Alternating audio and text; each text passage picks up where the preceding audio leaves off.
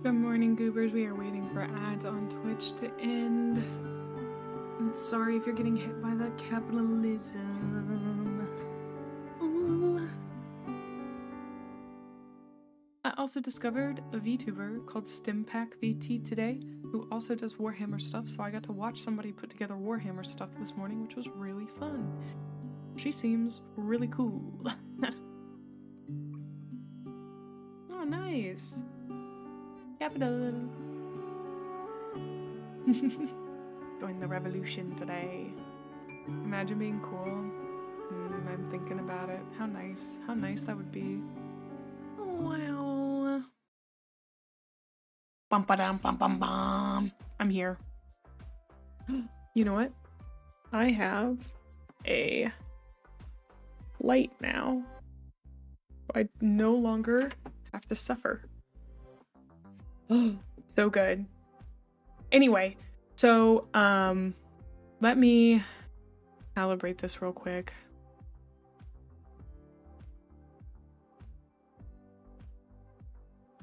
Okay, better.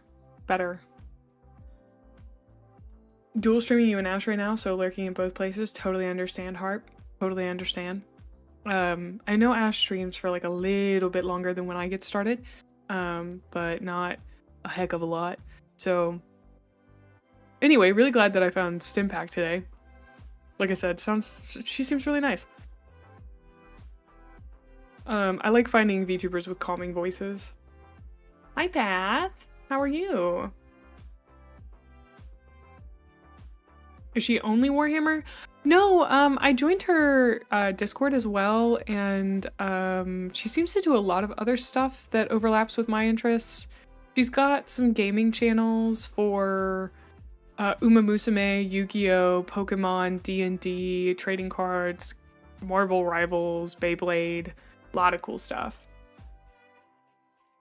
Thank you so much for coming in and doing your job. So, Lightcore?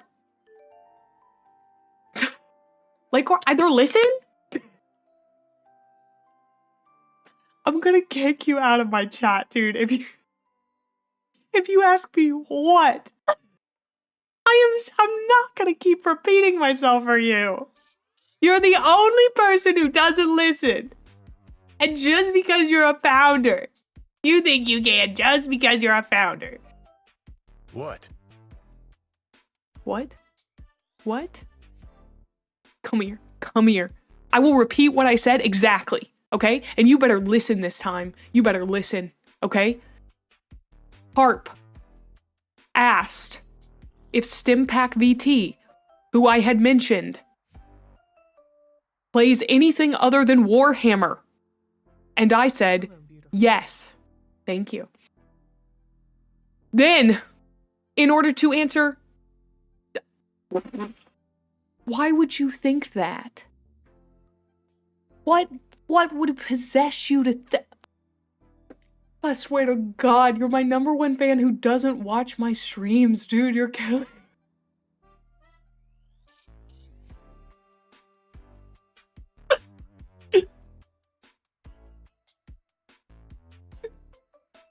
You're my #1 clipper. How is this happening?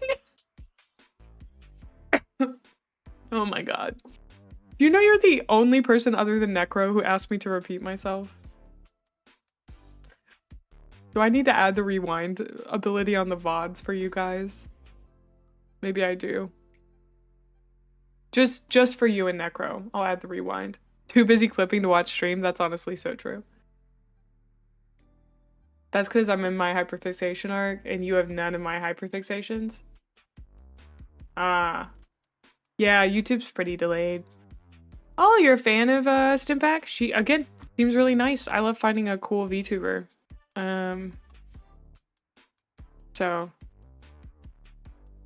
Oh, Lightcore, it's fine. I'm happy to repeat myself. I'm not, but I will for you. I'll do it for you, bud. But I'm gonna have to harass you a little bit about it beforehand. Is that okay? If it's not, I'll just repeat it to you like you're an old person. I mean, you already post memes like you're an old person. Got him. I'm just kidding. You probably know so many more Gen Z things than me because I'm not Gen Z. Yeah, Pony, I love the hyperfixation grind. Listen, when we get back on Persona, it's gonna be Lightcore's day. It's gonna be his day every day. Oh, welcome in, Joe. You commented on you left a really nice comment on my YouTube video, I believe.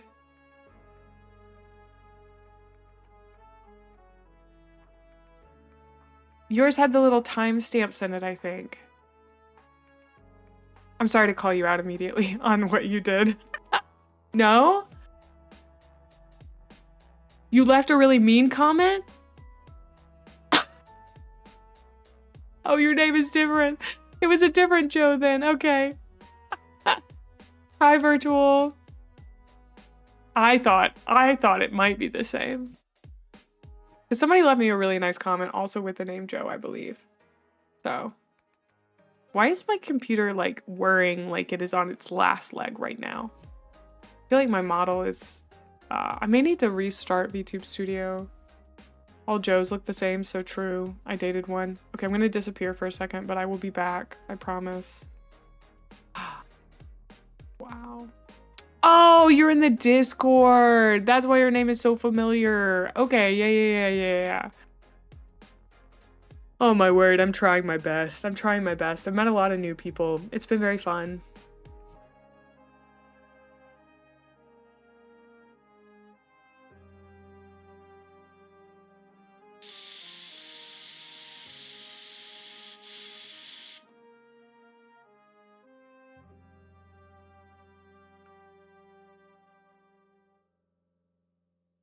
I came back.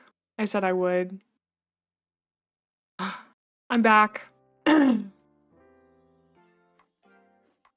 Oh, Cyber Drake, I'm so sorry to hear that. I have thankfully not been like reamed out by a boss before, you know? But I've definitely been told I did something wrong and I hated it. Okay, so like the game that you linked was it's a Warhammer game. Let me go see what you posted about it.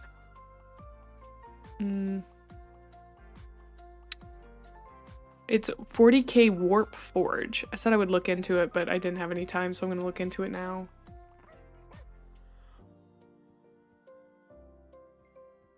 By a boss, not your own boss. That's so funny. Oh my goodness.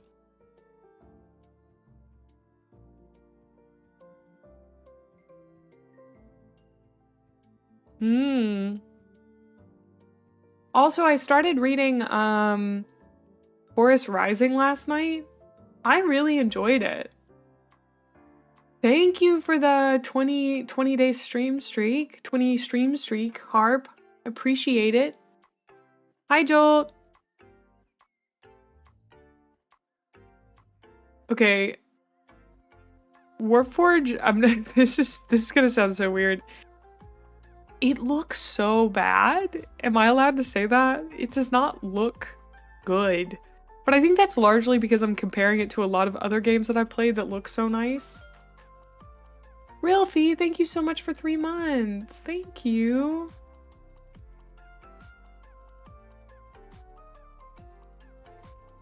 Oh, wow, Mage.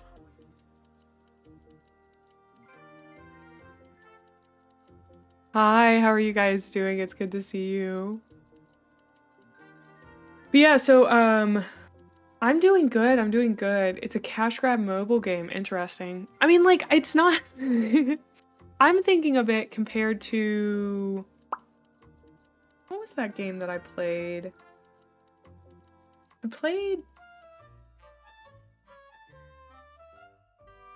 Oh, it was really big for a while. Oh god. I wish I could remember the name of it. A new hand touched the brick. You know, it's so funny. I was driving yesterday on my way back from the game store to, with my Gunpla in tow, and I saw 2 different billboards that said life is better with brick. And I was like, wow, they get me. Hi, Kyrie. Good to see you. Wow, we've got a hype train going, guys. Ba-na-ba-na-ba. Ba-na-dun-dun-dun. Ba-ba-na-ba-ba. So what was I talking about? There was a game. I could literally tell you what the animations look like, but cannot tell you what it was called. Ah. Am I considered a heretic? I see people call each other heretics quite a lot. We got Grandpa Gunpla, the 78 2X, and we built that one yesterday. And then I also got where's that bad boy?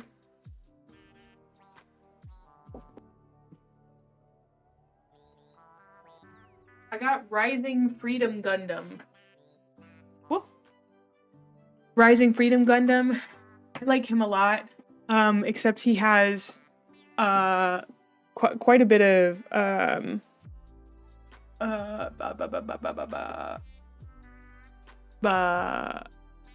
hold on, I gotta reset my tracking. Something is really off. Hi, Alex. What? I hope you're okay. You got some company on YouTube today.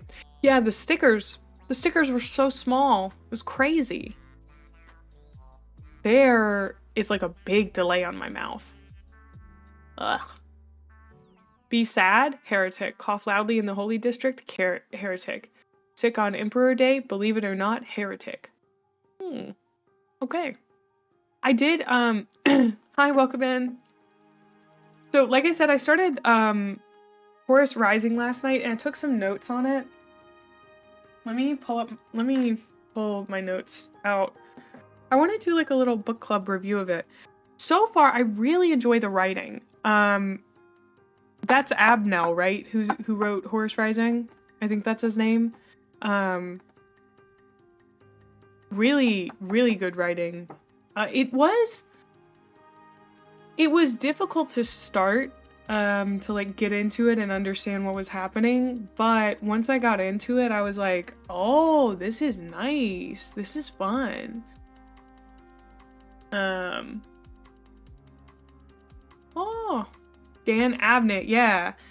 So, Loken is the like main character. I'm only like 3 chapters in, maybe 4 chapters.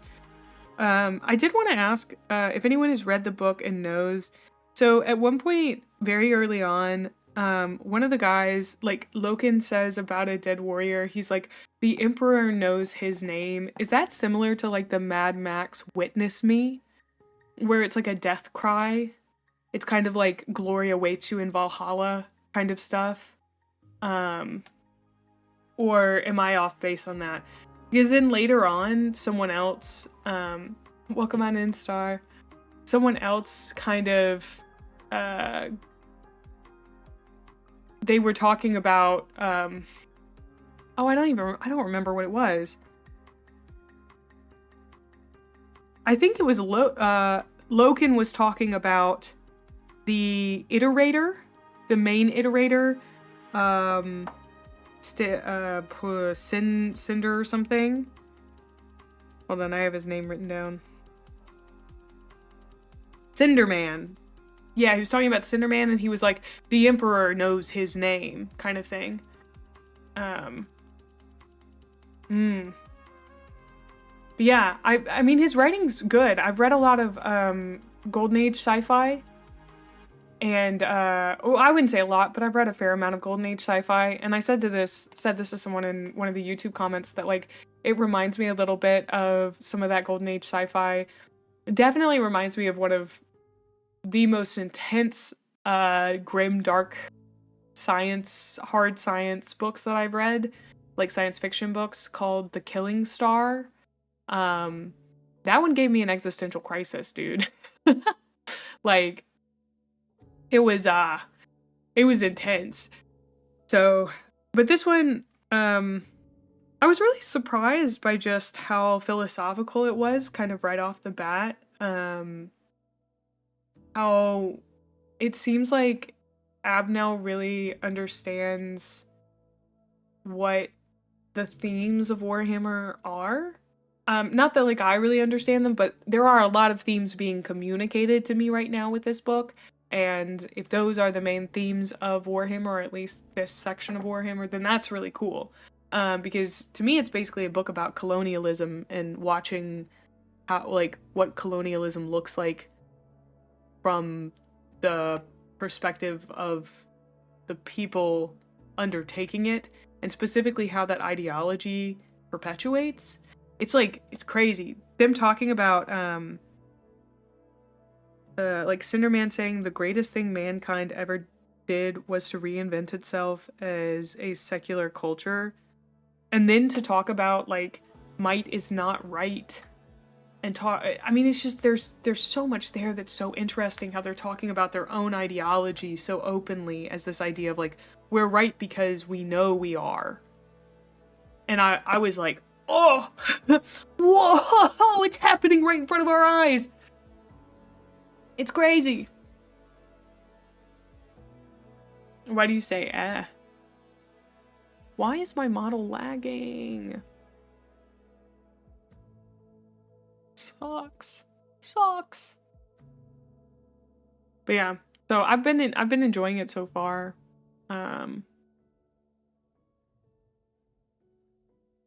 The Last Church. Do you know who it's by, Provax? Well, I've heard from people that Abnell really does a good job, like is one of the best writers. So I'm gonna take kind of what he says to be good, I guess. I'm quite peeved about my model not working well, despite me restarting it.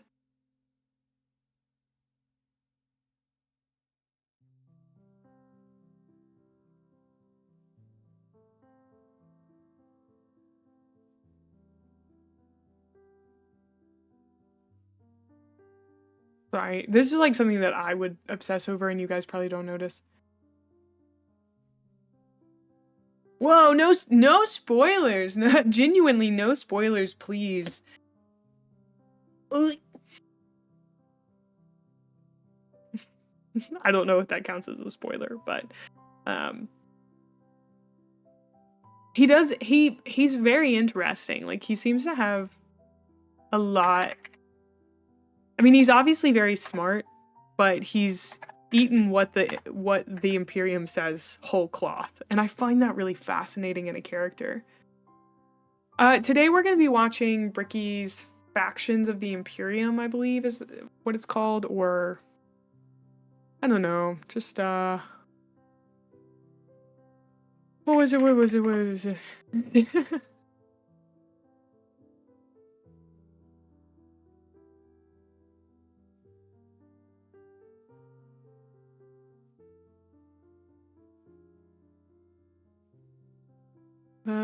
Every single Warhammer Space Marine Legion in a nutshell. There we go. That's one that I wanted to watch.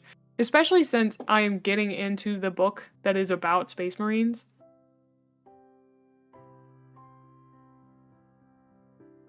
Oh. It's a book. Okay.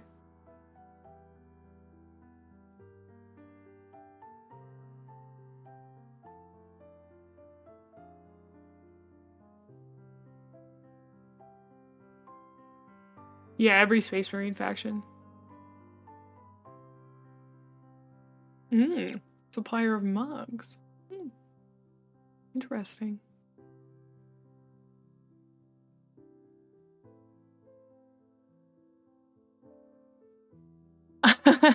Okay, it took me a second to even think of what the other BL was, but I got there. Hi, Burrs.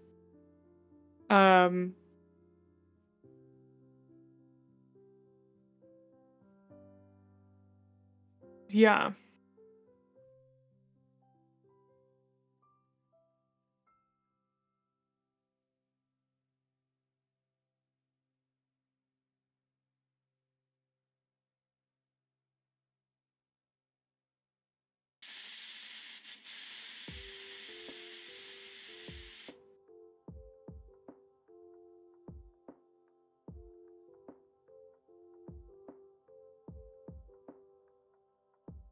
Dude, I never realized how many VTubers have reacted to, Bricky. I mean, I knew it was quite a few of them, but I'm looking at a playlist that's all of them. There's so many of them. I wonder how many of them stick with it.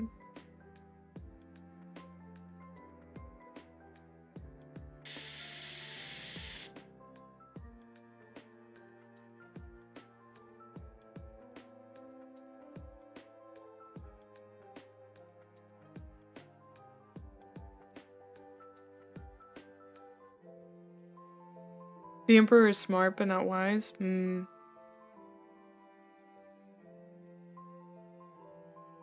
has been fanimated. Ah. makes sense. What the hell is a Warhammer? Well, that's true. The community does grow. Apparently, so I was yapping with one of my LARP friends, Jason, about wanting to make some Warhammer LARPs, and he said Warhammer inspired LARPs have been consistently popular at festival in Denmark since forever, which not surprising to me, but I assume that they are more like more swords, less parlor LARP.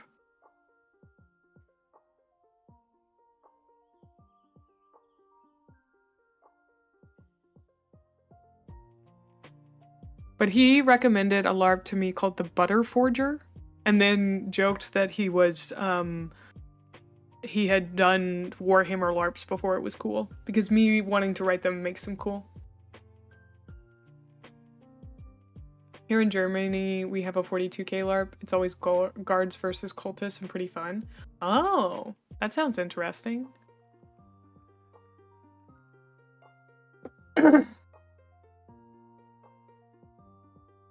Okay, so...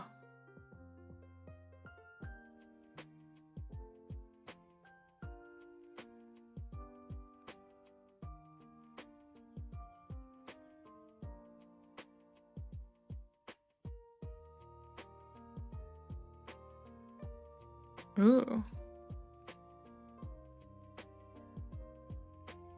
This looks really interesting. I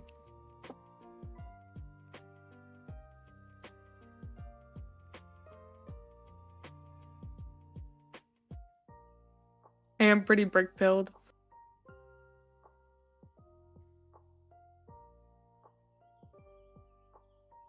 Although I saw the Yuzu put bricked in her,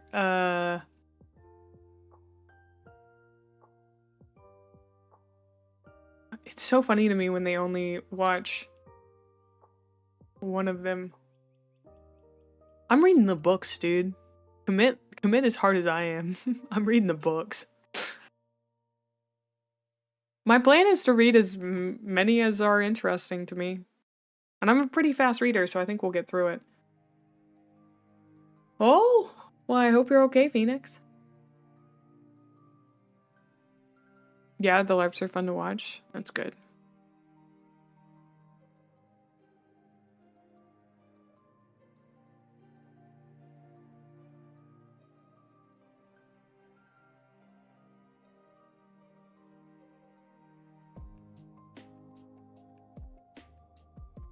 Okay.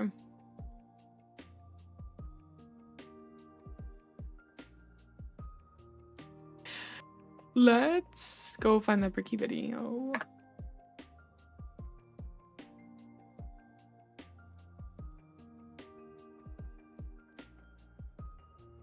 Yeah, no problem, Beth. There's also a documentary about the one I went to, but it is in German. Dang. It took you almost 6 years to finish the Heresy and Siege of Terra novels. Did you read all the Heresy novels? Because that makes sense. I don't think I'd want to read all of them. I was told to read the first 4 and then maybe check out some of the other ones that are available. So, wow. Oh. That's my camera from yesterday.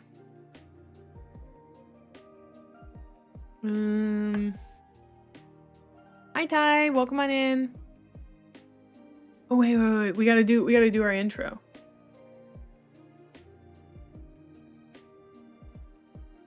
Aw, hi Myvec, welcome in. I'm about to record another intro for one. We were just talking about the novels, because I started on Horus Rising. Which I'm so excited to do a little review on that one. I wanna read as many as I can and then make a video that's like I read 30 Warhammer novels. Here's my thoughts. The Night Lords trilogy? Okay, okay. I'm gonna write that down and then study those texts intimately. Gotta be able to yap about it, you know. Night Lords trilogy. Gotta have that in my arsenal. Oh, somebody mentioned Dimsky Bowden. Do it for the Bricky-san. Hi, Naruto! Oh, thank you guys for the follows. Thank you, thank you. Gotta be ready for Bricky. Wow.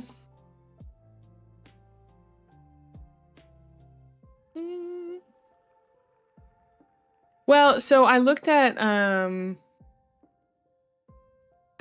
the where is that? The Warhammer book reading order. So I'll show this on screen.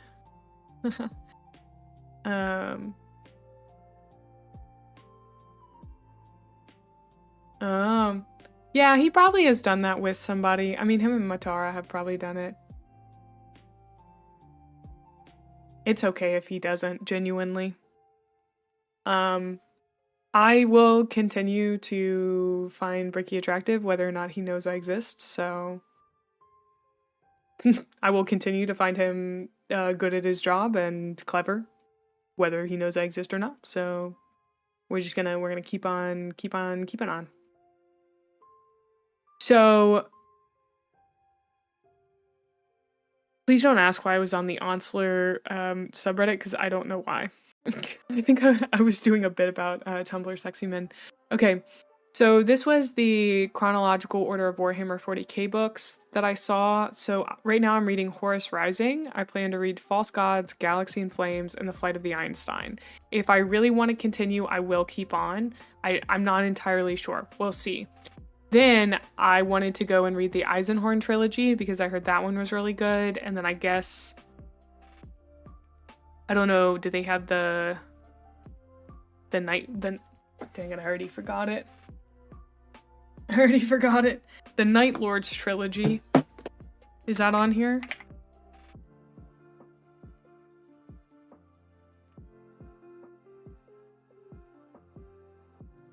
It doesn't seem to, maybe it's called something else. Hi Olivia! Welcome in! Anyway, I heard that the Eisenhorn was so good. I hope you're doing well too. You'd read Night Lords over Eisenhorn first? Oh, okay. I'm down for whatever order. I just heard some people said that this was a really good intro into the whole thing. Because I'll be honest, getting into Horus Rising the first few chapters was kind of hard. It continues into Ravenor and Beckwin. Okay.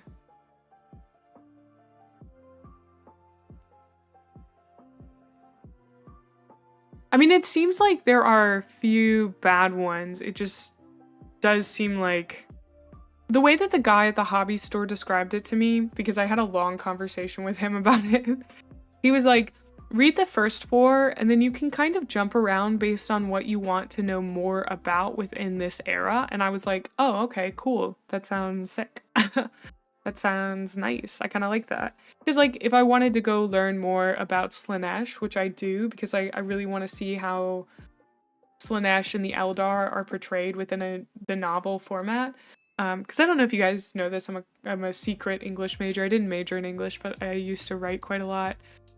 So I love reading and I love talking about books. So this is really where my power lies. You started with the first heretic. Okay. English and sociology masters. Nice. That's really what I should have gotten. The infinite and the divine. Lion, Sons of the Forest. I think Stimpack was making a lion figurine today. I don't know if I assume it's the same lion.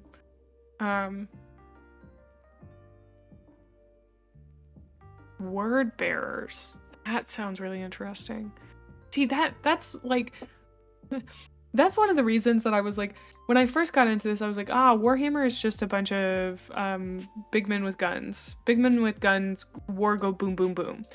And I think I'm starting to realize that it's a lot of that, but then it's like a bunch of world building nerds got a hold of it and just kind of went crazy, you know? Hi, welcome on in. World Eaters rah. Like, I don't know. They're just little pockets that I'm like, that's so fascinating. There's obviously a really creative person behind that, or a team behind that has worked really hard to make this interesting. Ooh, that sounds good. That sounds real good. Also, is the delay on my model bugging you guys as much as it's bugging me? Because I can try and restart my stuff again.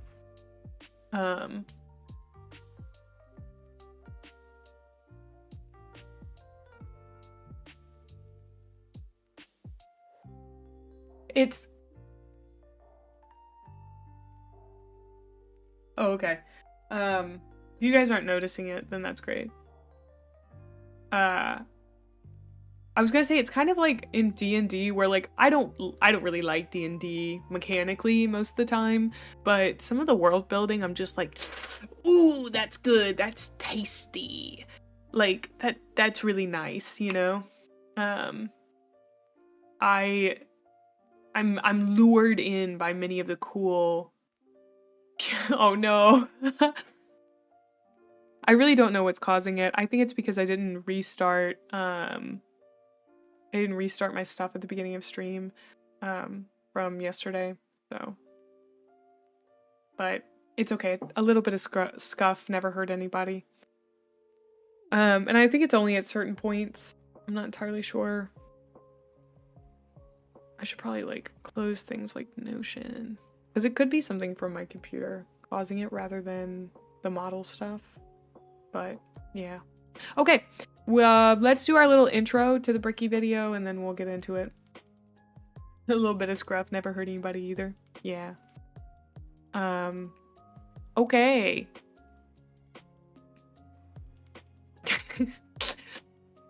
Hi goobers. Welcome back to another react video.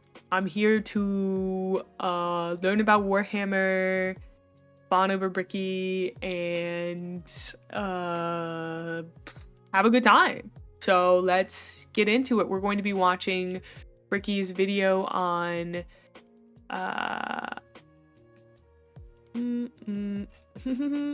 I lost it. What is it?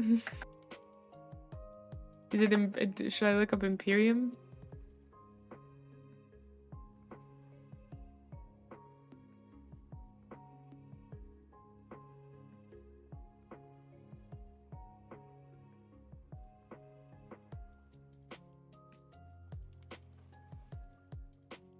What was it? I've now forgotten. Hi, Drakey.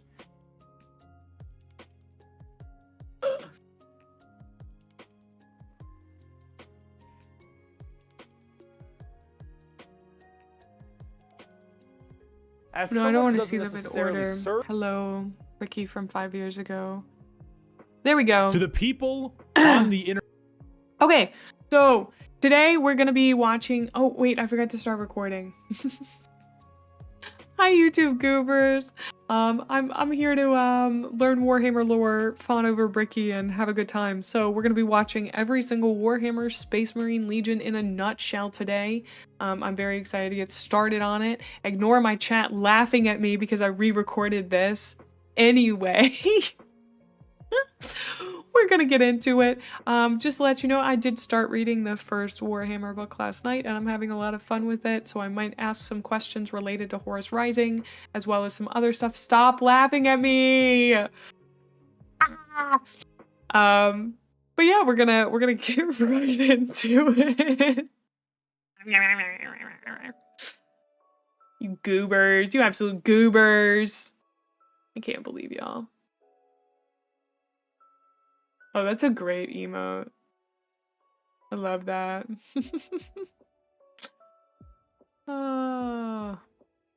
What? Okay, listen, I don't mean to come in swinging, but Bricky, why is your hair so high? Is the shame command not working? Bricky, why is your hair so big? It's so tall.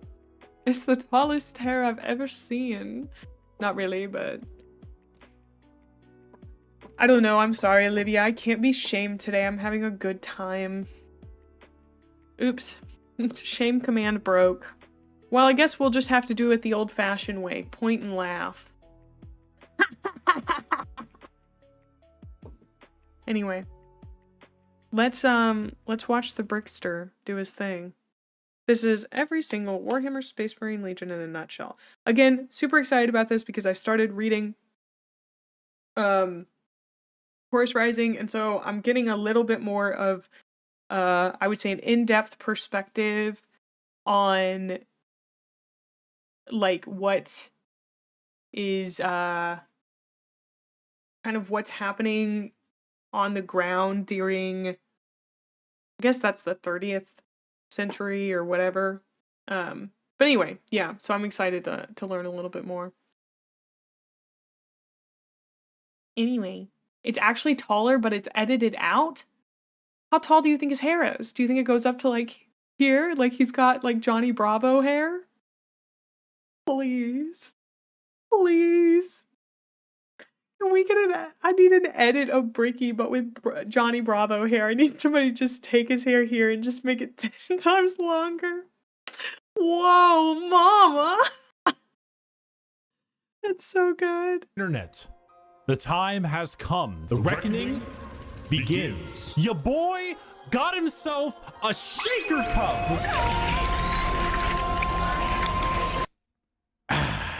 After many months of chilling gamer subs like mad, my favorite thing to do, we have ourselves a goddamn shaker cup. It's here, the official Bricky waifu shaker cup. Do you see the gal on here? If it's not great at focusing, I'm sure there'll be a thing in the background. Skater, put a thing in the background. Long white hair, absolutely. A bit more toned, abs, obviously. Bikini, hit it. Legally distinct mark on the face. Of course, she wants you to do the diddle thing, maybe, but most likely to serve in a glorious army. Legally distinct? I think so. The Bricky Shaker Cup is available now, and you should get it. Is that a lady version of him? Maybe. But if you're thinking, Bricky, what should I put in this? Well, how about my top 10 favorite gamer subs flavors from number 1 to number 10, all of them incredible but listed regardless, and an addendum for those that are caffeine free. This shaker cup is available now in the description of this video. You may use code Bricky as well at checkout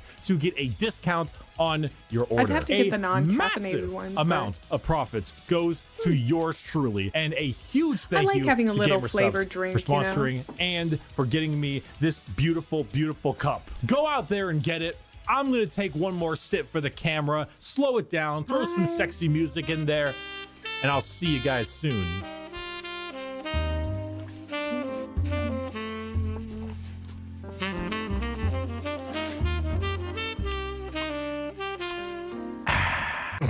Hello everybody, my name is Bricky, currently stuck in the walls of the most prodigious school in the Imperium by punishment for falling asleep during class.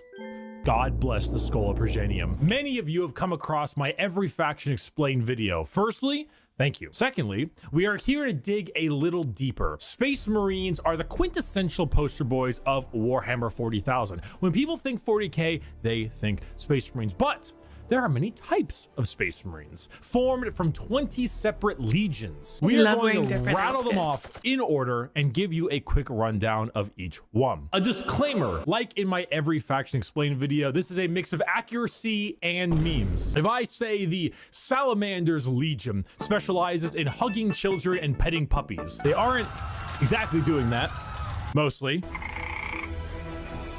I would like to pet this creature. But you can infer that they care about civilians and are a bit kinder than the average Space Marine. A Space Marine being a genetically modified super soldier that's had 1 million new and terrifying organs shoved into them, refrigerators strapped to their bodies, and are so far above the average human that they are referred to as demigods instead. Each Space Marine. Okay, here's my first question brought on by Horus Rising. Are the Astares, Astares, are those Space Marines? Are they like a faction of them? Are we going to learn about them today? Yes? Okay.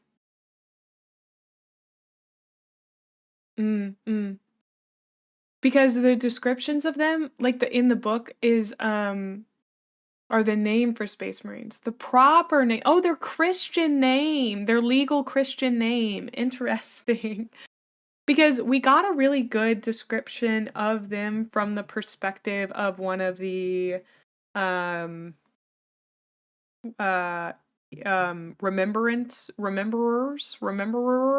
What are they called? Remembrancers? I don't know. That was such a weird. Okay, it's their government name. I love that. Remembrancers. That and iterators was really hard for me to get in my head when I was reading. Okay, I'm on page 94. Let's remember that. So I want to see if I can find that description of Loken from one of the remembrancers.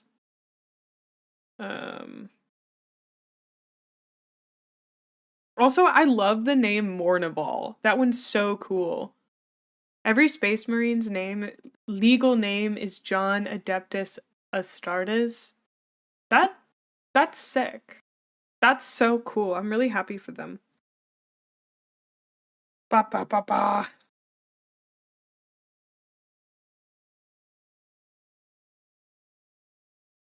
Okay, I have to go. Oh, this was quite a while ago in the book. Oh my god, the whole thing about one of the remembrancers being like, I can't believe that Space Marines sweat and they smell bad was so funny. That I loved that. That made me laugh so hard. They stink. Oh, that was so funny to me.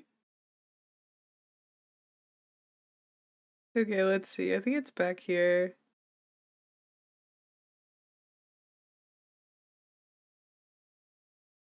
Oh my gosh, it's like way back. That's Loken going and doing his stuff.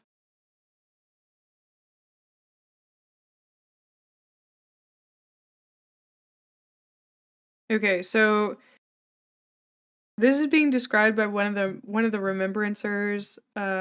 I love the line, she sighed inwardly at the splendor of his physique, the knotted muscles, the old ridge scars. He was handsome too, this one. Fair hair, almost silver, cut short, his pale skin slightly freckled, his eyes gray like rain. What a waste, she thought. Oh, okay.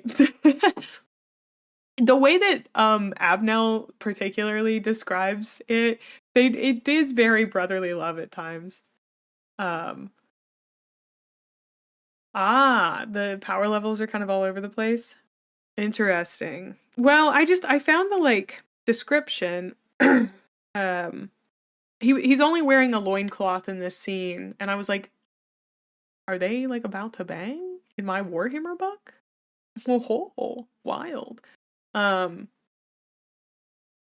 They can be in their power armor for months, and I thought hockey players were stinky. So she goes on to describe though there was no distinguishing his inhumanity, especially in this bared form. Apart from the sheer mass of him, there was the overgrown gigantism of the face, that particular characteristic of the Astartes, almost equine, plus the hard taut shell of his ribless torso, like stretched canvas. Oh! Oh! Crazy. Horse boy! He's a horse boy! So, anyway, loved that description of the Space Marines, because, like, you look at the minis, and they're wearing their power armor, you know, so you don't really, like, I guess, get a good description of how they look. I always want a little bit more detail. I want to be able to visualize better. I want to be able to understand. So it's been nice reading the book and getting that description, so. I know many people into Space Marines, they like them big boys. Seem like they are really big boys. Really. I mean, I'm into thick men, but I don't know if I'd be into a Space Marine. They seem so gigantic.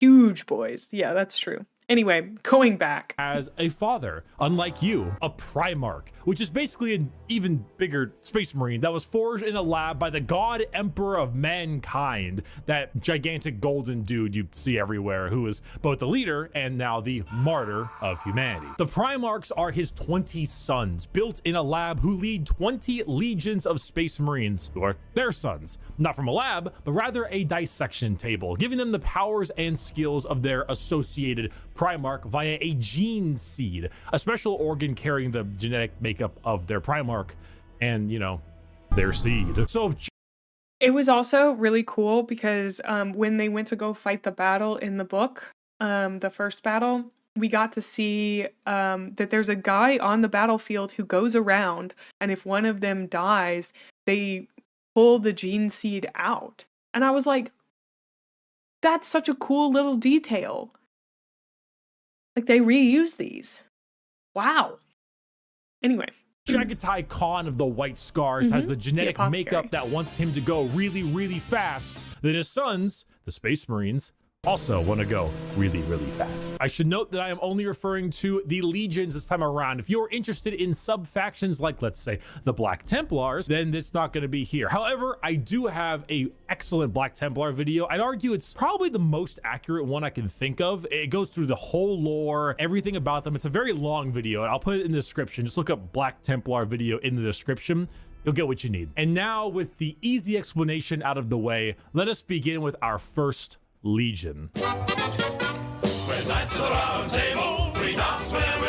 Dark Angels. Allegiance? Loyal.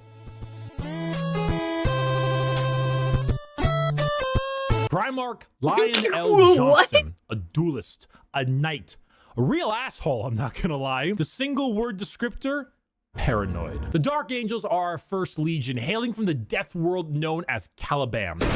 Their Primarch, Lion L. Johnson, is what happens when you try to make the side profile Chad meme into a genuine character. He is a master tier duelist, a brilliant strategist, and an overall dick. There are few situations he isn't prepared for, and few fights he isn't ready to lead head on. This makes the Dark Angels have a very Knights of the Round Table vibe. They look like the knights of old with these large suits of power armor, often donning robes and hoods. Their names also follow this. They have like Ezekiel, Azrael, Belial, Samuel, and so on. Well, this is the line. Stimpack was working on the mini for this morning. I got to see some of the Space Marines, I think, from the thing associated with Dark Angels are the Fallen, a part of their faction that turned traitor against the Imperium, and they are very heavily trying to expunge all knowledge of them from existence. Fallen? What Fallen? Never heard of any Fallen. Do you know about the Fallen? We're gonna take you away and mind probe you to make sure you have never heard of the Fallen. They definitely don't exist, and if they do exist, which they don't, we will find them even though they don't exist. They love their interrogations. Funnily enough, somebody had commented on one of my previous videos because I was asking about if any of the hot ladies that are devoted to the Emperor, can't remember their name, if any of them ever fell to the Chaos Gods, because especially to Slaanesh, because of their kind of fanaticism, that perfection, that striving was so intense that they seemed like they were good. Sororitas? Yeah, them sisters, them girly pops. And somebody said that they did, the gun nuns, yes. Somebody said that they did sometimes, but apparently the other sisters of battle would just work really hard to cover it up. And so nobody would know about it. And I was like, that makes so much sense. Like, yes, of course some of them would fall occasionally, but then the order would do everything they can to cover it up, kind of like this. And again, just such a cool little bitty world building thing, instead of just being like, yeah, none of them ever do that. They say like, it's very rare, doesn't happen very often, but when it does, they work really hard to make sure no one knows that it's happened. So there's like a reason that everyone's like, no, they're so loyal and so devoted. So I found that to be really cool.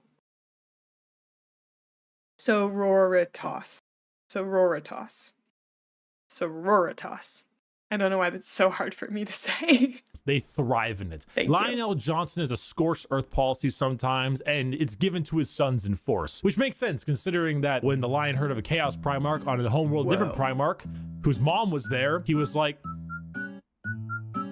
let's nuke it. The Dark Angels are a special group where they formulate themselves into 3 different factions. The Deathwing Terminators, slow-moving, tough phalanx. The Raven Wing, fast jet bikes and flyers. And the Green Wing, which is your standard Marines. They are a jack of all trades, but not in the sense where they're good at everything, but rather they have a lot of things that are good at specific things. Like instead of 20 people that have a multi-tool, they instead have 20 people with gigantic power tools for every job imaginable. If you like being suspicious about everyone and everything in your surroundings, but you also like to have a whole lot of deep night I love the green. lore, run the Dark Angels. The One Piece! The One Piece is real! Our second Legion is a special one.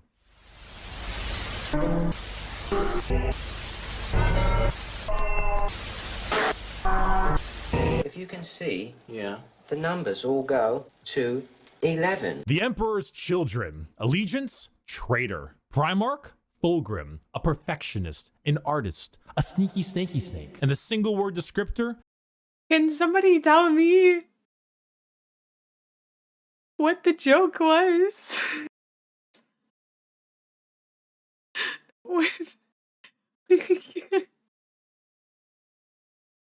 There's never been a second Legion? Okay, if Bricky says there isn't a second Legion, then I believe him.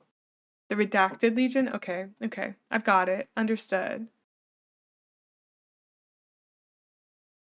The 2nd and 11th don't exist? They're redacted? Okay, totally. If Bricky says that, I'm gonna believe him. Perfection. Yep. The Emperor's Children are all about the pursuit of perfection. Perfection in all they do. Perfection in war, in artistry, and perfection in every other aspect of life. Their armor is a gleaming... Hold on.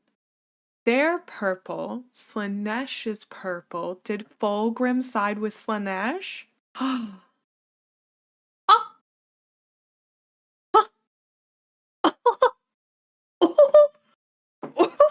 She's so good at this.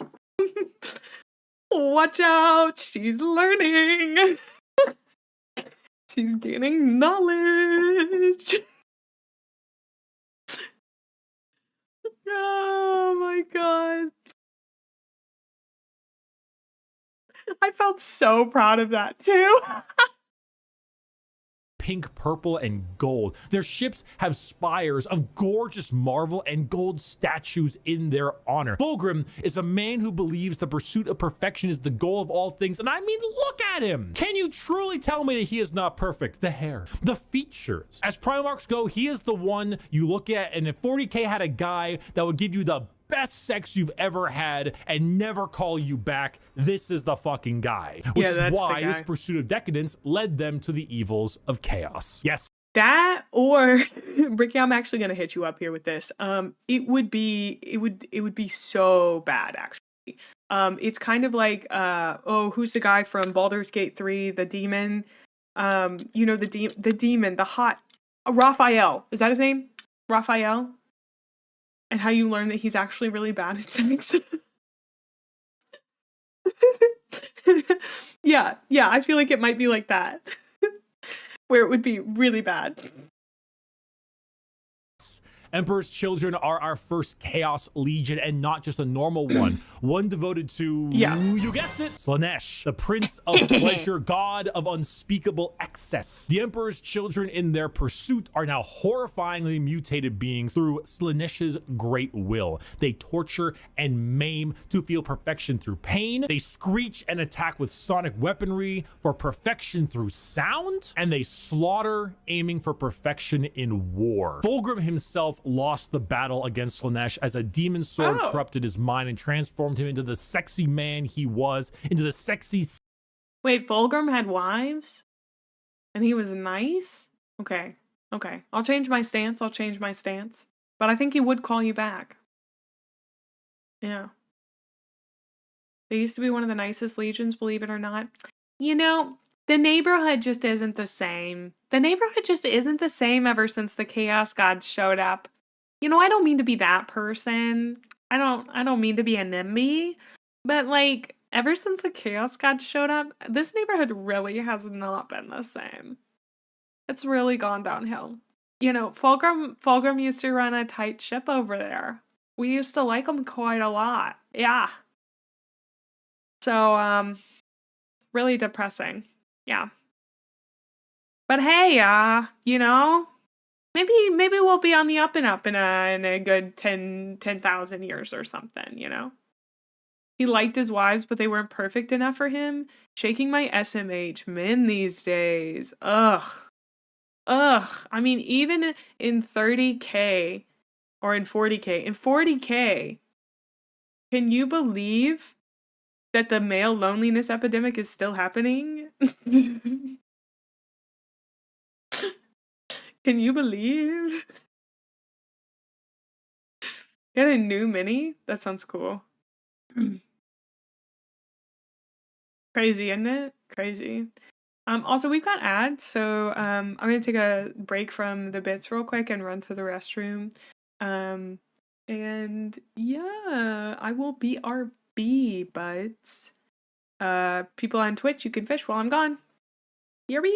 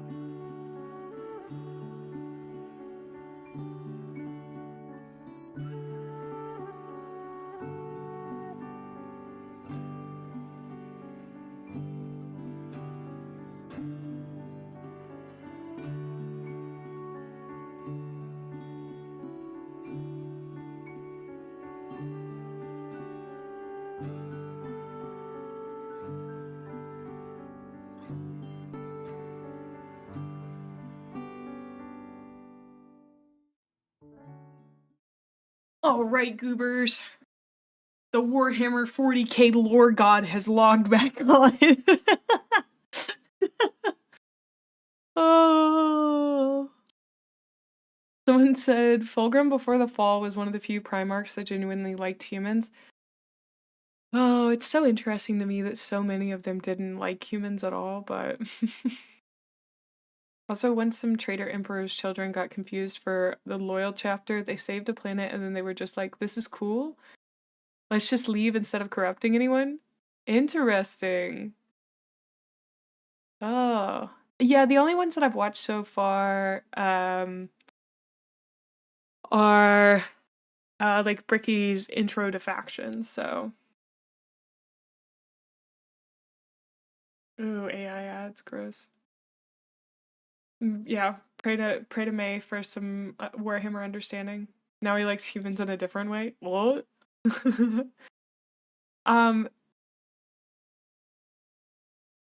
The let's see, who was it that said that? Atoan, that idea of the traitor emperor's children saving the planet and then leaving is so interesting given what the like at least beginning philosophical question that Loken is asking in Horus Rising, like the idea of just why can't we just leave them alone? Why are we on this crusade? Very, very interesting. So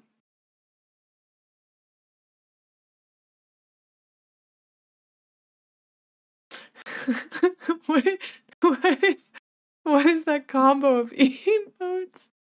Snake right. He is now a demon Primarch, corrupted and bringing his legion's will by himself. As far as Emperor's children go, they are some bad people. They do horrible things to anyone and everything. In fact, they're such trolls that their battle cry is for the Emperor, despite being horribly mutated and corrupted. If you've ever taken a little too much of a drug, or maybe the music at the concert was too loud and you didn't bring any earplugs, or whatever the reason, you just take all those things and you dial it and you dial it and you twist it and the knob breaks. And that is the Emperor's children. God is dead. Maybe it was the lighting. Knob breaks, and that. But that is not the purple that I thought would be used there. Oh, welcome on in, Dragon. Hi, alien. The Emperor's children do not do nice things to civilians or leave them alone generally. Interesting. Hi, Lorwand. It's only partially the lighting, some of it is the finish. Oh. It's just, it's a lot more pink teal than I thought it would be. Now, I'm obviously a lover of teal. But, oh, you're a Hempers. Ah, okay. They will make you into drugs? Oh, very Slanesh coded.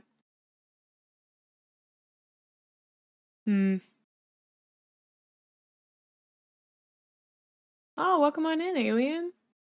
You're lucky you've known about him for so long. Smoke me. Smoke me, Slanesh. Yes. I'm being a goober, I'm sorry.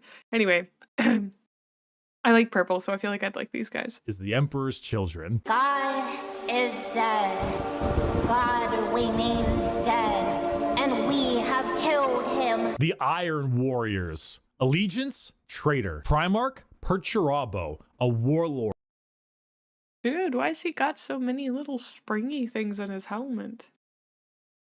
A siege smith, an incel. Single word descriptor, siege. Continuing the trend of our Chaos Legions, we have the Iron Warriors led by Primarch Perturabo of Olympia. To understand the Iron Warriors, though, one must first understand Perturabo. A man so bitter, coffee beans run for light. Whoa. I love this art style. I want somebody with this art style. I want to get a drawing of me like this.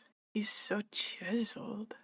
A man who hates the world and everyone in it, who never got recognition for his deeds, who hates his brothers and hates their accomplishments even more. Someone so laughably petty, so incredibly bitter that he goes full circle to becoming likable. Why?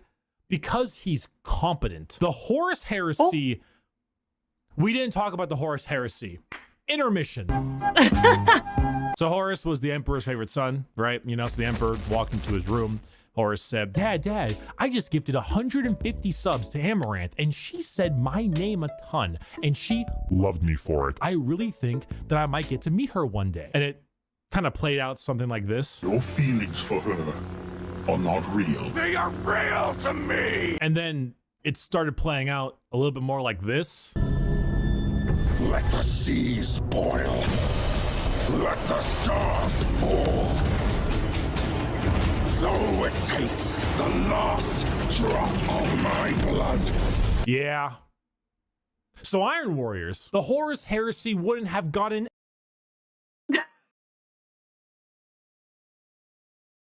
I love that now that I know even just the slightest amount about the Horus Heresy, that is quite possibly the worst explanation of it that I've heard yet. I thought he was going to say at least so. Oh my god. That's incredible. No, I think it's great. No, I love it, Bricky. It's beautiful. It's wonderful. You did a great job.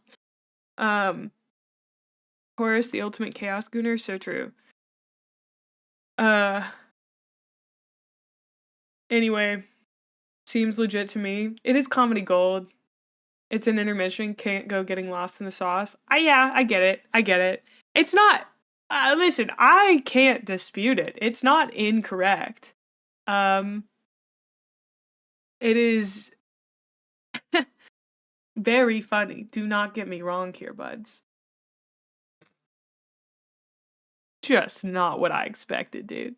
Shit done without Peter Turbo. Imagine an entire faction that is the personification of brutal industrialism, where you serve the Legion until your dying breath. You build and you kill and you siege and you kill and you literally summon demons just to take them and trap them in machines and use them as cannon fodder. This is a thing they do. They summon demons to trap and use as shock troops. The Iron Warriors are siege warfare incarnate. They are heavy weapons, they are tanks, they are turrets, and they don't die. They hate Imperials, they hate Imperial fists. Do you need a pacifier, Iron Baby? No, I don't. They are bitter incarnate. Perturabo and the Iron Warriors don't serve the Chaos Gods because they like them. They serve them because fuck you. Come on, guys, let's go. Not another speeding ticket. They sound really cool. I'll fight it in court. Like, I'm not gonna lie, Iron Legion sounds pretty sick. Like, there's something about that, like, in the grim dark universe setting that we're in is so good. Like, it's really, it hits a spot for me. Peter Turbo being their most competent Primarch says a lot about the traders.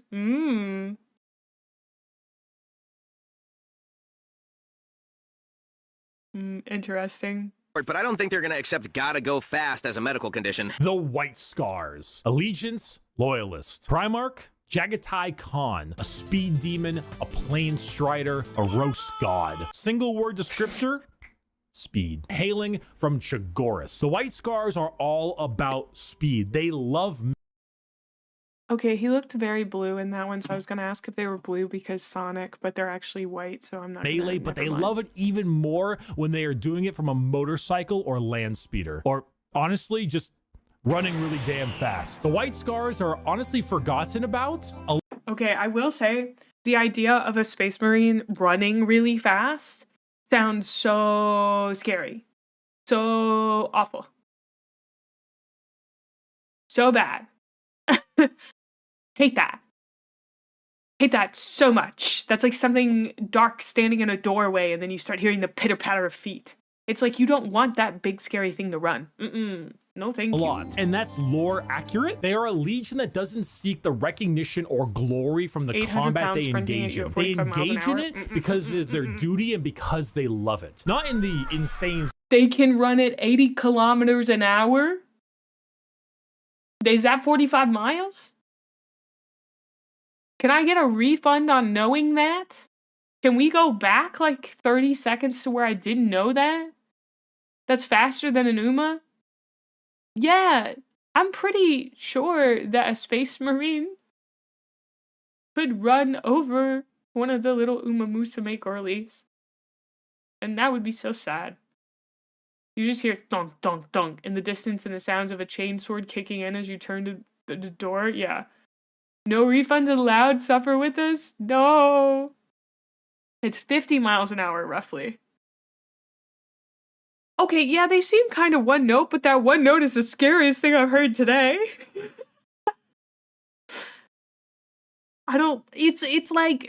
It's like finding out that hippos are really fast, right? Aren't hippos really fast? No, hate that. Mm-mm. Mm-mm. Oh, someone said they can run over 60 miles an hour. I fear the man who has practiced one kick 100 times. So true. They can run so fast, if they hit you, all that is left of you is just blood splatter. Ah. Guys, I don't know if I want to learn more about the Space Marines. They're starting to really scare me. Oh. But also, they sound kind of cool.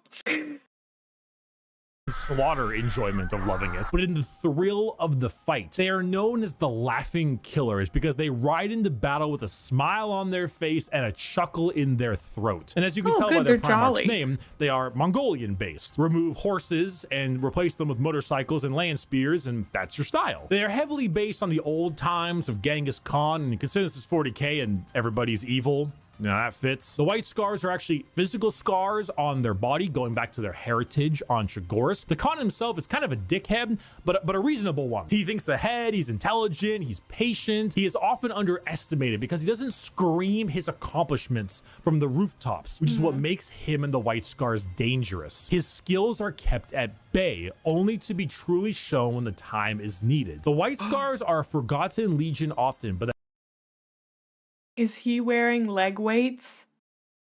Is that what's going on? Does he drop the leg weights sometimes? That art? Yeah. To be truly shown when the time is needed. The white scars are a forgotten legion often, but that doesn't diminish their accomplishments. All it does is surprise those who underestimate them. Speed, awesome Mongolian vibe they got going on. And if you really like to stab people, that's the white scars for you. Shameless thirst break. This is dog. Wolf. I guess we have to take a shameless thirst break. Drink some water.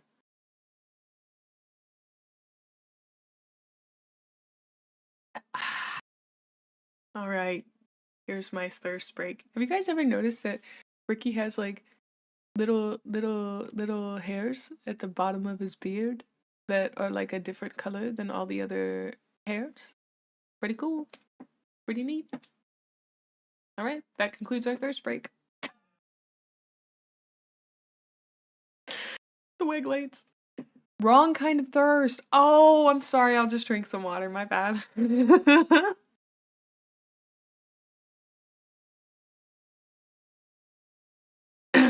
Honestly, it's so funny to me. A lot of the men who have commented on me on like Bricky at all have been like, he has really nice arms, and I'm like, you're not wrong, but it's so funny that's more than one of you has said that. Wolf, wolf, wolf.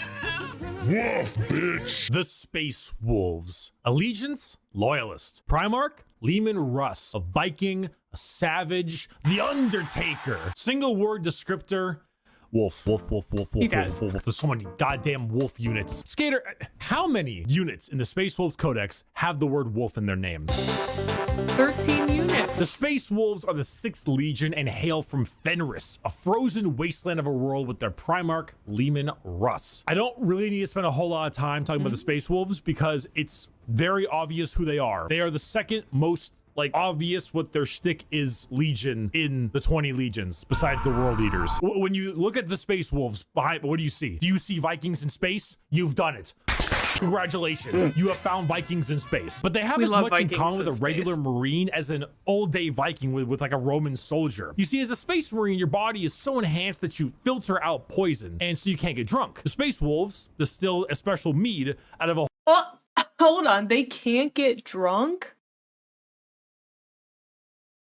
That's devastating. I know that they've come up with a solution for it and we're about to hear about it, but that's devastating. But that makes sense. Wow. A horrible poisonous plant that would kill a normal human so they could get drunk. They have fangs in their mouths. They sometimes cannibalize their enemies. Sometimes they eat people because they gain knowledge about them from there and about battle plans. The space... I'm sorry. Fun Bricky fact, he was 30 last year. Does that mean he's 31 this year? Because if this is true, then he's a younger man. Okay, I'm gonna stop. Wolves are savages. They're raiders. They're Vikings. But despite all of this, they are loyal to their core. Leman Russ is an egotistical guy who just shouts stories and tales of his accomplishments everywhere they can. But at the same time, he was so damn loyal that instead of gunning down his foes, he hit him with a fucking backbreaker to show his devotion to wrestling. If you want Vikings in space, you found it. Play the Vikings in space. We're going to build the wall. We have no choice. We have no choice. Build that wall. Build that wall. Build that wall. The Imperial Fists. Allegiance, Loyalist. Primarch, Rogel Dorn. A builder, a phalanx, and he needs a hand. Single word descriptor, fortify. The Imperial Fists are led by Primarch Rogel Dorn, their homeworld of Inuit. However, they themselves are actually a fleet-based chapter, with their main source of recruitment coming from an enormous moon-sized ship called the Phalanx. The Fists are a chapter you think of when you think of duty. They love to serve. The love to serve and the inability to be moved. Rogel Dorn is an architect, a master builder, and basically a rock. In brain, I love the laurels on these guys as like a sort of symbolism. And body. A lack of humor or ability to lie shows that he is as blunt as the weapons of war he creates. Not the swords he makes, but like blunt, strong weapons. The Fists are the same. Take your archetypical American Marine style look, a buzz cut, a hard sense of duty, and then throw in some power armor and a love for building defenses, and you have the Imperial Fists. They are immovable. When you find spots, they're ready to defend. You can't breach them. Their knowledge of defensive warfare is paramount. Without them, the Horus Heresy would have been so much more effective, but thanks to their insane and immovable tenacity, the Imperium lives today. And let's not forget that Iron Warrior and Imperial Fist rivalry. Want to know why the Iron Warriors are so bitter? These guys are the reason why. Hey guys, bring the thing! Where is he going?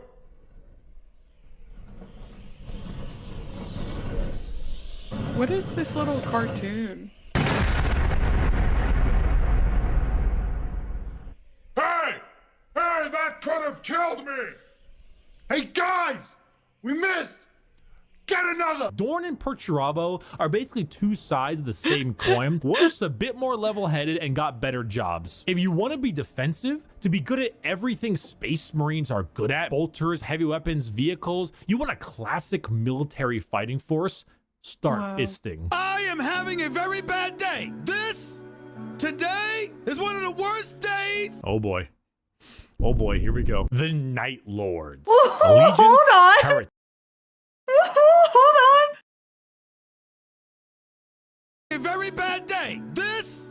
Today is one of the worst days. Oh boy. Oh boy, here we go. The Night Lords. The little tippy taps. Oh, I love that.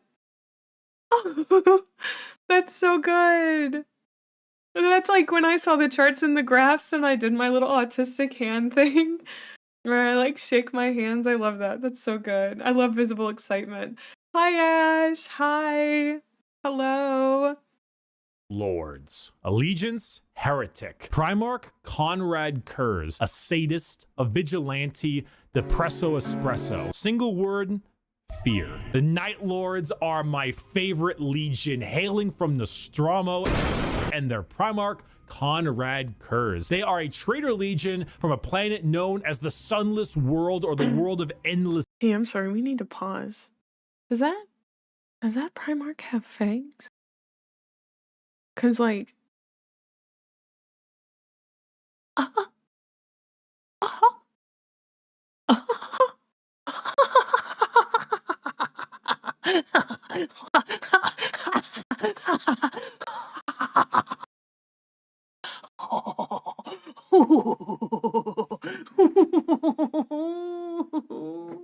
Ooh, that's he.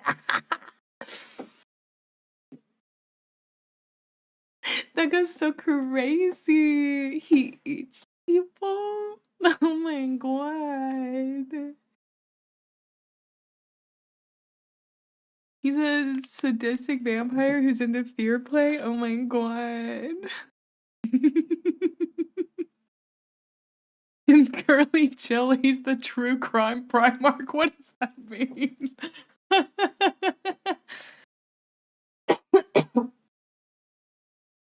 Oh. He will take your skin off though? Is that a promise?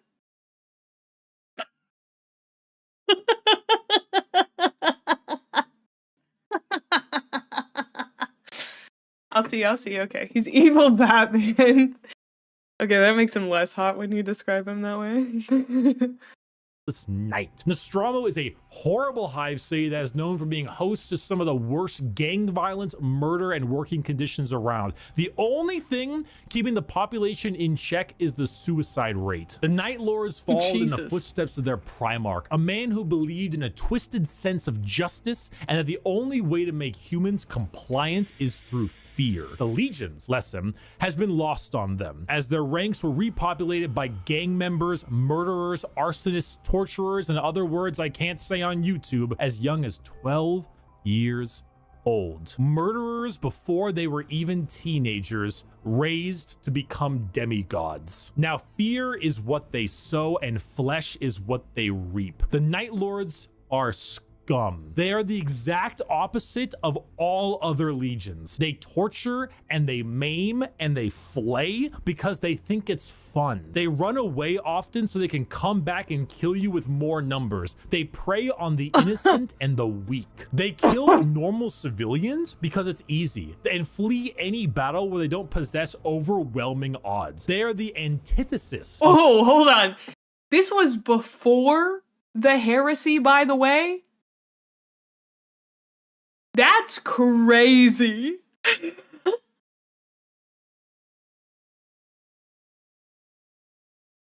Wow.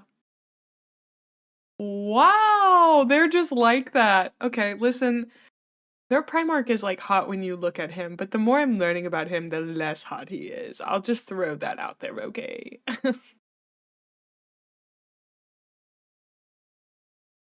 Yeah, even the Chaos Gods looked at him and went, not much to do here.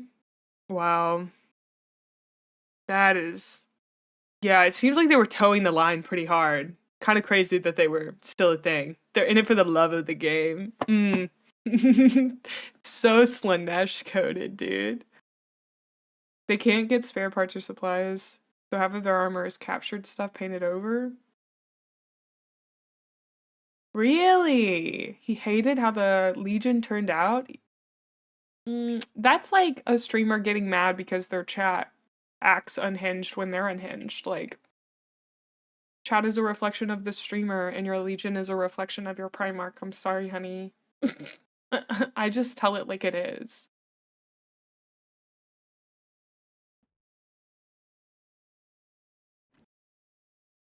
Sounds like a low fatality faction since they're cowards.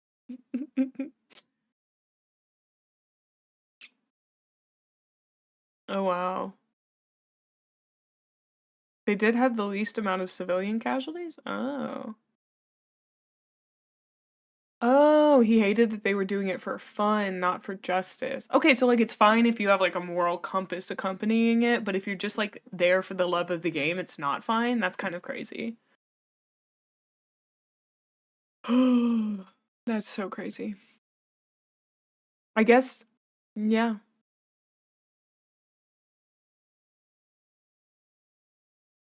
Kurz might manifest as the emo chaos god, yeah.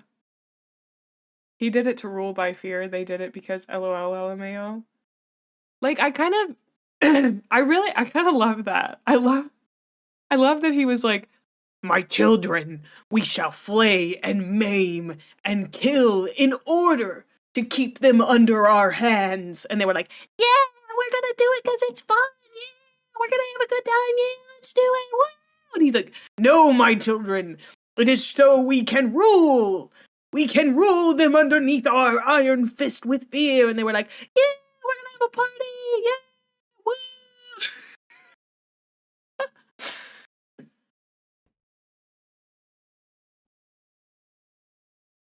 Oh. Hi. The Primarch can see the future, that he is going to be killed, but did nothing. Oh, okay. Thought everything sucked. Of normal space marines. They are Woo, indiscriminate murder. One time, a world did not comply to their demands, so they raided one of their ships and brought it into atmosphere. The crowds cheered and clapped as it appears that they had won the battle. And the airlocks opened, and the skinned and flayed bodies of the crew were thrown down in the populace. In other words, a legion of gangers and criminals. Add together a heavy Slavic influence to them, and you've got my favorite faction. You have not done the dishes for 5 years. So embarrassed when people come over here. What does it matter? You bring them over, you kill them. Vampires don't do dishes. The Blood Angels. Allegiance? Oh, my loyal. boys. Primarch? Sanguinius. An angel, a vampire, a dead-ass motherfucker. Single word descriptor? Blood. Okay, the Blood listen. Angels Hey, are... Bricky. Hey, Bricky. Hey, Bricky, come here. Come here. Come here. No, this one's personal. Okay? If you could stop bringing up the fact that Sanguinius is dead every time you talk about him, I'd really appreciate it, my dude. Okay? I'd like to be able to think about Sanguinius without someone reminding me that he's dead. Okay? Please? Please? Thank you. Anyway, you could, my DMs are still open, by the way, Bricky, just so you know. We could talk about how Sanguinius is dead or whatever. Or how we like both like vampires, you know. But anyway.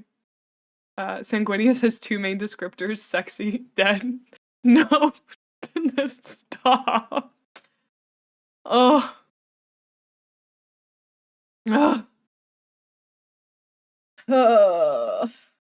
I have the Black Rage. Our 9th Legion, hailing from the homeworld of Baal with their Primarch, Sanguinius. The Blood Angels are a tragic tale with one of the best Primarchs, one beloved by almost everybody. A genuine angelic figure who led his people to glory, killed by the hands of the traitor Horus before the Emperor's eyes. The death of their Primarch led the entire Legion to madness as their gene seed malfunctioned and created something known as the Black Rage. The Blood Angels degrade over time, experiencing something called the Red Thirst, which gives them a genuine vampiric thirst for blood. As their minds degrade and break down, they get angrier and angrier, becoming berserk killing machines with no other goal than to tear everything in sight apart. But they don't see it as that. They see themselves there, at their Primarch's demise, with Horus in sight. And to them, it's time for vengeance. That Space Marine over there, that Chaos Space Marine, that's Horus. Kill him. That Orc War Boss over there, Horus. Kill him. That Tyranid Swarm, 1,000 Horuses. Horai. Kill them all. Did your toast come out a little bit burnt? Horus sabotaged your toaster. Destroy the toaster. Destroy it. Do it.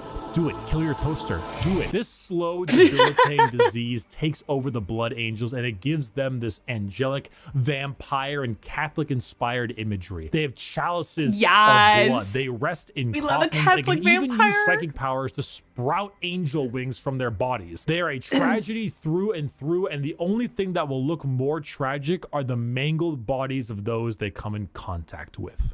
Yes. Yes, yes, my sad Catholic vampire boys. I love them.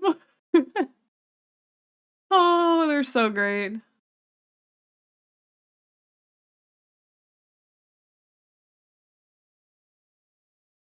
No. Well, Crispy Crispy on YouTube said, women always think the blood angels are sexy vampires, not realizing that they would tear your head off and drink your life essence. I don't think you realize that that's actually what women want. Have you considered that that's what women want? I don't know. Think about it. Think about it. And honey, we forgot to mention, we're gonna take your job away. The Iron Hands. Allegiance, loyalist. Primarch, Ferrus Manus, a machinist, an inventor, and not a great head on his shoulders. Single word, bionics. Bionic! The Iron Hands are from the home planet of Medusa and their Primarch, Ferrus Manus. Does Ferrus Manus have an iron hand? You fucking know he's got an iron hand. The Iron Hands believe that the flesh is weakness. But despite all of their enhancements, despite all the things that made them demigods, replacing some of the flesh with bionics will allow them to serve the Emperor more. They go hard into vehicles and dreadnoughts. Dreadnoughts being giant walking sarcophagi that have wounded space marines piloting them from the inside. Vehicles, metal upgrades. These are the things that make up this legion. Their tech marines have servo arms sticking out from all directions. They have a wide array of mechanics and extremely often replace limbs with metal ones, serving all kinds of different functions to deal with their enemies. The Iron Hands are also not particularly nice. They're kind of assholes. I mean, marines are already normally pretty big assholes, but they're a little bit up there because of their flesh, civilians made of flesh, because you see, the flesh is weak. Flesh is corruptible. Bionics, the strength of the machine is pure and cannot so easily be corrupted. So if you want people who have this little techno fetishistic vibe to them, that love their vehicles and their walking coffins, hit up the Iron Hands. Understand, Commander. Iron Subtlety is dead hands with Ferrus Manus, Iron Hands on their ship, the Fist of Iron. Love that. Also, the Iron Hands have a really good relationship with the Adeptus Mechanicus. Oh.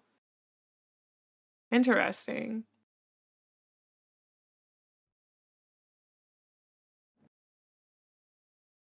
Dreadnoughts are meant to be scary, but all the lore I hear about them are so sweet. They will turn you into combat servitors for even doing a good job. Wild. Was never here. Legion 11.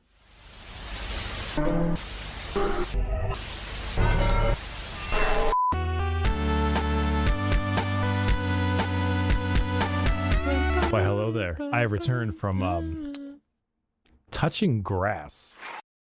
Whoa. What's this little Hawaiian shirt? I'm loving that. I know. I'm pretty cool with the grass touching. And now let's continue our Warhammer lecture. This ruffles my jammies.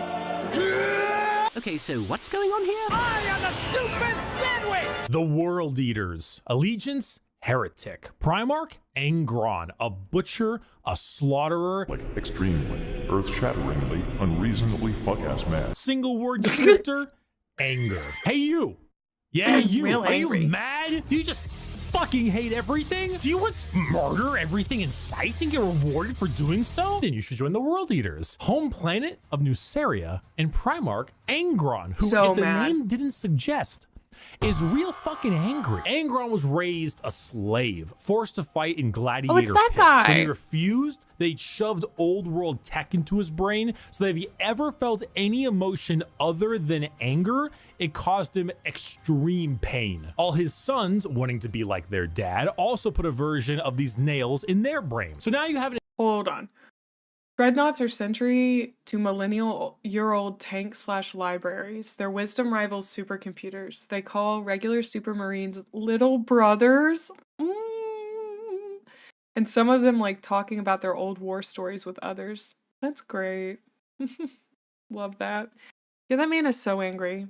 entire legion who literally feel unimaginable pain if they are feeling any emotion other than anger. Slap them with a freight train of armor, 2 goddamn chainsaw axes, and you can see what's gonna happen. It's no wonder they're corrupted by corn. They're honestly a surprisingly sad legion that I actually screwed up in assuming that they were all just angry murderers. I mean, they are, but they didn't start out that way. Their corn corruption degraded their intelligence, their free will, and made powerful warriors into arguably even more powerful warriors, but blunt, like frothing at the mouth psycho warriors. The World Eaters, like I mentioned, the Space Wolves, they wear their concept on their sleeve. They are angry, they want to kill things, they want to kill you, and maybe some of their friends, and that's the faction. They're red, they're mad, they're gonna run at you and cause death. If you like that, you play the World Eaters. Or you like it because they were, you know, at one point a lot better than that. Most of Warhammer was a lot.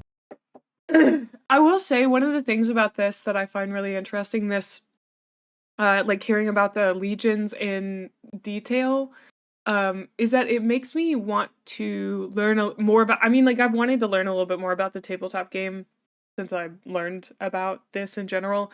But it's like, well, okay, so why do you choose one legion over another? And somebody recommended that there's a video of him playing 40K. And so we may watch that one later. I'm sorry, my voice is getting a little my throat feels a little weird. So I may cough some, and I apologize about that.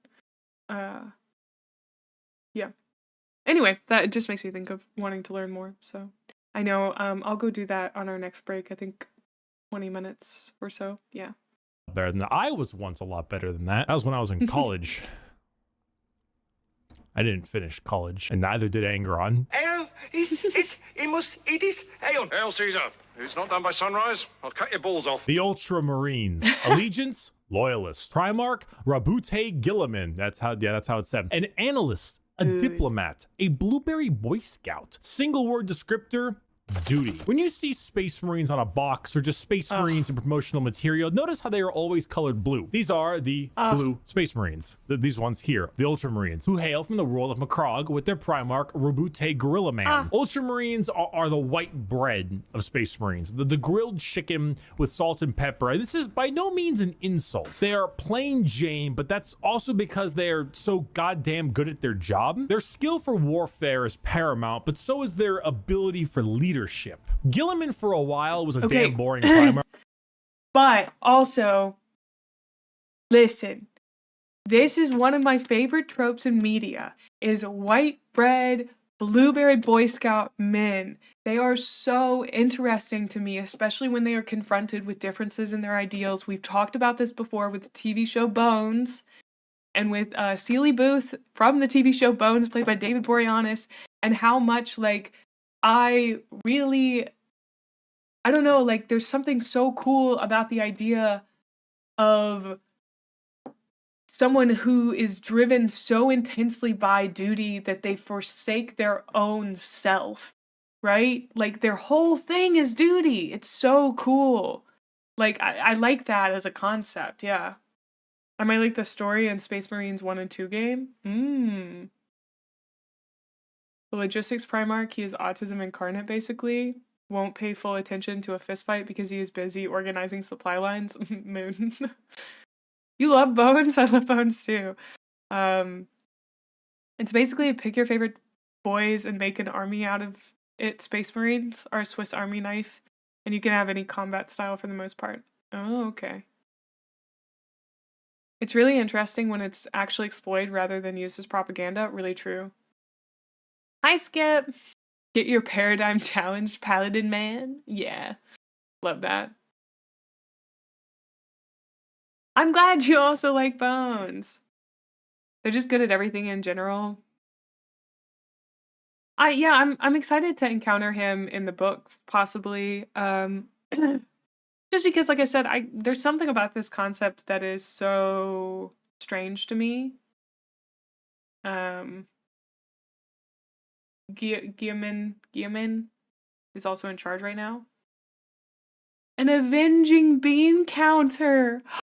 I love that insult. Oh, that's so good. Weaponized bureaucracy is something to marvel at, though, I will say. Like, it is something to behold, truly. But I don't know. I just do not pick something based on the rules. Pick something based on what you think is cool. The rules change. Cool is forever. It's so true. Yeah. I don't know. I'd have to think really hard. But yeah, I don't know. I just wanted to say how much I really enjoy like the idea of dedication to duty as something conceptually. If you get one number wrong in paperwork, you could starve planets. That is also interesting when like it's the bureaucracy and like the intensity is warranted. So the Imperium would have collapsed if Gaiman didn't return. I could believe that given who they're saying he is, you know. Mark, for all the reasons he was great, because no matter how hard you try, you don't and the win laurels a war again. without logistics, without supply lines, without trade routes, without infrastructure and economy. You don't win anything without all that stuff, and Gilliman knows it, which is why he has one of the largest standing empires in the Imperium, named Ultramar, which is why his sons are the most recognizable of all the Space Marines, which is why the only thing that rivals the weight of their victories is the weight of their egos. They are good at everything and bad at nothing. They are great at everything. Other legions can do other things better than them, but they are good at everything. The most interesting thing about the Ultramarines is their characters, as they are all now inflicted with various amounts of ultra depression for many reasons. Gilliman is, at the time of recording, the only playable Primarch currently on the tabletop, and the only one that has returned to the 41st millennium for the Loyalist side. He took one look at what his empire has become and immediately wanted to fucking die. Being forced to lead everything he once hated, an Imperium rotten to its core with his sole responsibility to save it, is kind of what makes him interesting. They are a perfectly standard legion with perfectly standard ideals, and great if you want a simple, clean slate. Uh-oh, stinky. I don't know, he literally sounds like Seeley Booth. Like so much like that.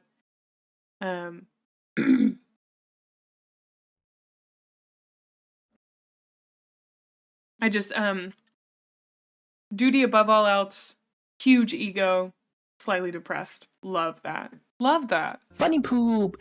Poop funny.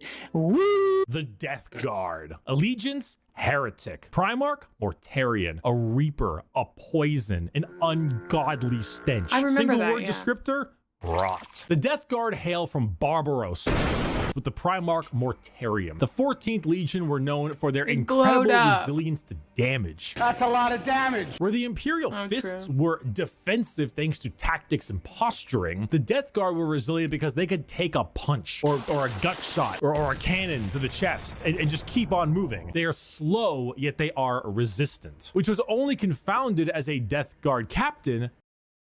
Sorry, I will correct myself. I was not comparing Booth or the huge ego to Gilliman, however you say his name, the Blueberry Boy Scout, but rather to his soldiers. His Blueberry Boy Scouts.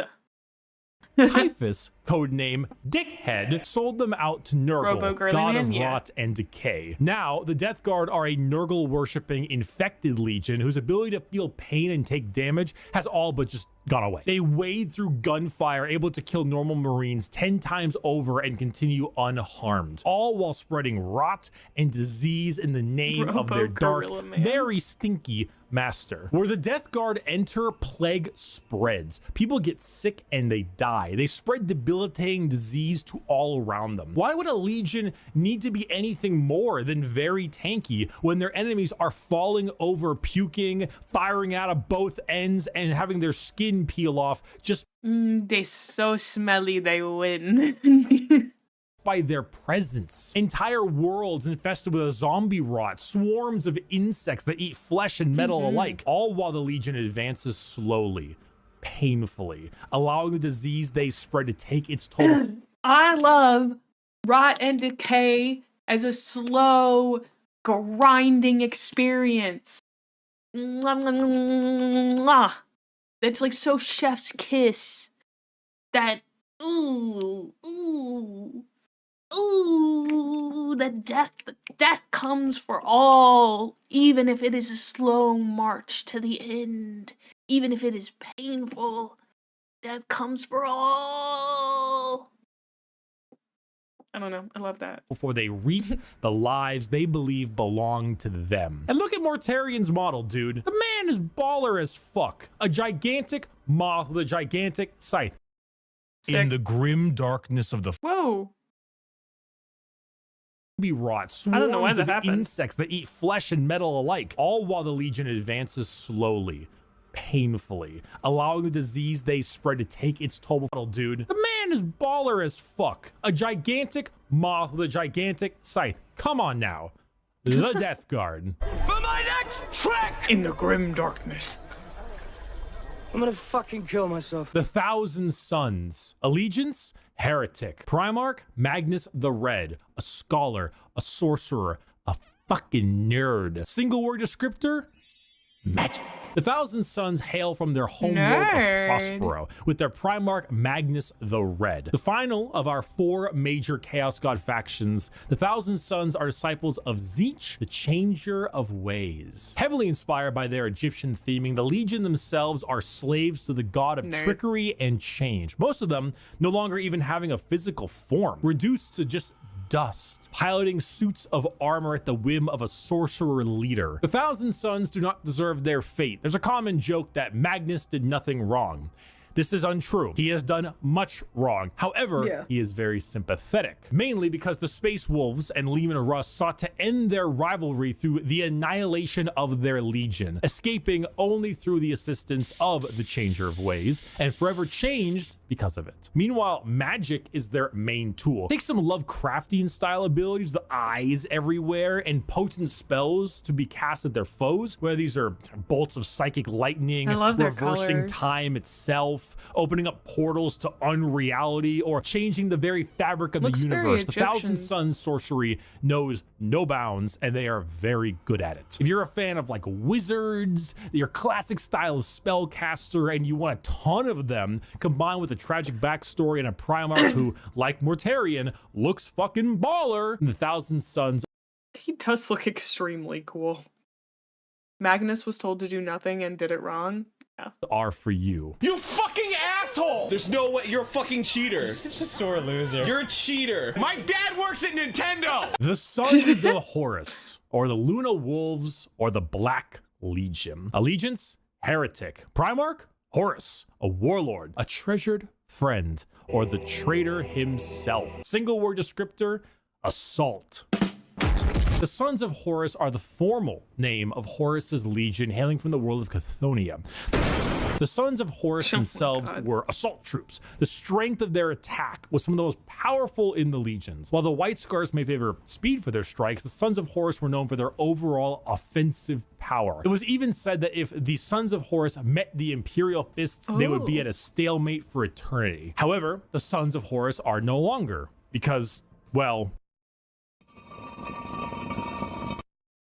Bang!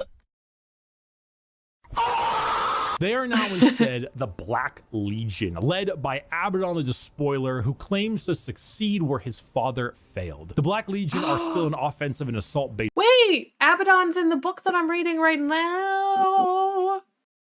He's in the Mournival. I know that guy. Force, but they act much like the Ultramarines, but for chaos. Your standard black and brass Space Marine, who are known for recruiting in all different kinds of avenues. Anyone can become a member of the Black Legion. Anyone can swear allegiance to the War Master. You gain favored by not just one, but all 4 gods equally. Their famous line, "Let the galaxy burn," is the best way to describe them. It doesn't matter what the outcome is, so long as the Imperium dies, the Black Legion has done its job. They are a legion formed from hatred and spite, with a clear goal in mind. As the Dark Gods are calling, and the Black Legion are sure to answer. They look cool. Hello. Do you have a moment to talk about our Lord and Savior, Jesus Christ? No. It wasn't fucking optional! The Word Bearers. Allegiance, heretic. Primarch Lorgar Aurelian, a preacher, a fanatic, a choir boy. Single word descriptor, zeal. If the Black Legion answer the call of the Dark Gods, what if instead you decide to call the gods first? Well, then the word bearers are for you. The 17th Legion, led by Primarch Lorgar on the planet of Colchis. Oh, thank goodness. Oh my gosh. With worshiping the Emperor of Mankind as a god, they found that despite his divinity, he was— Hey, Bricky, you can't be doing that to me, man. I was so excited that it was okay. What? The bait and switch. Not worthy of worship because, you know, he raised their equivalent of Jerusalem to the ground for daring to worship him. Like, could you imagine if God actually showed up and was just like, Jerusalem is stupid, it just destroyed the whole thing? Like, what would that do to your head? But there are gods that want worship and will reward those who do. The word bearers are chaos worshippers to a T. All chaos gods. They specialize in demonic rituals, the summoning of demons, and the mutual possession of their own troops. They welcome demons to their bodies to fight as one. They exalt the dark gods themselves. Okay, I have to pause for a second. Nobody else redeem anything because it won't work just for like 1 second. I had to restart StreamerBot. It's not connected to Twitch. Bit of an aha, it is now connected to Twitch. So the shame command should work again. Lorgar's book about worshipping the Emperor turned into the Imperium's religious founding doctrine, which is really funny. I love that.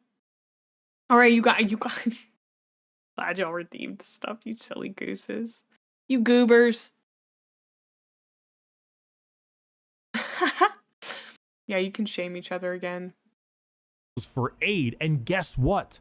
They answer. In the world of 40K, Satan doesn't just call you back. He hops in his GT Mustang and he crashes on your couch. In the world of 40K, your rituals will end with genuine results. The word bearers know this. They know through sacrifices, through devotion, through dark baptism, the gods will answer and they will be rewarded. So they use it. They bring forth demons. They bring forth possessions. They bring forth the power of the neverborn, the damned, and those that hide in the dark to bear against the Imperium. Lorgar sits there, smiling, as the truth he always knew, the existence of gods and the importance of faith is a reality. It is a tool he is using to rend they look really cool. the galaxy. Dear Sir Stroke Madam. The salamanders! Fire! Exclamation mark. Fire! Exclamation mark. Help me! The salamanders. Allegiance, loyalist. Primarch, Vulcan, a forge master, a behemoth, a very huggy boy. Single word descriptor, fire. The salamanders hail from Nocturne, a volcanic planet home to their Primarch Vulcan. They are the largest of the Space Marines, not due to numbers, but rather size. Vulcan, he is an enormous slab of beef, by far the largest. Hey, remember when you wanted a faction that was marginally nicer? It's these guys. They are still Emperor Simps, though. Somebody said something about the salamanders being like, I don't know, the lovable ones, and I was like, okay, I can hang with that. I can handle that. Huggy as in you broke my ribs. That's still great. Like, I do love a big scary man trying to be nice and not really doing a great job at it, but doing his best, you know? I can root for that. Of all the Primarchs. However, don't let his size fool you, as he is also the kindest. Salamanders have the juxtaposition of looking frightening, being larger than other Marines, while also boasting an ashy, like coal color skin and blazing red eyes, while simultaneously carrying around all manner of flame weaponry. So your average civilian might be spooked, but in reality, they are by far the kindest of all the legions to those civilians. Vulcan believes that to safeguard the Imperium is to, at the end of the day, safeguard its people. So unlike other legions who put their lives far and above the average human, the salamanders spend significantly more time trying to save them, often taking numerous losses by doing so. They are very independent as well. They're forgers and blacksmiths, maintaining their own weapons and crafting versions of it. They also have the very rare privilege of being able to see their families even after becoming a space marine. They care, which is the funny part, because the 7.5-foot tall giant with flaming red eyes who just reduced a traitor to bubbling metal says, "You have nothing to fear, young citizen. Take my hand." If you enjoy fire, melting... That's such a good trope. I love that. I love that. Also, the salamanders have semi-thermal vision, so they use special heated paints that make their weapons look really detailed, but only other salamanders can see it. I love that. Salamanders have often clashed in really nasty ways with other legions. That makes sense. Things and being the nicer of the Marines, salamanders are for you. All right. We will do Raven Guard and I guess the other and Alpha Legion once we get back from ads here on Twitch. And also I'm going to get some tea and go to the bathroom, etc. If y'all haven't stretched in a while, make sure you do that. But yeah, I'm excited to finish up. This has been really fun. So I'm going to throw us to the BRB screen. If y'all want, you can fish on Twitch, !fish to fish. BRB.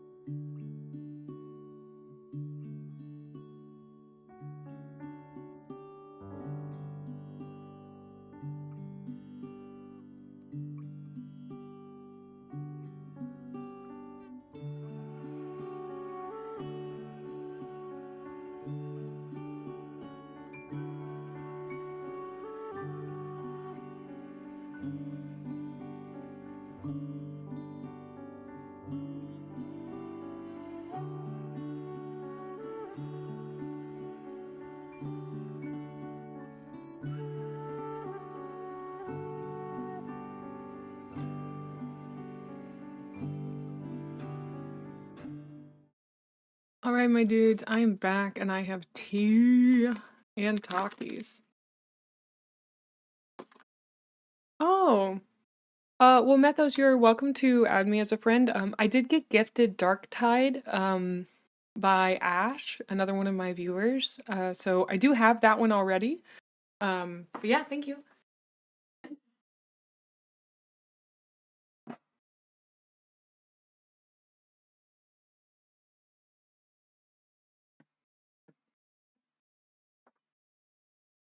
Oh, this is the bird that is pursuing that Primarch. Okay.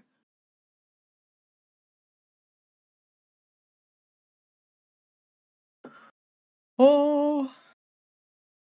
Oh, Rogue Trader. Yeah, that one looks good. That's like the RPG one. I love a good RPG, so. Boyd. All right. Let's get back into Raven Guard. Thank you guys for waiting. I really appreciate it. Sneak attack!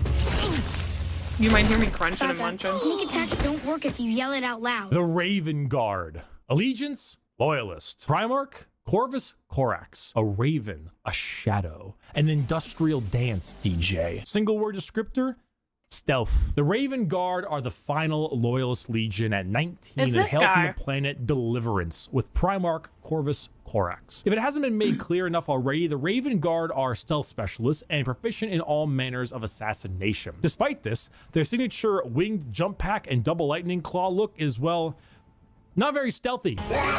They are named after, of course, the Raven and embody the entire concept of it as a herald of death. They are stealthy, patient hunters that have no problem with waiting and waiting and waiting until the moment to strike is at hand. It's not easy being a stealth faction when your stealth involves people in 1 ton of power armor, but they find a way. That, more than anything, should not be used to show how ridiculous 40k is.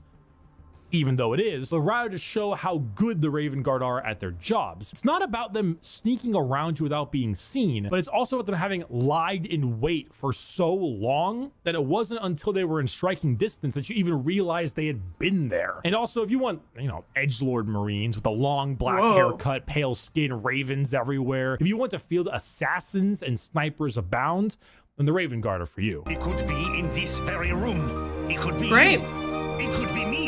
He could even be sad, stealthy, patient voice. Whoa! What? It was obvious. The Alpha Legion. Allegiance? Heretic.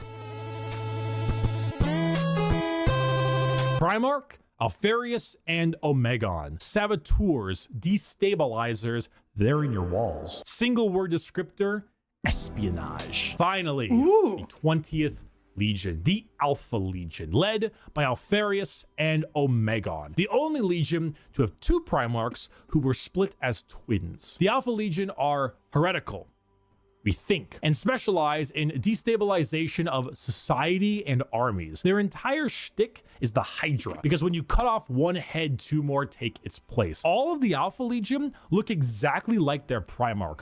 Olive skin, shaved head. All claim to be Alfarius. All are liars. They make the largest use of sleeper cells and cultists in the Chaos Space Marine factions because it's extremely easy to take over a planet when you poison our water supply, burned our crops, and delivered a plague unto our houses. Where the Raven Guard use stealth and sabotage to eliminate their enemies, the Alpha Legion prefer to weaken them over time with sleeper agents, impersonations, basically anything you can imagine from a hardcore spy movie or Cold War level espionage. Being Alfarius is not only an honor. These guys are like Directorate S from the Americans. Oh, we're all Alfarius, you know?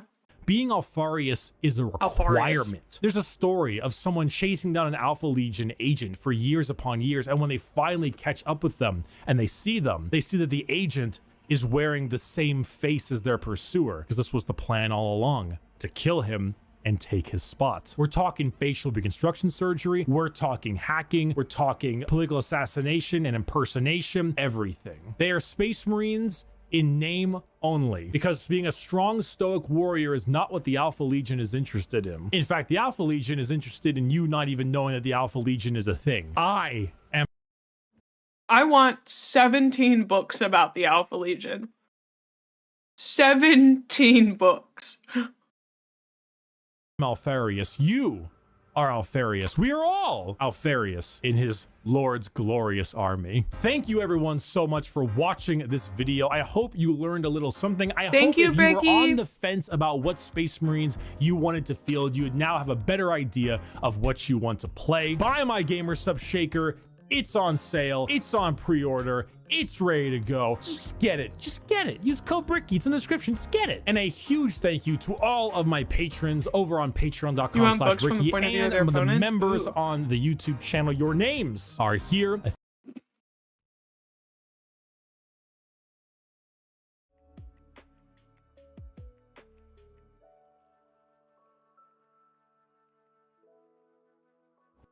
Sorry, I was chomping.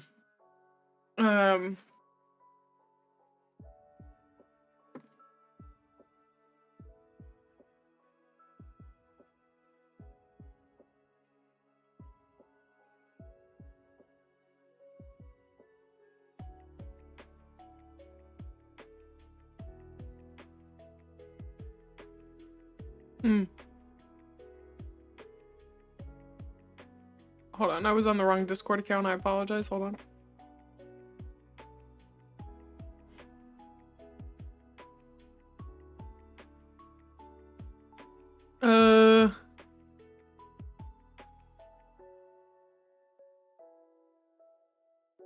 The Lords of Silence. Good book with good stinky boys. Love that. What do they think on the day-to-day? How do they socialize with their brethren, if at all? Do they have hobbies? I mean, like, I imagine that it'd be like the Americans. The TV show.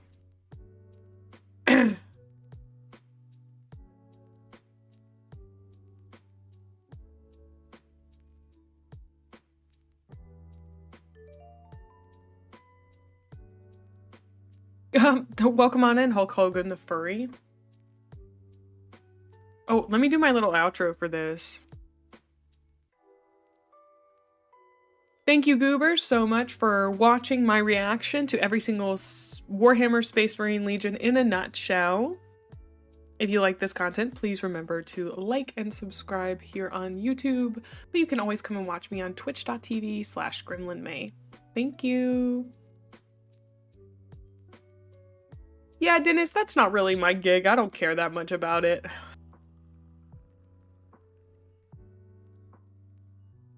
Oh, they're getting a new book. That's cool. What else does Bricky have? He has the lore timeline, which is something... That one sounds interesting.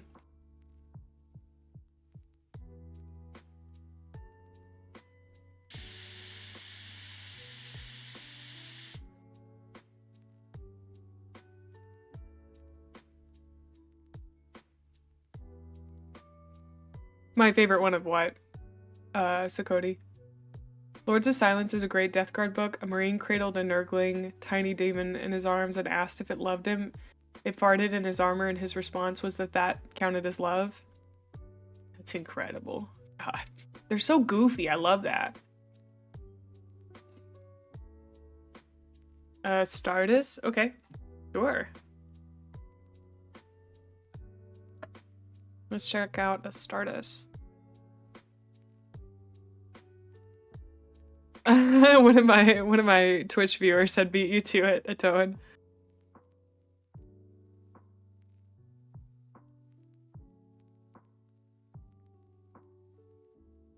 Arbiter Ian. Let me add him to. I'm gonna pull up a tab with that.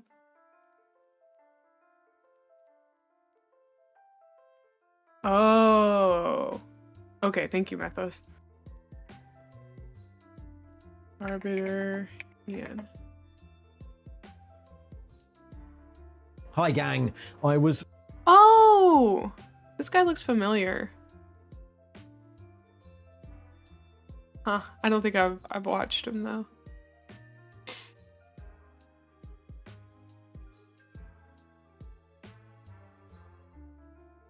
Huh.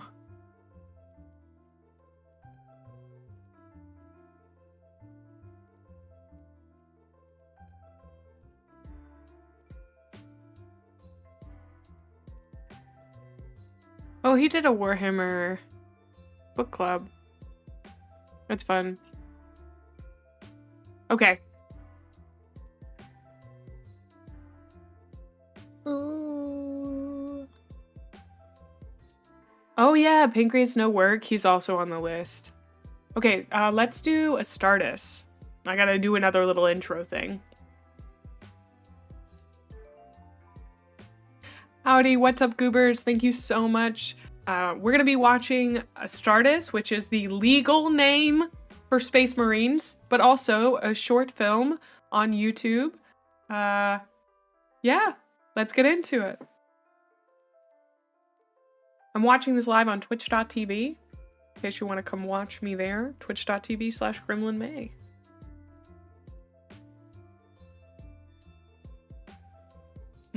Hell's Reach. Interesting.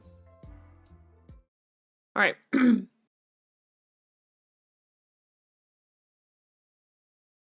Should I just watch the 1 through 5? This just looks like a ripoff slightly. Maybe it is remastered. I don't know. It's not from the original channel, so I'm kind of like, meh. Okay. Welcome on in, Watcherwoo. Oh. Of course they would.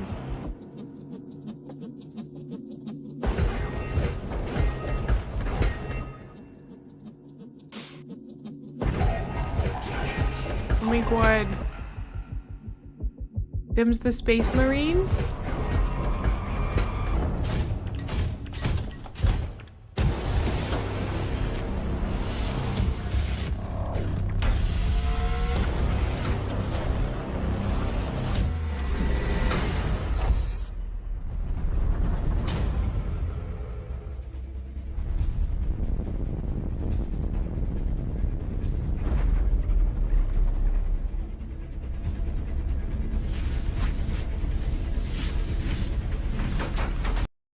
Also, I'm gonna pause real quick. I'm happy for you guys. I don't mind you guys suggesting stuff. But please, if you would, put it in our Warhammer channel on the Discord, and that will give me a better chance of actually watching it. Because I'm not writing all of these down. Yeah. But thank you. Some of them I did in between stuff, but just letting you know. Yeah.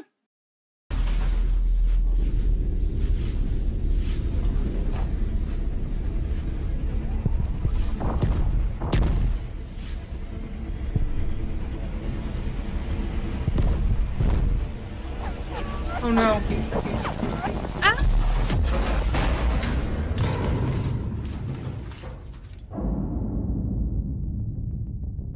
Oh my gosh, he crashed!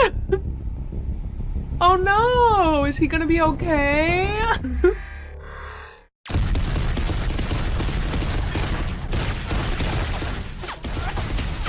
Yeah, he's a space marine, dude!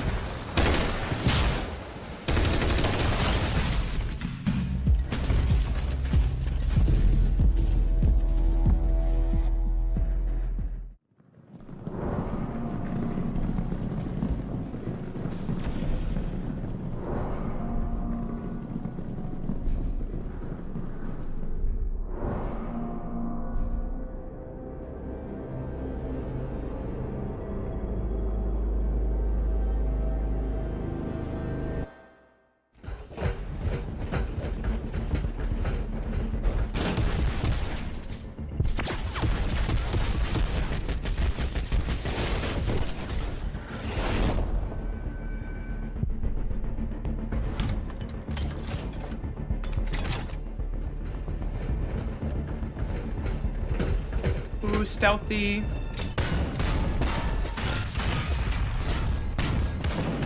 They literally do not care, dude.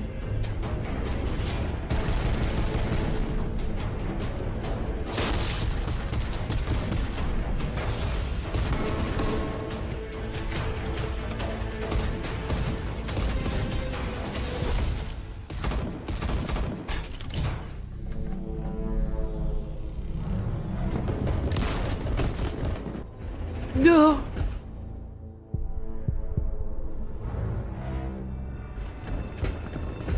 I love that they have incredible positioning, and they probably still are not gonna win.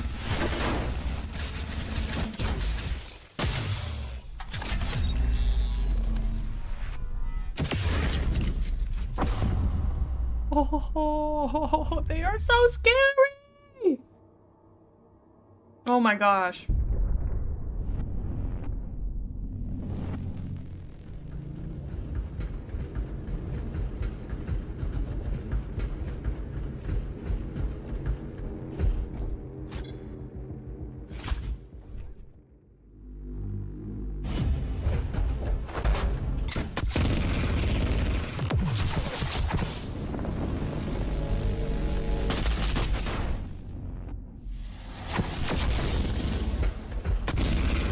Oh.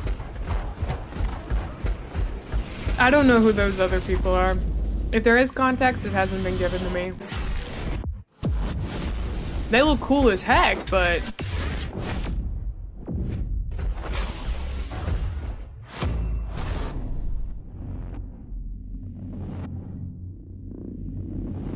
Uh-oh. Uh-oh.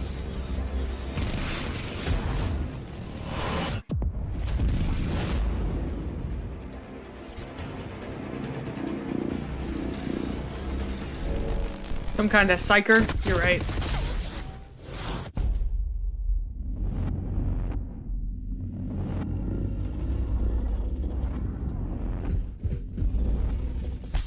Chaos psychers.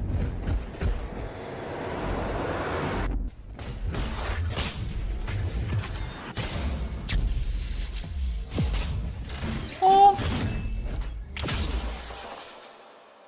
Okay, so I have realized 5 minutes into this, I have actually seen this before. When I did not know anything about Warhammer, it is coming back to me.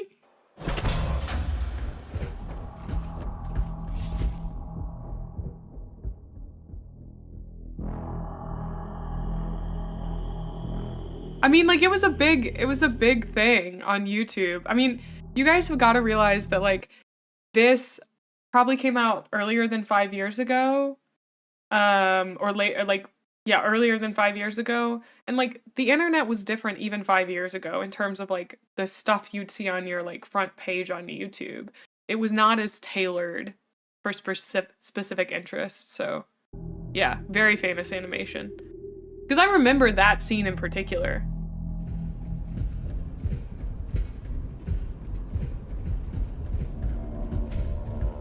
Where he rips out the Psyker's, like, connection.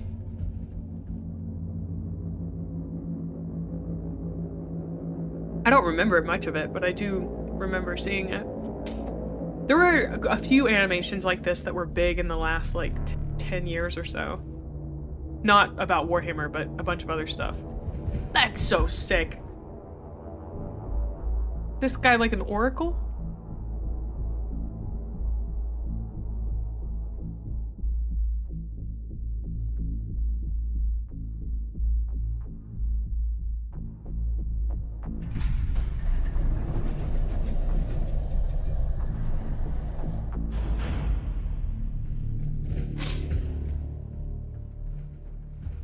Oh, yeah, if Markiplier was involved, then...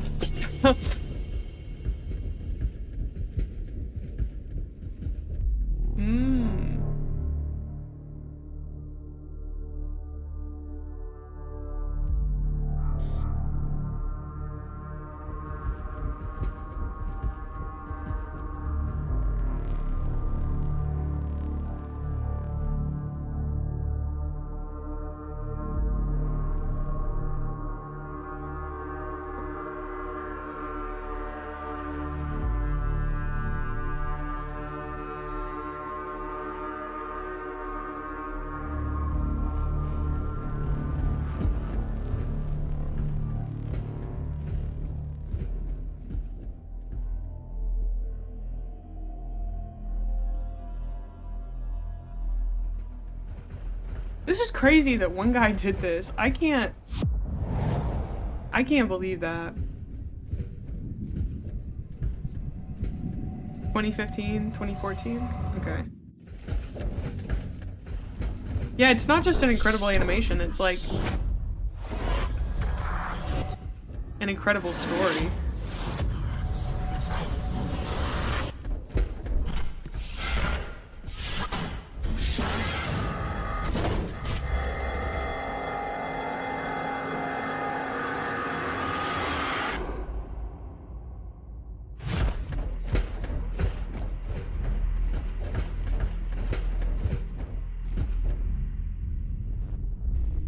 Yeah, I definitely remember seeing this. I'm like, man, it's all coming back to me.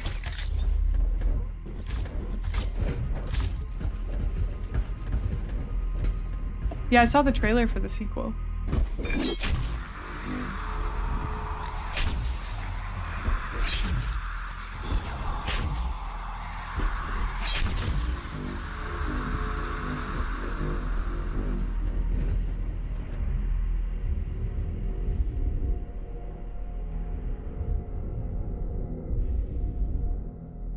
So is this like a giant brain or something?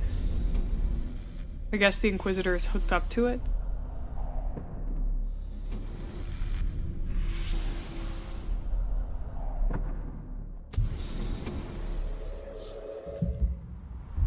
Oh!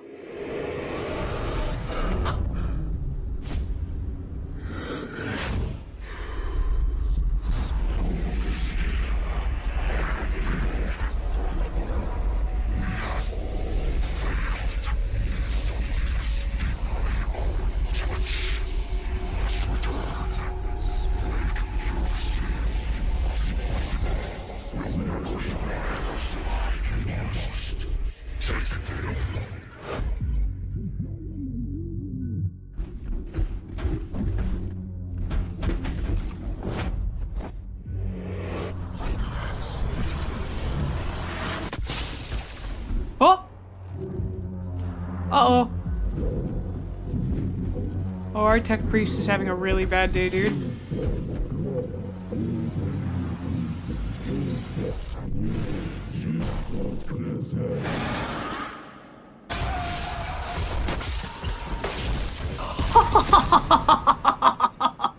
Oh, that's my boys. Oh, that's my boys.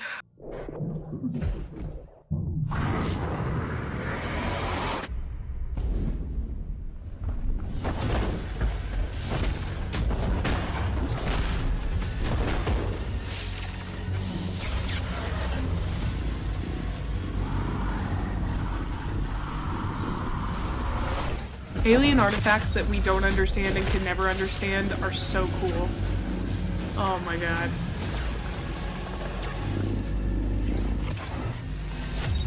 The idea of like literally more like beyond mortal comprehension. Incredible. Oh.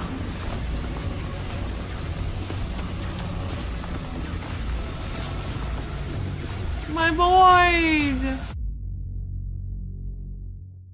My boys!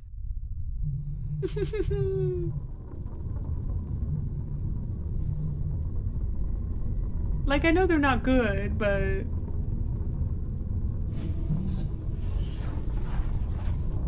they're still my boys.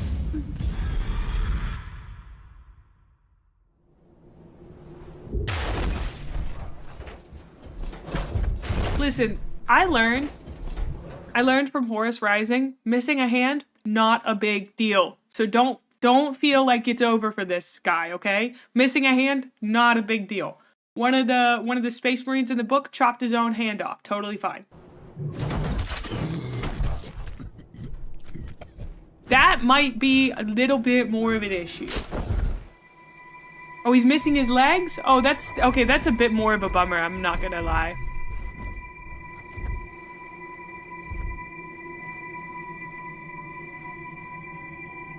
No. His legs are fine.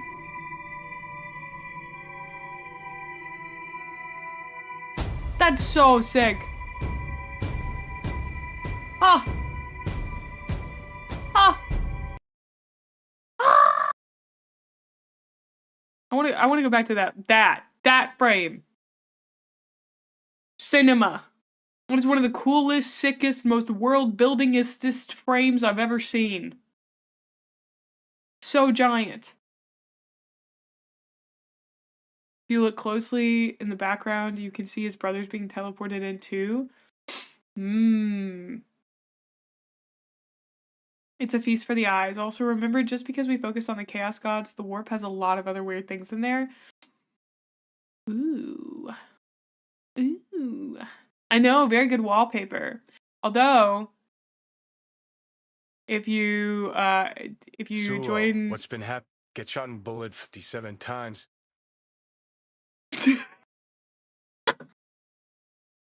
So what's been happening? Get shot and bullied 57 times? I would never do that, Lightcore. I don't know why you would say that. That's weird. Huh.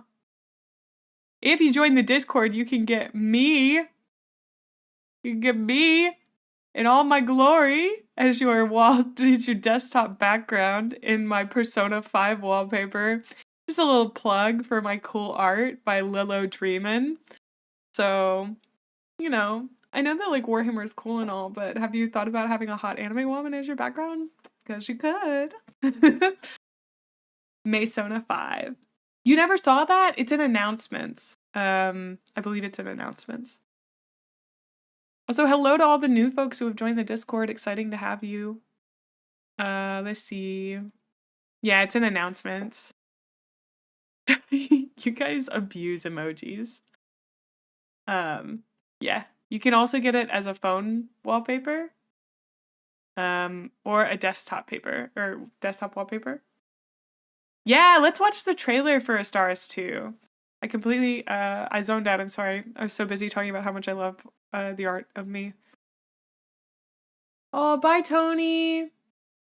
Not sure the Emperor would approve of that wallpaper? Well, good news, he's stuck in a chair and he can't do anything about it.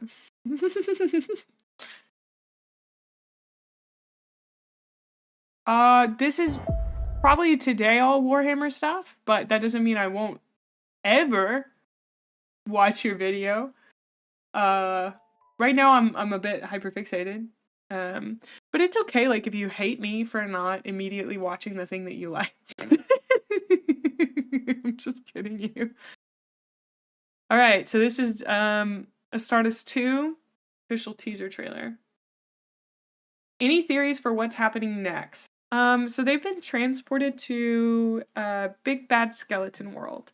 And in Big Bad Skeleton World, they worship the orb. Actually, no. The orb is just a transport for a giant eldritch horror who wants to have the Space Marines for himself because of their gene seeds. That's what I'm guessing. It's all about the gene seeds, baby. And the orb. Many brotherhoods united in purpose, we are the shield that slays. Oh, yes, slay. Oh, does it have anything to do with the first one?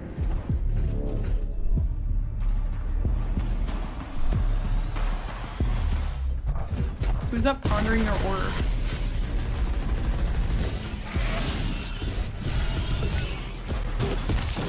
Oh, yes.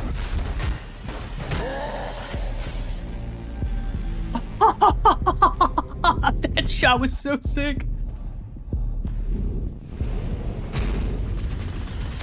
Yo, who's up spacing their Marines?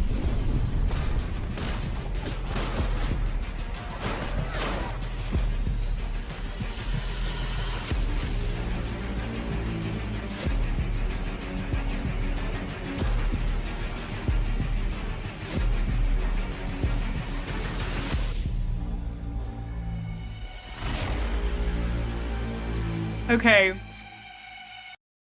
Immediately, the thing that stands out to me is this frame, like right here. The Emperor forgets? Or do we think that's the Emperor never forgets? Like, I love graffiti in worlds. It's such a cool thing. Yeah, the cape over the armor is really sick. Oh, the Emperor forgot. He forgot. Oh no, he forgot.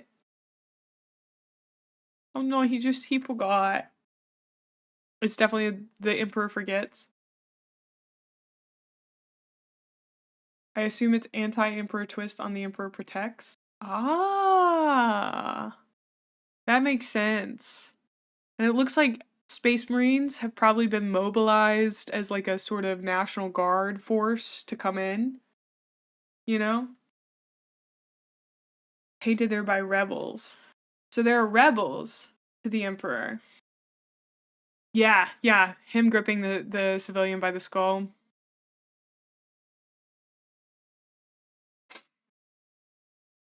Let's just kind of go frame by frame. This is so sick. I assume this is one of the cities. I love, like, look at the angel statue or the statue with the wings. I love cyberpunky cities. This like, oh. What was it that Bricky said? Techno fetishistic. Absolutely crazy. And then this is incredible. I'm assuming that's a Primarch.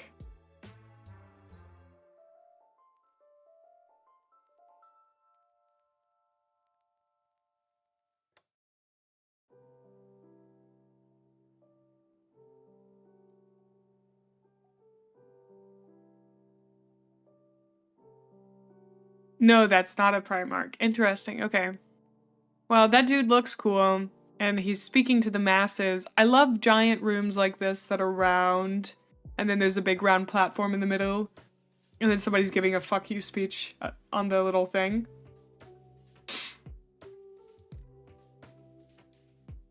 He could be a commander. I forgot that commanders exist. Are there commanders in post-heresy?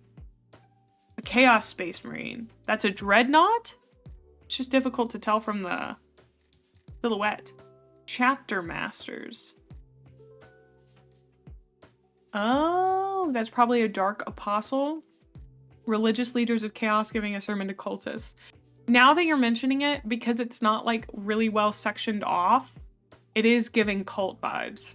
I'm there for it. Literal billions of humans there? Ooh.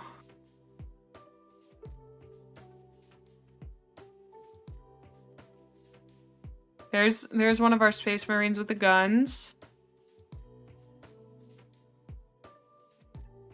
Oh, they're flying down. This must be some kind of...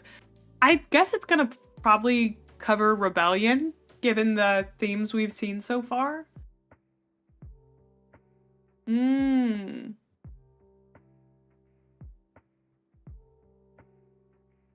Interesting. I mean, like, that's so many people.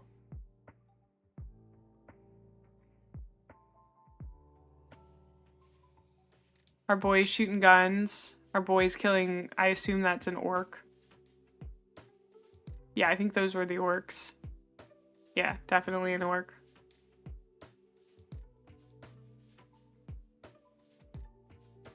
He looks really cool.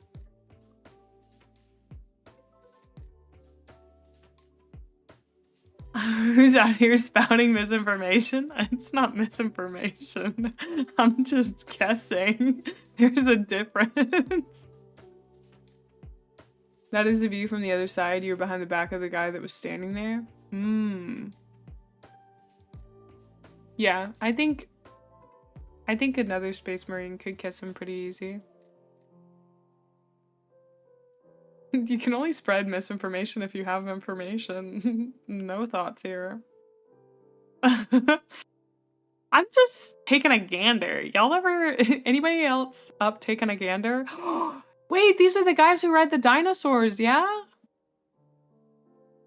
Those are weird looking dinosaurs. Wait, are those just like, the Tyranids? Oh, I thought they were dinosaurs.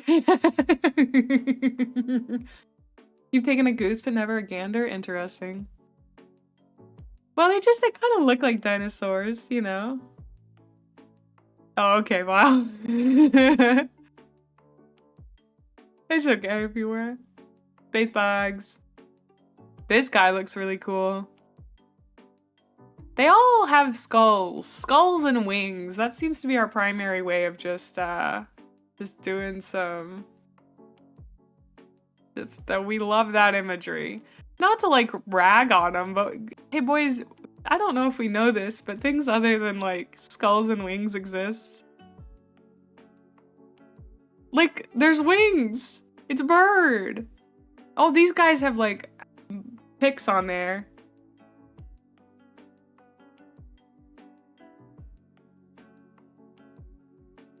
He has a skull on his knee. Oh, you're so right. Wings and skull, wings and skull, wings and skull.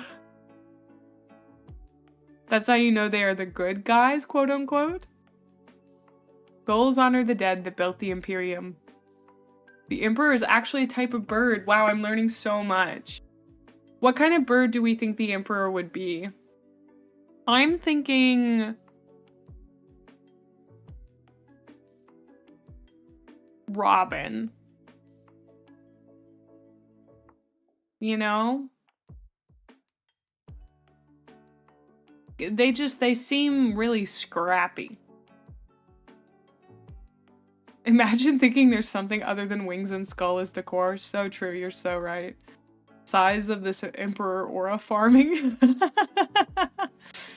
A peacock.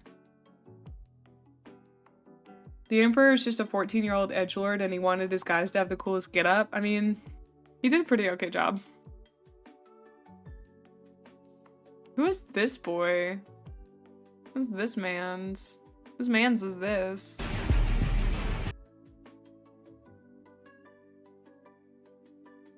That must be some kind of Tyranid. That's the chain sword. I read about those last night. That's what the guy used to chop off his arm. Oh, I get it. The skull itself refers to the Emperor's skeletal visage, so it's holy. So they were like, yo, Our emperor's kind of like almost dead in the literal skeleton. Let's honor him by kind of putting it on our armor to remind us of the fact he's not fleshy anymore. I don't know, there's something funny about that. Like if I was the emperor, I feel like that was laughing at me. If I was the emperor, I'd be offended by that.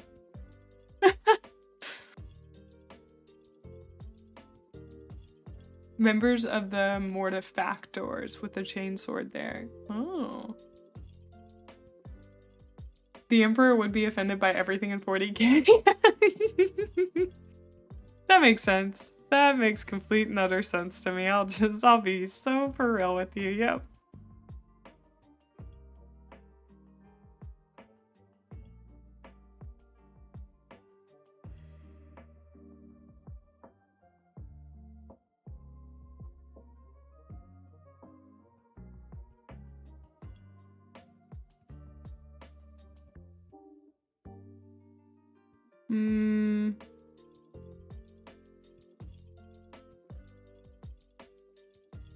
Dude, these books look so cool. Sorry, I was looking at the books. That made me, that reminds me, I want to watch something about the Eldar. Is there a good video on the Eldar? Or Slaanesh?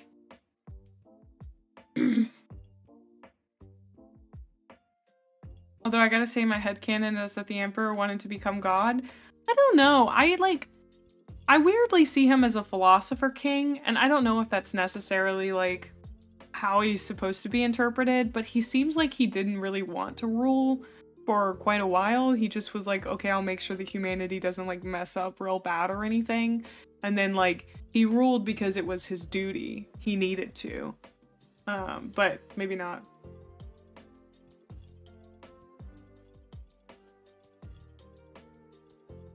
I think becoming God was like a fallback plan. That's such a flex, dude.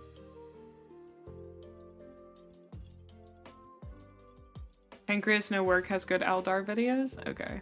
He's been recommended multiple times.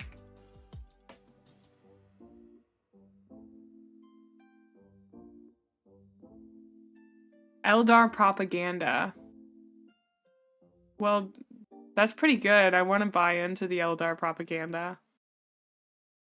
Hi, welcome on in. Oh, I love the "you are not immune to propaganda" meme.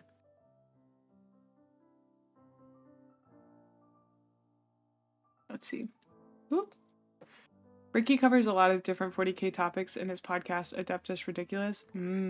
Oh, that reminds me. I'm gonna close this real quick so you guys can't see what I have in my watch later playlist because I don't know what's in there. A lot of it is Wolfie VGC, don't talk to me, and some heated rivalry stuff, so don't talk to me.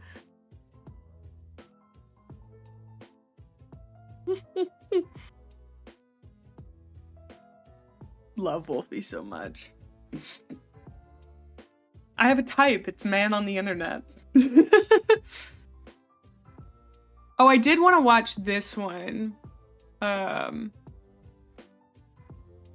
Thousands of years ago. Okay, hold on.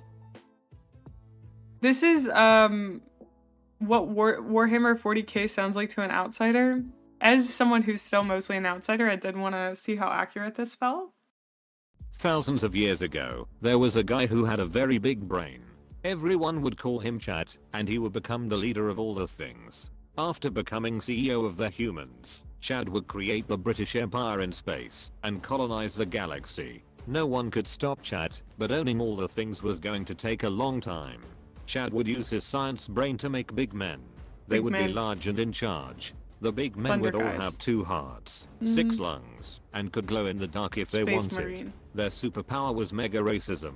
Chad and his big men would fight all the aliens. Some were tricked into becoming robots because they trusted John the Untrustworthy. Others turned their entire homeworld into a goon cave and were able to eat sadness. Some of the aliens were just British people who were also mushrooms. They could make anything happen if they believed in the magic of Christmas.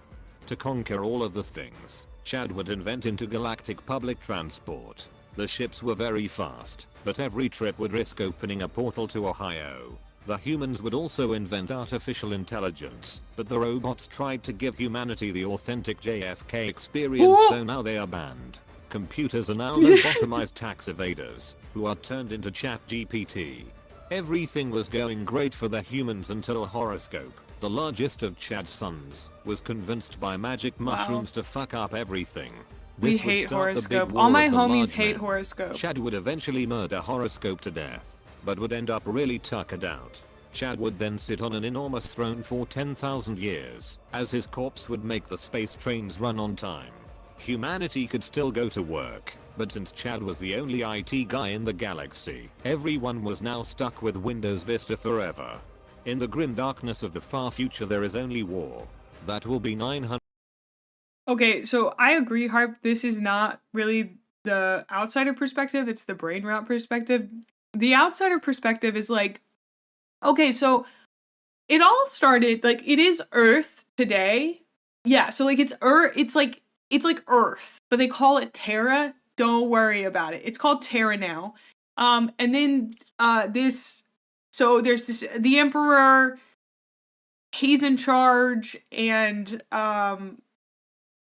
then from there, it's all a bunch of words. You catch snippets. It's like Space Marines. And then you'll hear words you don't quite understand, like Astartes or Maledictum or what is that one called? And then they went to fight and battle against the giant bugs, and the giant bugs shot back. And then there's the Necrons, and they're kind of dead guys, but they're not kind of dead guys. They got their soul eaten, and souls are real things in this universe. And everybody's a lot bigger than you think they are, except for the Imperial Guard, who are regular sized dudes. They're literally just regular dudes. Don't worry about it. We don't really have to think super hard about that. Everybody else is really big, but the Imperial Guard, those are normal guys. And then so back to the Necrons, who don't have souls. Once again, souls are like a tangible item in this universe, and since it's our universe, that means that the logic is that in our world, the souls are real and tangible. And then there are the orcs, and they're goofy, but they're also like the scariest thing that's ever existed.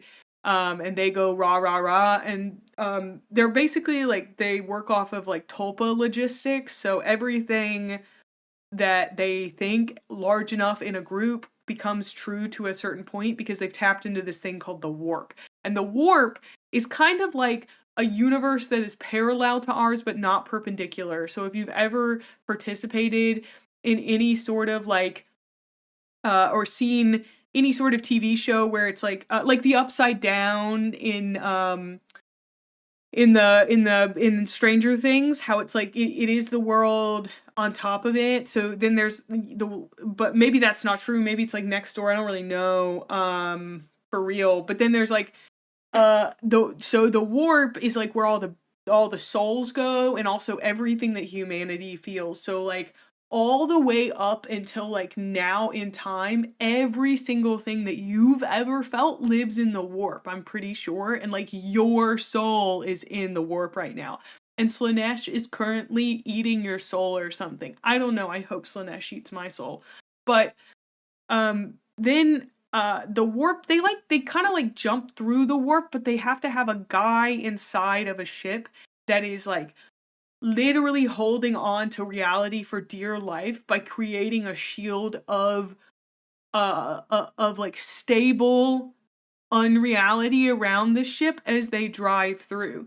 And so they're driving, and this is like the shortcut path. And I can't stress this enough. This is somehow faster than FTL, like faster than light. And so that's pretty sick. And the Eldar, who are like the Drow, but not really the Drow, they're more like elves, maybe like blood elves probably. They ended up like doing so much just like bad. They all became the Marquis de Sade. Every single one of them is like the Marquis de Sade, literally. And they Marquis de Sade'd so hard that it created a chaos god. That's Slaanesh. And then they all died because they Marquis de Sade so hard. And then there was a darker version of them that were like the Drow. I don't remember their names. It's like Durkrar or something. I don't know. And so like those guys lived so far underground that like they got to continue to like Drukhari. They got to continue to like do their Marquis de Sade. And so every day they do bad things and they eat fear. But they don't really like eat fear, they eat pain. They're like the biggest masochists, the biggest sadists you've ever met in your life. And so yeah, those are the Drukhari. And then I already mentioned the orcs, but I'm gonna go back to them because those guys are crazy. That's so crazy. Yeah. Oh yeah, I forgot the Drukhari have to keep Marquis de Sading, or the Gunnar Satan will eat their souls. Which like I still can't still not really sure like I kind of understand it, but If you haven't read or heard about him, Fabi Aspal is a must-read character. Dude is goated to the point the gods grow uneasy by him. Thank you for the bits. I've never heard of it. Well, I've kind of heard about him, but I haven't like read anything about him quite yet. He seems excited. I mean, he seems like a guy that I enjoy learning about. But yeah. So I think I mean, like the Imperium of Man is really important, but like most of the time, all you need to know about the Imperium of Man is that like the Emperor is in a chair, and he's making sure that they can travel through the warp, which is hell because it does have demons in it. And also for chaos gods, there's Khorne, Nurgle, Slaanesh, and then another guy that I don't remember, Tatsiki. Yeah. There's Khorne, Slaanesh. No, hold on. Tatsiki. How did I forget? I just said that. No, Nurgle. There's Khorne, Nurgle, Tatsiki, and Slaanesh. That's the 4 chaos gods in the warp. And they are they try to make everybody work for them. Khorne likes blood for the blood god. He also likes power. Nurgle is stinky, smelly, but he's also like the god of life or whatever. And then Tatsiki, I genuinely don't remember anything about that man whatsoever. Oh, oh no, I'm gonna remember it. Tatsiki is about, cause like, he's stagnation? Maybe? Oh my god. He's a god of gaslighting? No, what does Tatsiki do again? The chaos gods, Tatsiki, hummus, baba ganoush, and corn tortilla chips. Change. Okay, Tatsiki is the god of change. And then Nurgle's stinky, smelly god, and then Slaanesh is the god of excess, and also the god of perfection and like doing things to the utmost. Slaanesh is like Dionysus, and Khorne is like Ares, and Nurgle is kind of like a smelly Athena, or like smelly Artemis, I would think. And then Tatsiki is like, this is gonna be a little off base, but I mean this. Tatsiki is Hera. So yeah. Nurgle is like Nurgle, but spelled different. So true. Tatsiki is best girl.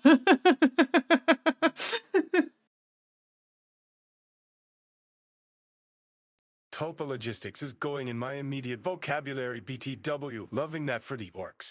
It's true, they use Tulpa logistics. If they believe hard enough, it becomes real. To a certain extent. Nurgle is a smelly Hades? No. I see Nurgle as like a god of life as much as a god of death. He has a girl in a jar? Good for him. Maybe.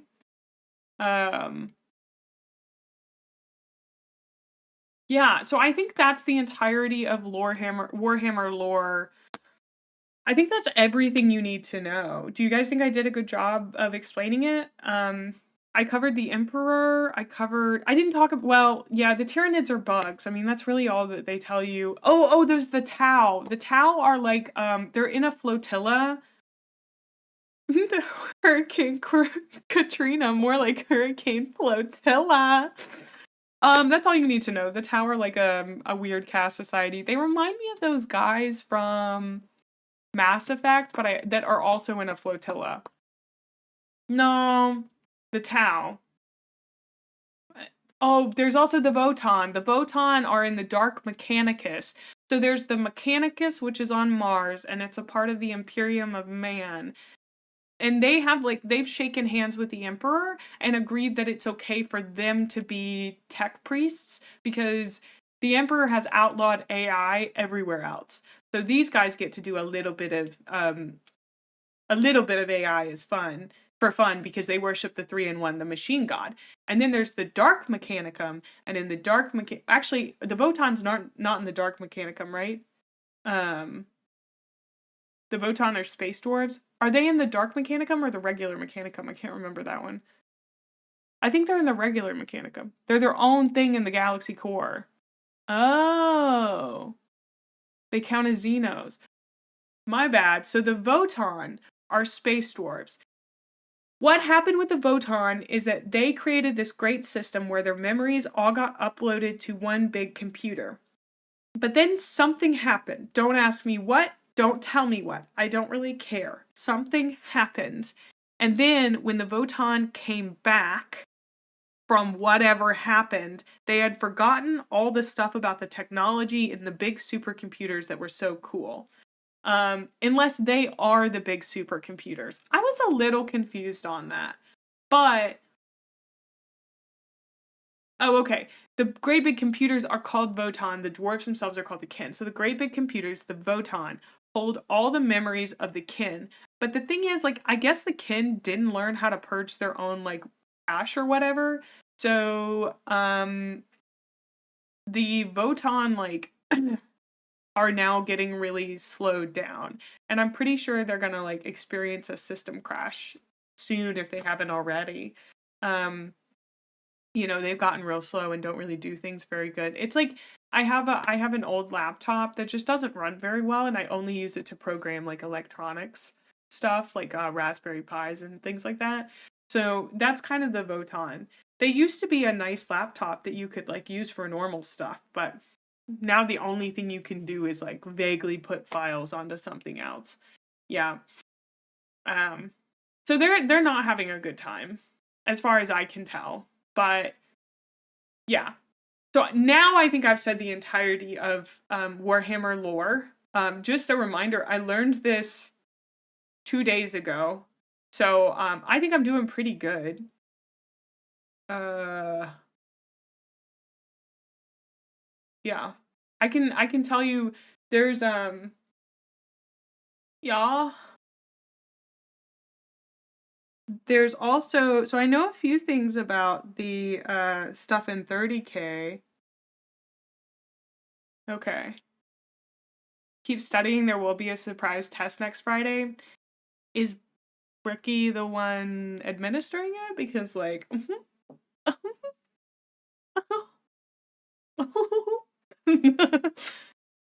yeah, no, I did. It was a bit. I did it as a bit. I timed you out as a bit. I do that sometimes. And then you didn't come back. Until today. Oh, that's a good point. Not a surprise if I know ahead of time.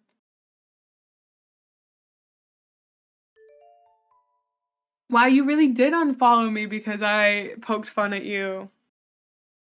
I asked you if you did and you didn't answer.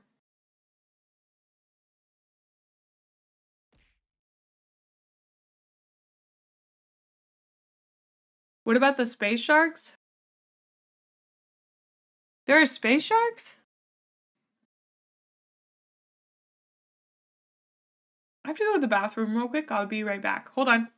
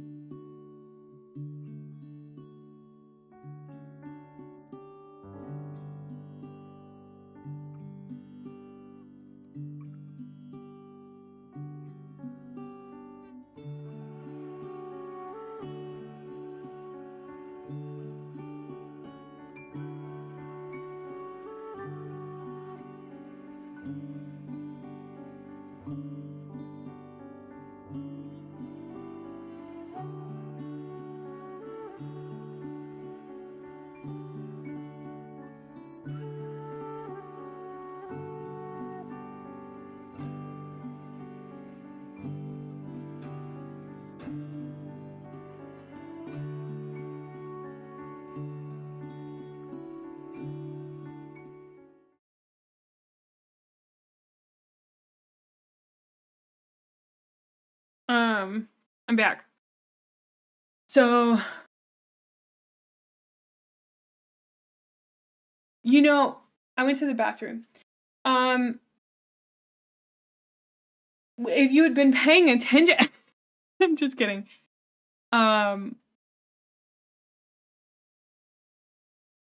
Did I mention the Dead Legion?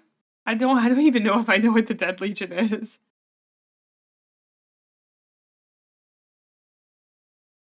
Wow.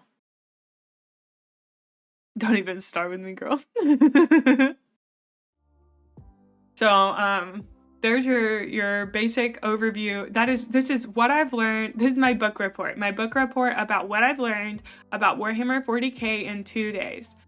Bye, Harp. It was good to see you. I hope you have a good day.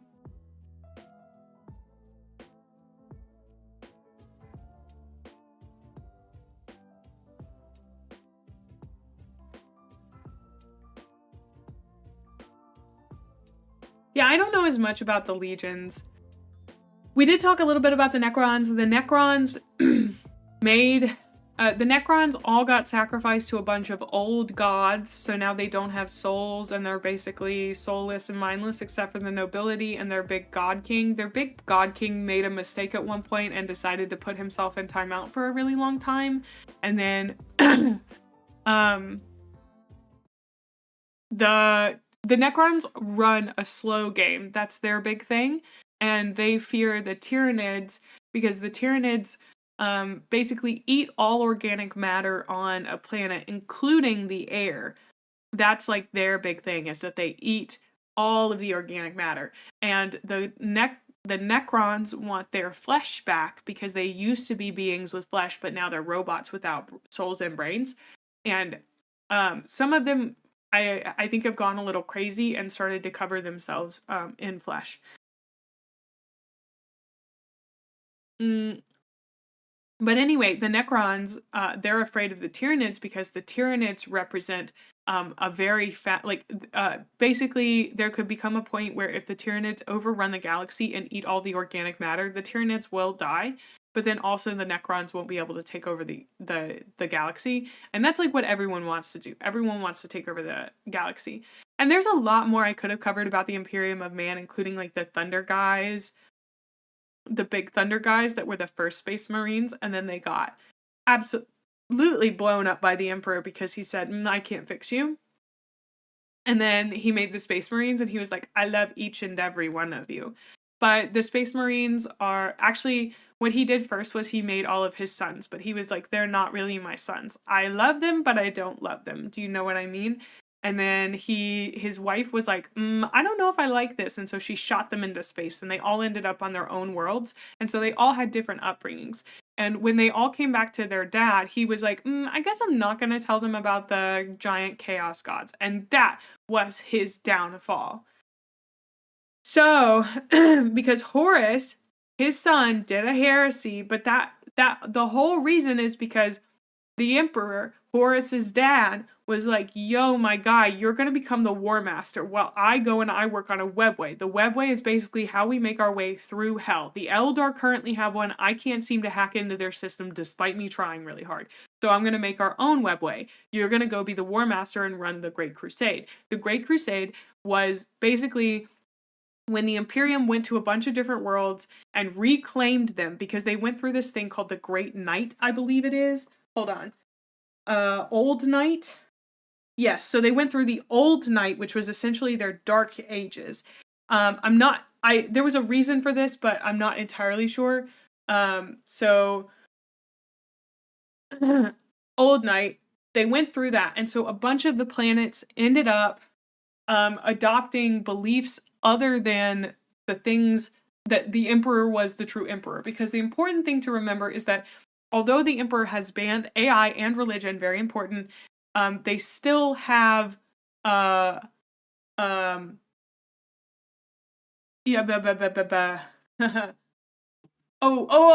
that was because of Slaaneish's birth. Right. That ripped. Wait, no, the rip in time and space comes later, right? I think that, yeah.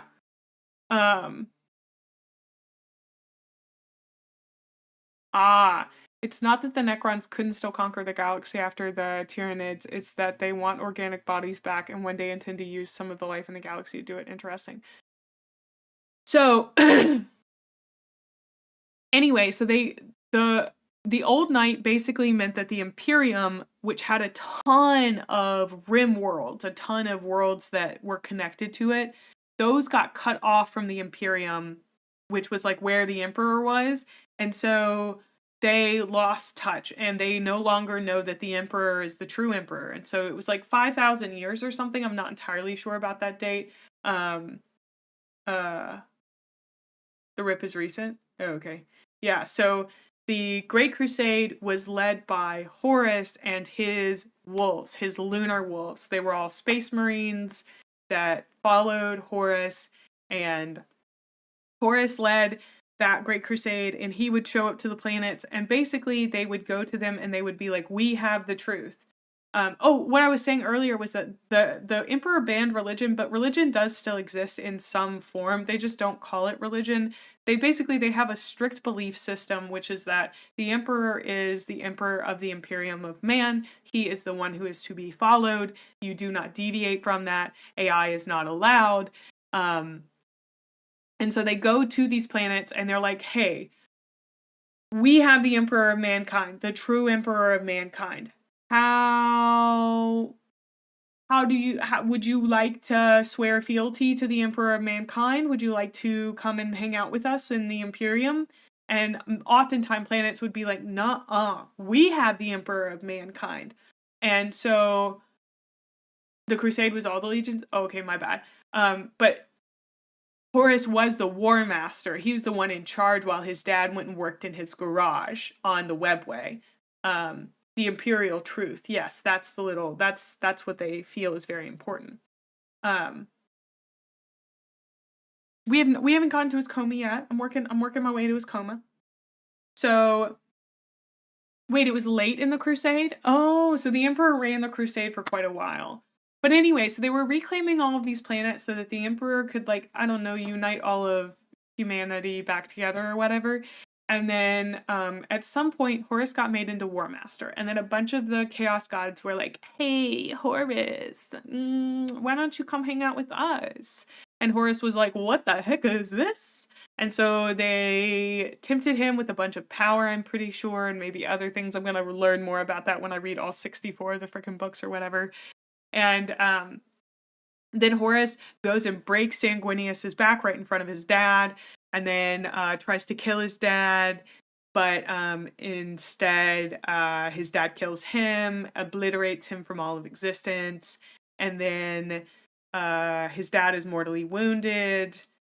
There's a bunch that happens before that where, like, Magnus breaks a hole in the world and makes the Webway not a thing anymore, and also Malkador, who is like the Emperor's right-hand man, also sits on the throne to buy the Emperor time so that the Emperor, who has gotten the message from Magnus, who broke the Webway, can go and try to stop Horus. But then Horus kills Sanguinius because the Emperor couldn't get there in time, and then the Emperor I think I have entered some sort of weird fugue state. I can't believe I remember all this. So then the Emperor obliterates Horus, but he's been fatally wounded, so they put him on the big chair. And now he stands as a lighthouse in the warpway to those traveling through it. Without him, a tear would rip in time and space, and all of chaos would literally consume the world. And then they kissed, and that was it. Yep. So that is 2 days worth of Warhammer lore. There we go. That's all I have in me. I mean, there's other stuff I could talk about, but that's mostly it. I have thoroughly enjoyed it. Yeah. I would like to know more about the other factions, but I know I got a lot of stuff wrong, but I was kind of going mainly for the shape of it all. Yeah. But the general shape of Warhammer, which, like, it is very interesting that, like, it is obviously a grim, dark setting, but Well, I guess I was about to say, I feel like there could be a lot of triumph in it, but it feels like that is not at all emphasized at any point whatsoever. I'm trying to think of, like, in any of the stories told if there was any sort of triumph, but I don't know. Games Workshop is notorious for neglecting Xeno's lore. Yeah, we've kind of talked about that just a little bit, that maybe maybe they wait, who's John Grammaticus? You guys keep bringing up names, and I'm like, I don't even know if this is real. It's more about survival than triumph. Interesting. Yeah.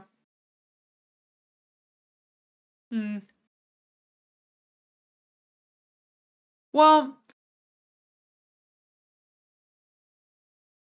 I feel like in some survival settings, to bring up something that like there are often feelings of triumph evident. The main character of them, Horus Heresy, of course. I do hope, I will say, what's his name? Loken? Is it Loken? The main guy in Horus Rising, Loken. I like him a lot. I really wanted someone who was relatable and that I felt like I could connect with.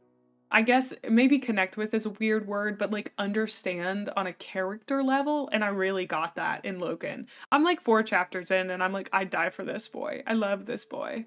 He's so good. You know, he's out here thinking. That seems like a big deal for a Space Marine. Garviel Loken.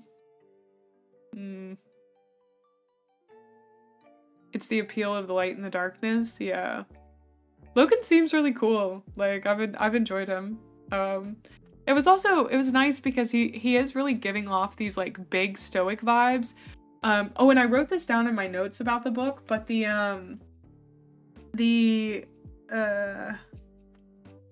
iterator basically just fills the role of a priest. Because what we see Loken do, and this is going to be in my book report, don't you worry. What we see Loken do is go to Cinderblock, what's his name? Cinderman?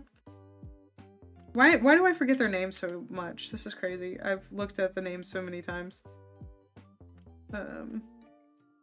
Slenderman. Cinderblock Slenderman. Hyrule Cinderman, thank you. So we see him go to Cinderman and essentially say, hey, I'm having doubts. I'm having doubts about my faith. And Cinderman is like, yes, it is good to have doubts. It is good. And like, I've had a conversation with an evangelical person before, with like an evangelical like pastor. Like Cinderman is fulfilling the role of a priest. And I love that. I really that's so cool. That's really interesting to see. Especially since like this is before the heresy, right? So it's before the emperor has really been turned into like a true blue religious figure. But you still see elements of how religion functions, because whether you like it or not, the imperial truth is like, it is, I mean, the imperial truth is so structured that it functions like a religion. But remember, religion is banned. Oh, you're right. I'm so sorry. If they believe hard enough that religion is banned and that what they believe is not a religion, you know what? That's fine. They're orking it. They're using a tulpa whatever it was that I said. Tulpa logistics. Okay, whoever oh. So many of you joined the Discord server. I got an alert. Y'all are so fun. I understand, yes. It's fine.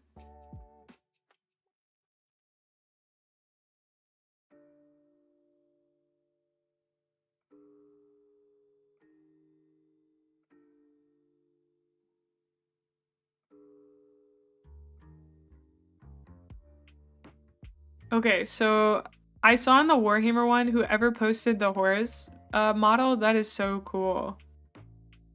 I want to show this on stream real quick. Look at this guy. That's so sick. The wolf.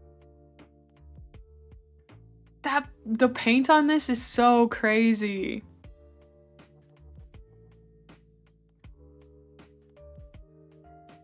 I am not a god, said the 11-foot-tall golden man who is the most powerful wizard man. Yeah, true. Freedom? Freedom, this is incredible. Thank you so much for sharing this. I love this. This is so cool. Like, this looks like you would just buy this. Like, you would just buy this fully done up, you know? A joy toy?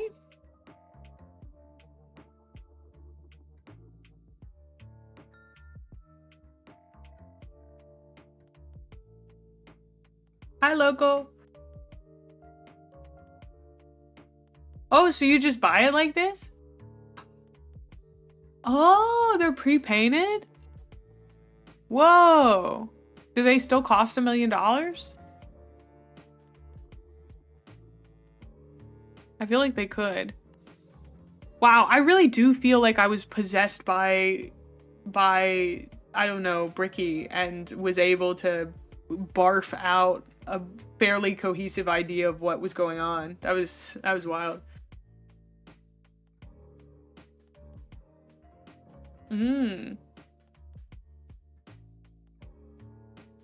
They're not meant for the tabletop? That's totally fine. The rowboat I posted is 125-ish. Where? Oh! Where did you post the rowboat? Oh, is that? Well, that's Horace. And then you showed off. There were 2 more in there from. Oh, in IRL. Oh, okay. Oh yeah, this is Blueberry, our Blueberry Boy Scout. He's so cool looking, dude.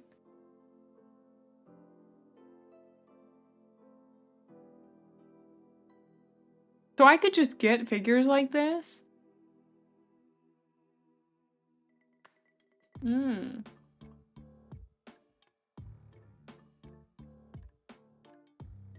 The Chaos Knights I posted in Mom Look at This were like $150 each.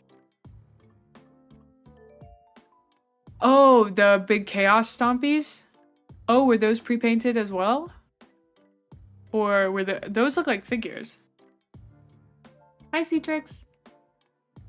Welcome on in. Oh, you painted them? Yeah. Oh, that's not bad. Wow. Yeah, we're doing more Warhammer content today.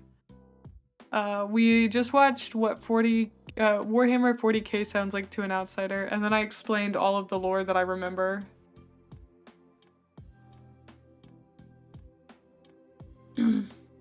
Robot Girly Man is cool. Yeah.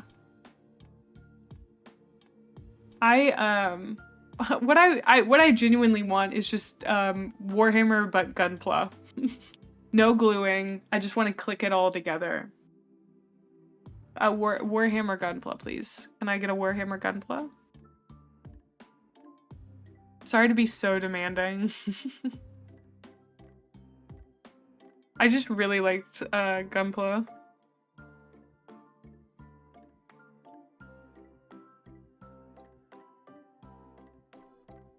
I cannot, dang. GSC was going that route, but then lockdowns happened. Yeah. I'd love to check out Fantasy. Fantasy Warhammer sounds really cool. Because I remember the Skaven from when I was a kid. Like, I know that name. I guess I wouldn't... The thing is, I wouldn't mind painting them if they were big enough.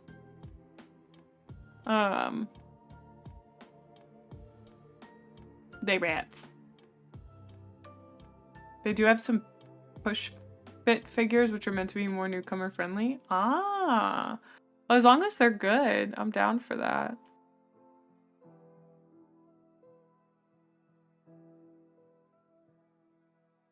Aha. Tau versus Sororitas. I don't know if this will get turned into like a reaction video, but I did want to watch this with you guys. It is the Adeptus Sororitas versus Tau, Bricky versus Nick Warhammer 40k. I would get a grasp on one setting before you get... Yeah, no, I definitely would. Absolutely.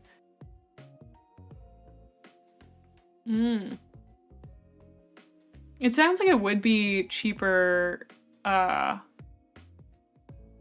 just buy a 3D printer and 3D print models myself. So I know I really want to see how gameplay is done. As somebody who's like a big... Like, I am a TTRPG designer and a LARP designer as well. I'm excited to see what the play looks like because mechanics are interesting to me, even if they aren't my general vibe. So, you measure and throw D6. Oh, it's going to be riveting. It's going to be riveting. 3D printers on my shopping list this year. I used to have one. If any of you guys were here yesterday, for my hand cam stream, I showed off all of my keyboards, and I have a few that I've 3D printed the cases for. Age of Sigmar and Necromunda. I think I was looking up some alternatives.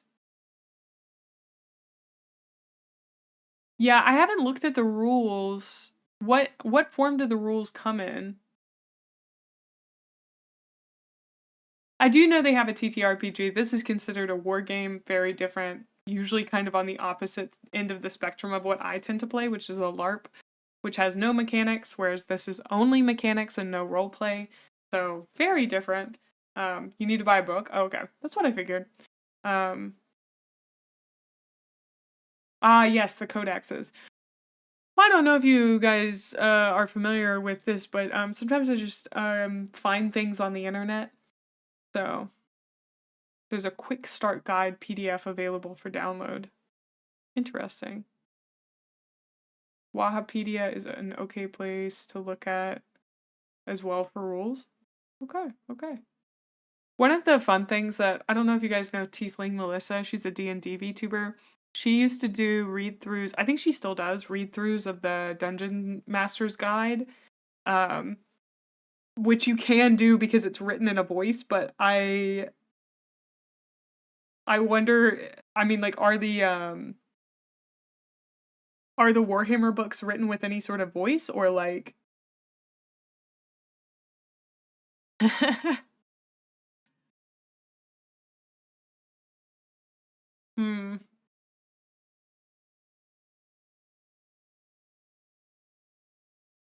Yeah, she's a really cool VTuber. I'm not that much into D&D, but she's on that hustle for sure.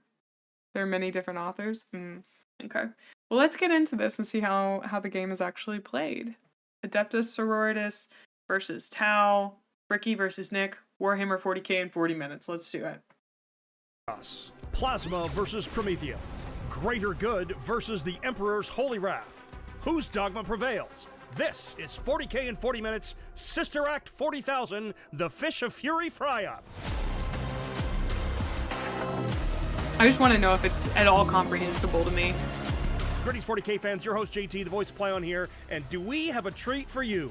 Bricky is in studio today with his sisters to play Taunik in what promises to be a slam-bang, knockdown, drag-out of a match.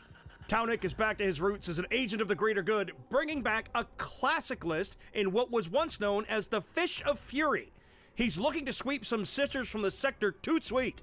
Hello everyone, my name is Bricky, and I am joined here with Play on Tabletop in the beautiful, sunny world of Canada today, away from my home in California, to play my favorite faction oh my God, he lives in all in of Cali? 40K, the Wow. Sisters of Battle.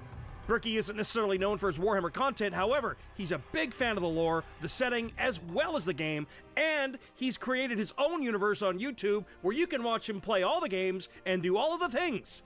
his Adeptus Sororitas look to roast some Tau in holy fire in the Emperor's name. Sisters are one of my favorites just because of the absolute amount of shenanigans they bring to the table. If I need dice to be replaced for any kind of random miracle, I've got it. A hammerhead shot me and I need to spike an immediate 6-up invul, I've got it. Bricky's got 2 Canoness, one with Saintly Example and the other with Litanies of Faith, an Imagifier, Junith Rita, a Palatine with the Blade of St. Eleanor, and Saint Celestine. He's got 3 Battle Sister squads, funny words, a dedicated handsome transport man. in his Sororitas Rhino, 2 squads of Arco-Flagellants, a Dominion squad, an Exorcist tank, 3 Mortifiers as individual units, Oh, that's so 3 cool. Penitent Engines as individual units, a squad of Sisters Repentia, 2 squads of Retributors, both with multi-meltas, Seraphim squad, and a Vindicare Assassin just for the extra shooty bang bang. I'm here because you, fans of Play on Tabletop, have requested that I come out here and play games, and you reached out to me and I said, of course, obviously, and I get to play Tau Nick. He likes Tau, I've been told. Hey folks, Nick here, and we are playing another game of 40K, and I am back with my Tau. So far, I've done really well with my Tau 10th edition, but I'm up against a new opponent, one that I've never played before. Nick counters with 3 Cadre Fireblades, a commander in a Crisis battlesuit, a commander in an Enforcer battlesuit with the Exemplar of the Kalyan, an Ethereal with Through Unity Devastation, a Firesight team with Precision of the Patient Hunter, I know, of course, I love them. My favorite, your favorite, Long Strike. He's got 3 Breacher teams and a Strike team, and 3 Devilfishes for those Breachers. Okay, this is gonna sound really weird, but the Tau army is way less readable visually for me than the Adeptus Sororitas army. Like, I can visually read what they are way better, even if one of them is literally a rolling cathedral organ. But I'm guessing that's because these are Xenos, you know? Hence, the Fish of Fury, a squad of broadside battlesuits, some Crisis battlesuits. Like, these, I understand. These are mechs. These are, like, piloted battlesuits. Makes sense. Yeah. A Skyray gunship, stealth battlesuits, a Sunshark bomber, and 2 Tetras. I'm a little worried about his walkers. Those Penitent Engines, I don't really have a great answer to them, and especially in close combat. If he gets in, whatever he gets into will be dead. It's such a weird compliment. I really He has a don't have great another option, so I've got nose. to shoot him before they get there. Hammerheads and broadsides to the rescue. So my game plan is very simple. It's oops, all war crimes. Sisters Just really love good at that complimenting stuff. people I don't know. I flew an entire country away, specifically to teach the Tau that they are not made in humanity's image. And I can't wait for that. Today's mission is sweeping engagement, so we're going to be using long edges with an angle deployment. Special mission rule is Vox static, so 2 command points for rerolls and for... The command reroll in New Order stratagem now costs 2 CP. Okay. Well, they started with some kind of split something or another. I'm assuming this is the line behind which their battly doodly doos have to stay. I'm sure I'll learn, but like, how do you know who won? Is it just last guy standing? Deployment. This way their doodly doos go. Angle deployment. Special mission rule is Vox static, so 2 command points for rerolls and for new orders. And the ritual mission. Players are going to be responsible for placing their own objectives in no man's land in order to score their points. As for secondaries, tactical. Okay, we have learned. There's something called victory points. There's objectives that you complete in order to get victory points. Every day, it's more fun. It's apparently better, but I don't really care about that. Drawing and the aspect of randomness is fun, so tactical it is. Welcome to the studio. Welcome here. How you doing? I'm doing great. How are you? I'm excited to kill some sisters. Oh, you can try. Looks like Celestine and the Seraphim are going to be in Deep Strike. I love and their all joy. 6 of the engines are in reserve. The Repentia are going to go into the Rhino. The Arco-Flagellants are also going to go into the Rhino. The Breachers are in the Devilfish 3 times. Crisis Suits and Enforcers in Deep Strike. And the Crisis Commander is in reserve going solo. Who's deploying first? All right. Looks like it's me. In a move to shock the world, the Exorcist is going behind line of sight. Devilfish number 1. 10 battle sisters, and possibly, just maybe, a character to go along with them. A canoness, one might say. You know what? Let's keep things interesting and go Devilfish number 2. Ooh. More battle sisters on the line. Another Devilfish. Wow, on the line. I'm shaking in my jorts. This is a squad of Dominion sisters. Tetras would like to go down, and they'd like to hide way back here. Taking a look at deployment here, and suddenly apparently in neither player's dictionary, both players are deployed pretty much on the line. Both of them seem to be chomping at the bit, or perhaps bubbling at the gills to get to grips with the enemy. This is going to be, and say it with me now, an absolute slobber knocker. Thanks, team! Whoa! Right here, we've done... I feel like if he's on the line? No. Maybe this is an incorrect statement, but it feels like it would be so fun to like sit at a table while 40K is being played. Like, yeah, they're gonna have to take breaks to like do stuff, but mostly you could just yap. Like, as True said on YouTube, 40K is a very social game since you will be hanging out with your opponent for hours. Like, I feel like it'd be kind of fun to just kind of like hang out and watch. I don't know. You could just like listen to people yap. I don't know. That sounds nice. Now it is. Yeah, that sounds good. Broadsides. I also just like watching nerds do nerd things personally. And that I used to watch my brother play video games. Fire, I watched light. the Fire frat tight. boys that I knew play Dire Smash. Sniper. Yes. As you see, look what I did. All right, let's do it. Drones have no purpose anymore. Are those each of his shots? Yeah. What? Bring it! Come on. Oh, Joe, it's out of the box. Oh! What was that about rolling sixes? Yeah! Let's go. Faith, I've been rewarded. This episode is brought to you by our friends at GameMat.eu. GameMat.eu makes fantastic mats and amazing terrain ready to go right out of the box. No painting, no people nothing. that care Just about stuff are unpack it and cool, play. for But sure. that's not all. They also carry a full line of other tabletop games, including a full line of Games Workshop product. They also ship worldwide, so you can build the battlefield of your dreams with just a few clicks. Now, back to the action. Thank goodness. First turn.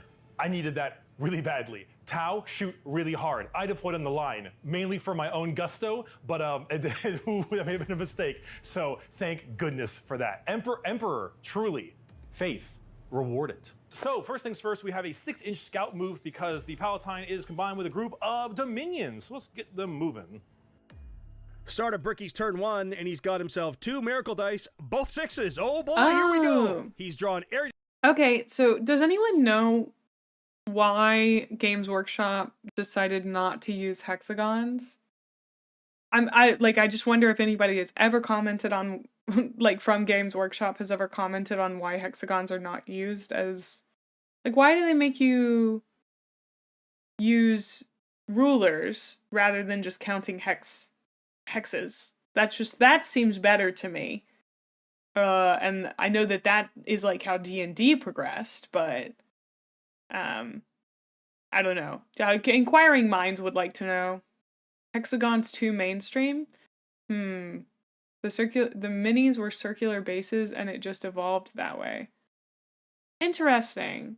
Yeah, I feared somebody might have said something about it. They weren't prepared for the bestigons. That makes sense. I thought I'd just ask. Hexes came after this? Wow, they could have invented it.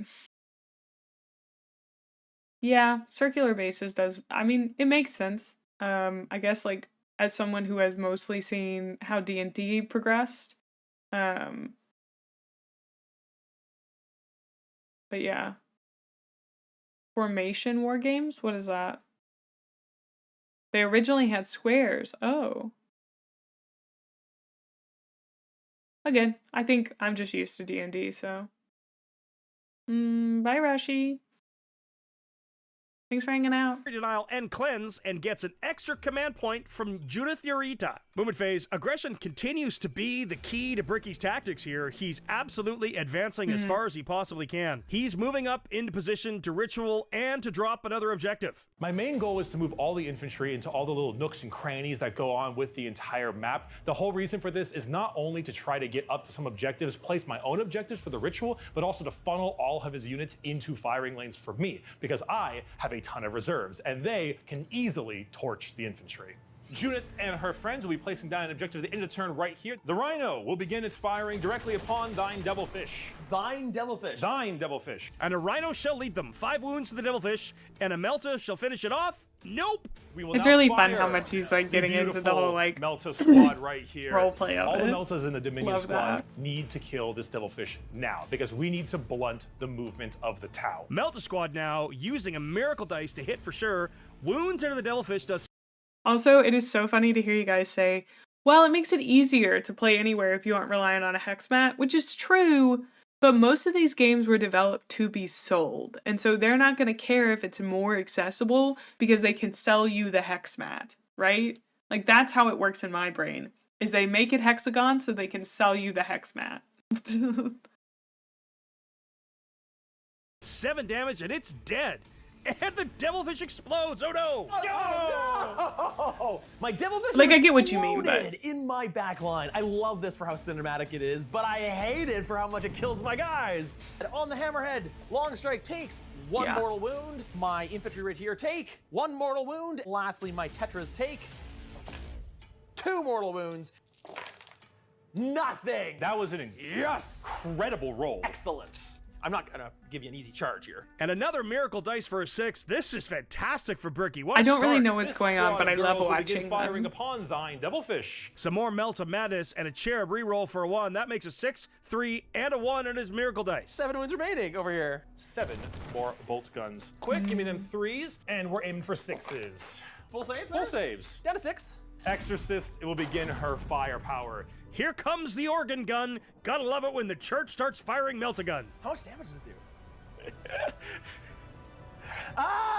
Unit has not used it yet! Oh, 6 damage. That goes another Devilfish down. Heavy bolters into a Devilfish. Oh. I will intentionally fail a single one of these for a 1. Cherub to get a new one. Because this squad is Retributors, they reroll 1s to wound. So in a sense, I'm not losing anything. 5s. Rerolling the 1, and then we'll reroll that other 1 from the miracle dice. Save 2 of them. And we will see what our new miracle dice may become. This is literally the definition of I'm just happy to be here. Ones. No, we knew it was gonna happen. Yes. Turn yourself back in shame. Charge phase. Oh, yeah, what are you gonna charge? What a 9-inch charge we have here. Nick spending So his they command kind of- point here on they sold it photon on that grenades point? to That make makes that sense. charge a little bit longer, and it fails. All right, I believe my turn is done. I'd say pretty eventful. I do place a new objective right down there. Yeah. End of the turn. Solid start for him. Best way to keep Tau from your face is to shoot the transports. How's Nick gonna respond? I don't know. It's just, I mean, it's fun to watch. Nick up to Yeah, a command I point, Bricky assume 3, and they're, Nick's like, rolling pulled to- behind for enemy actions, lines and but- a tempting target. That tempting target is a little bit tough to get. I'm gonna have to sacrifice a unit of breachers. Is 5 points worth a whole unit of breachers? It is if I can really damage his squad there, so let's find out. And that means numerical dice. No, it doesn't. Don't get a 6, don't get a 6, don't get a 6. A 3. Okay, we're gonna start by moving this Devilfish up. Nick really needs to be mindful of close combat with the sisters. He has to plan his marker lights here, as well as his guiding of units, to maximize his effectiveness. My So- team is just gonna move over a little bit. It's kind of like D&D where you roll to hit and then you roll for damage. Just enough to still hold the objective, but be able to offer supporting fire. The opponent always does a save. Advancing Devilfish with a 4. Ooh. Which means I get all the way over here. All the infantry are gonna get out. Canoness giving squad full rerolls will overwatch those. You don't roll for damage that is mostly static depending on weapon. After hit, you roll to wound. But what does that mean? Like if you roll to hit and you hit them, what is rolling to wound? Like what is a wound?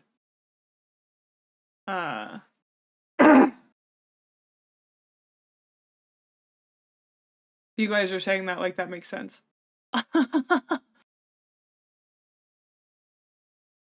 Okay. No, I would definitely do that. You roll to hit against the enemy stat, then you roll to wound.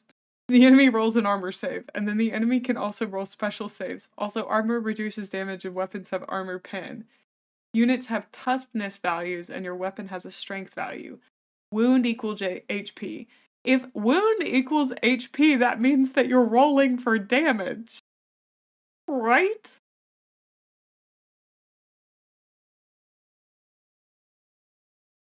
I asked if you were rolling, but no! I'm getting so many conflicting answers. Okay.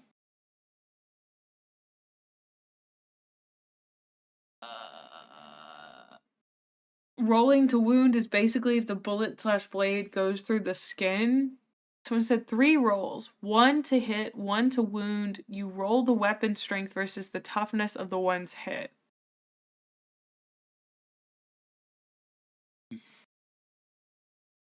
Okay, damage is usually a fixed value. They just roll to see how much of it actually goes through? What? Hey, Bricky? Hey, Bricky? Having Twitch chat attempt to describe the rules of Warhammer 40k Tabletop Edition to me is driving me crazy. So, in order to save my sanity, if you could hit me up and explain the rules of Warhammer 40k to me, I would really appreciate it, my dear. I've gotten through the lore, okay? I've gotten through the lore on my own. And with Twitch chat. But, buddy, oh, it would be so nice if you could step up and help me out here. My DMs are always open for you to explain Warhammer 40k, and also maybe to flirt if you want, but like, it's whatever. I'm asking for some help here. Thank you so much. Why don't you watch their beginner vid? Yeah, but then like Bricky couldn't explain it to me. It's not straightforward because this has like almost no overlap with D&D. Ah, okay.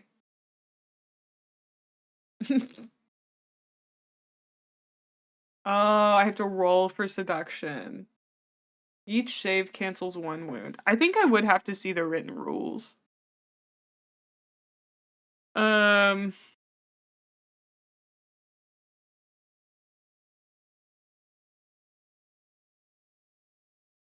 Does anybody know where I can find the downloaded rules to read after this?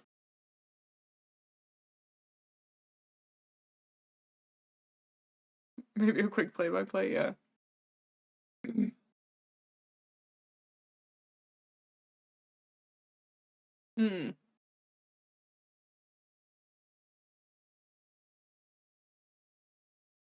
Oh, it's a video.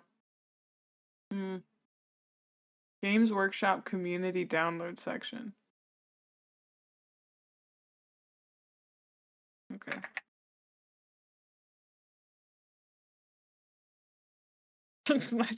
I literally typed that into Google.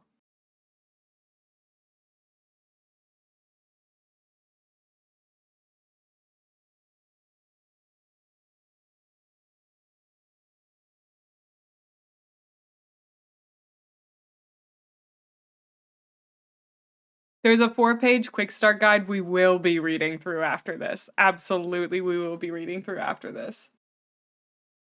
So fun fact about that, when Bricky addressed the mass of VTubers watching his vids like 2 to 3 years ago, he did say if any of those VTubers want to do a co-stream where he explains Warhammer, he would be down, which kind of ended with him playing with a couple of them. That's really cool. That's super cool.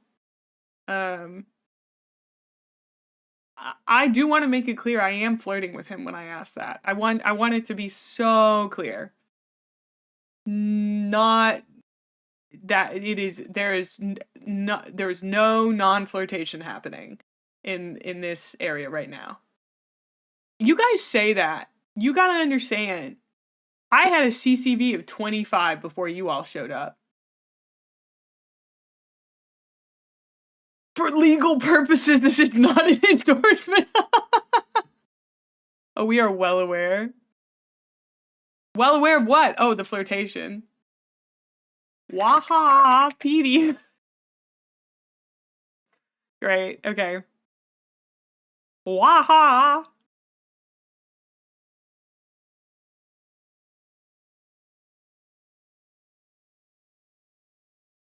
For a while, he was to Matarakon what Connor was to Mouse. Oh, interesting. Oh. No, you don't get it. It's not just that he's handsome. It's that he's smart and he's clever and he's funny.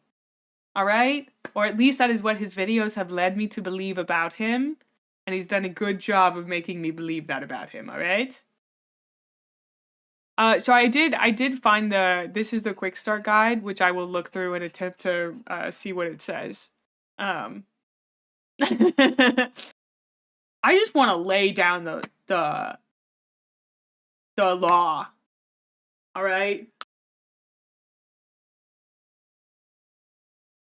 He's also a successful small business owner. Oh my goodness. So he's got executive function. That's crazy. What a benefit.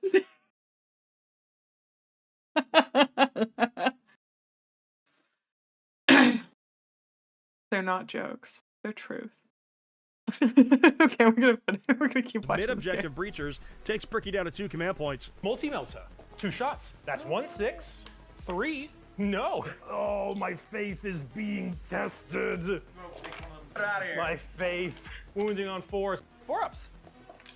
You've killed 3. This is gonna be like the most parasocial comment that I've made yet, I think. I think he would be so fun to play a tabletop role-playing game with. Like, I just feel like it would be so fun to play something like Fiasco with him. Or even like, listen, this is gonna be a big statement for anyone who's been around for a while. I would play Dungeons and Dragons with Bricky. That is a statement that you have to drag out of me. I'm not kidding. I would play Dungeons and Dragons with him. And I do not like that game. But I would do it. I would do it. Oh. I'd do it. You know, in a sense, that's probably statistical. Then lastly, my stealth suits are going to move their 8 inches, putting that them is down bad. Objective 9 inches away right here. In the shooting phase, these guys right here are going to put down the ritual. Long strike starts the joy. No, because it's a 2. Right. But what happened when you wound? It's a 5. Oh, it hits. My faith in the God Emperor. Truly. Did you see the stakes? You saw it happening. Please roll. Okay, how much damage? Oh boy. CP rerolls only 1 CP, right? Nope. Oh, in this mission, it's 2. It's 2? I am down to 3. All right, and then I have 2 one-shot secret missiles. 4s. Oh, they use dice counters. Okay.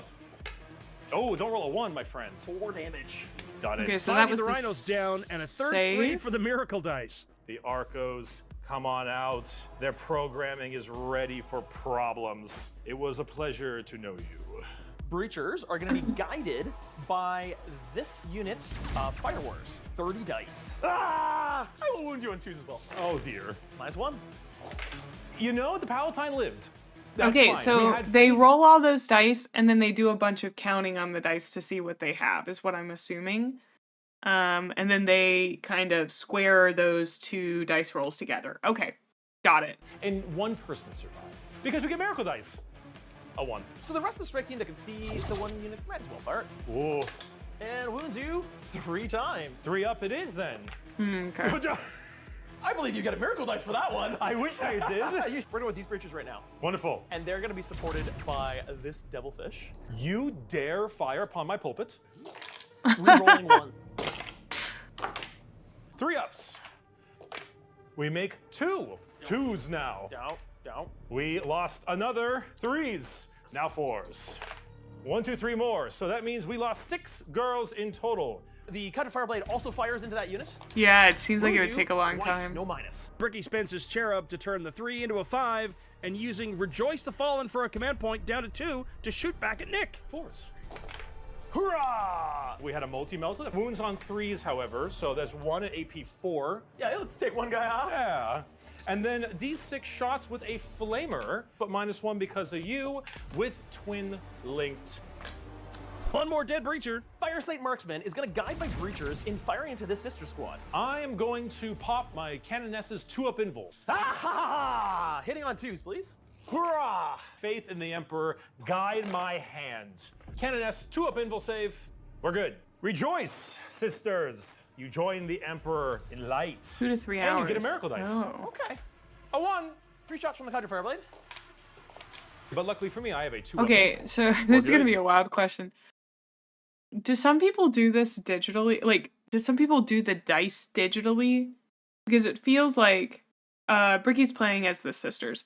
Because it feels like that would make it go a lot faster if you did want to speed things up. Yes? Okay. That would be my first guess, was like, or my first thought is like, well, if you wanted to go faster, it seems like you could just have a computer do it. But I would like the tactile feeling of rolling the dice for sure.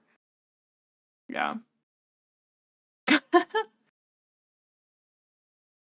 Probably, but physical dice are half the fun per minute. Yeah, I totally get that. Hi, Fun.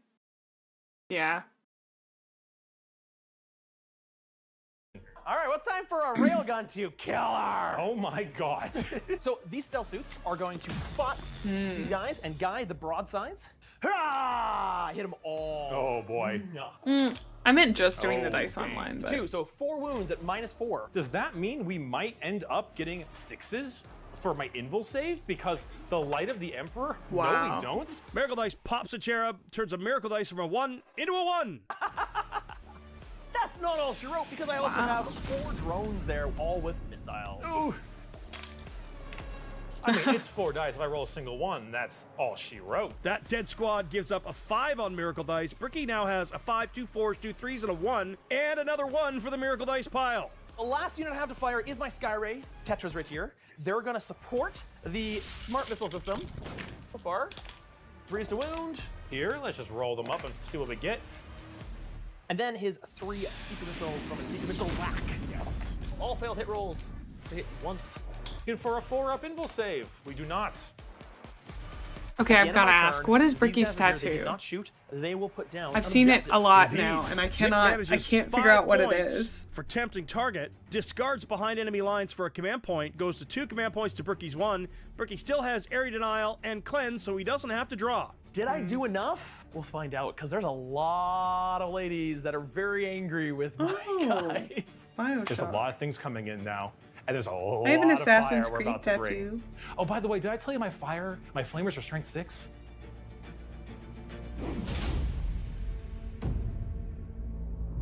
Start of his turn 2, his Miracle Dice now, he's got a 1, 2 3s, 2 4s, a 5, and a 6. 3 command. Hold on, I'm going on a short detour.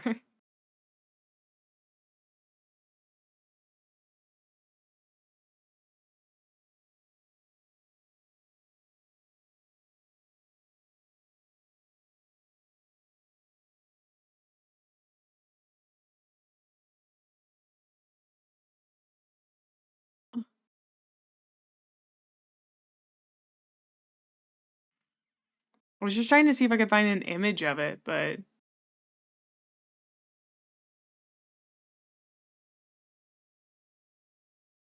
it does not seem like I can.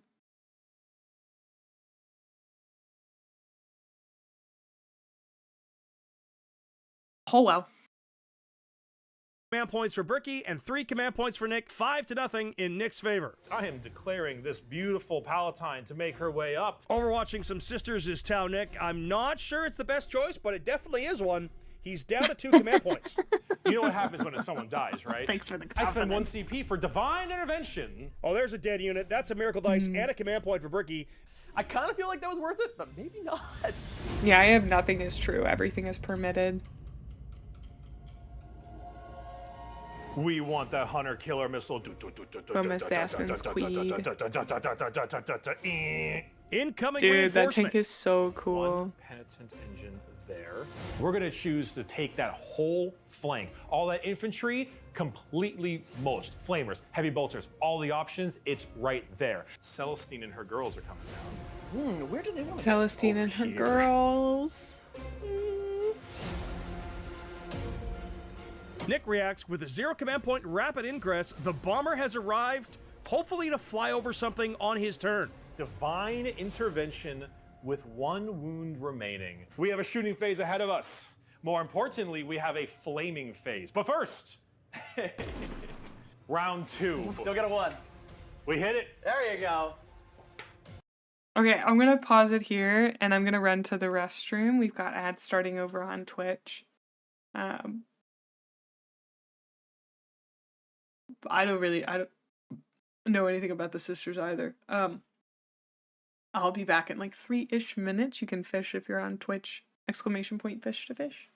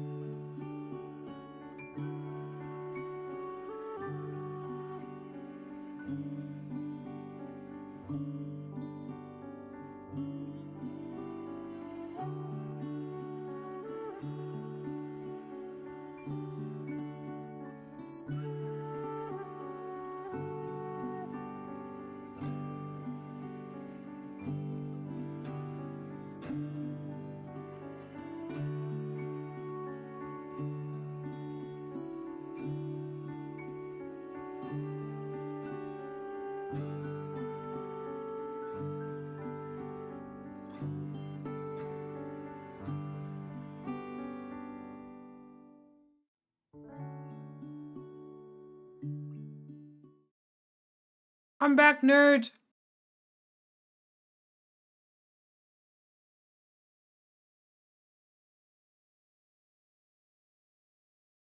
Oh. Thank you. I have some peanut butter pretzels. I'm ready to keep watching Bricky do his thing. Oh, the sniper whiffs again. Oh no! Turn back away. A little. Your squad here Welcome was hit in. by a sniper shot.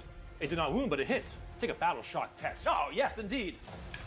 Battle shot. They are shocked. 4 hand flamers, D6 shots each. 4s it is.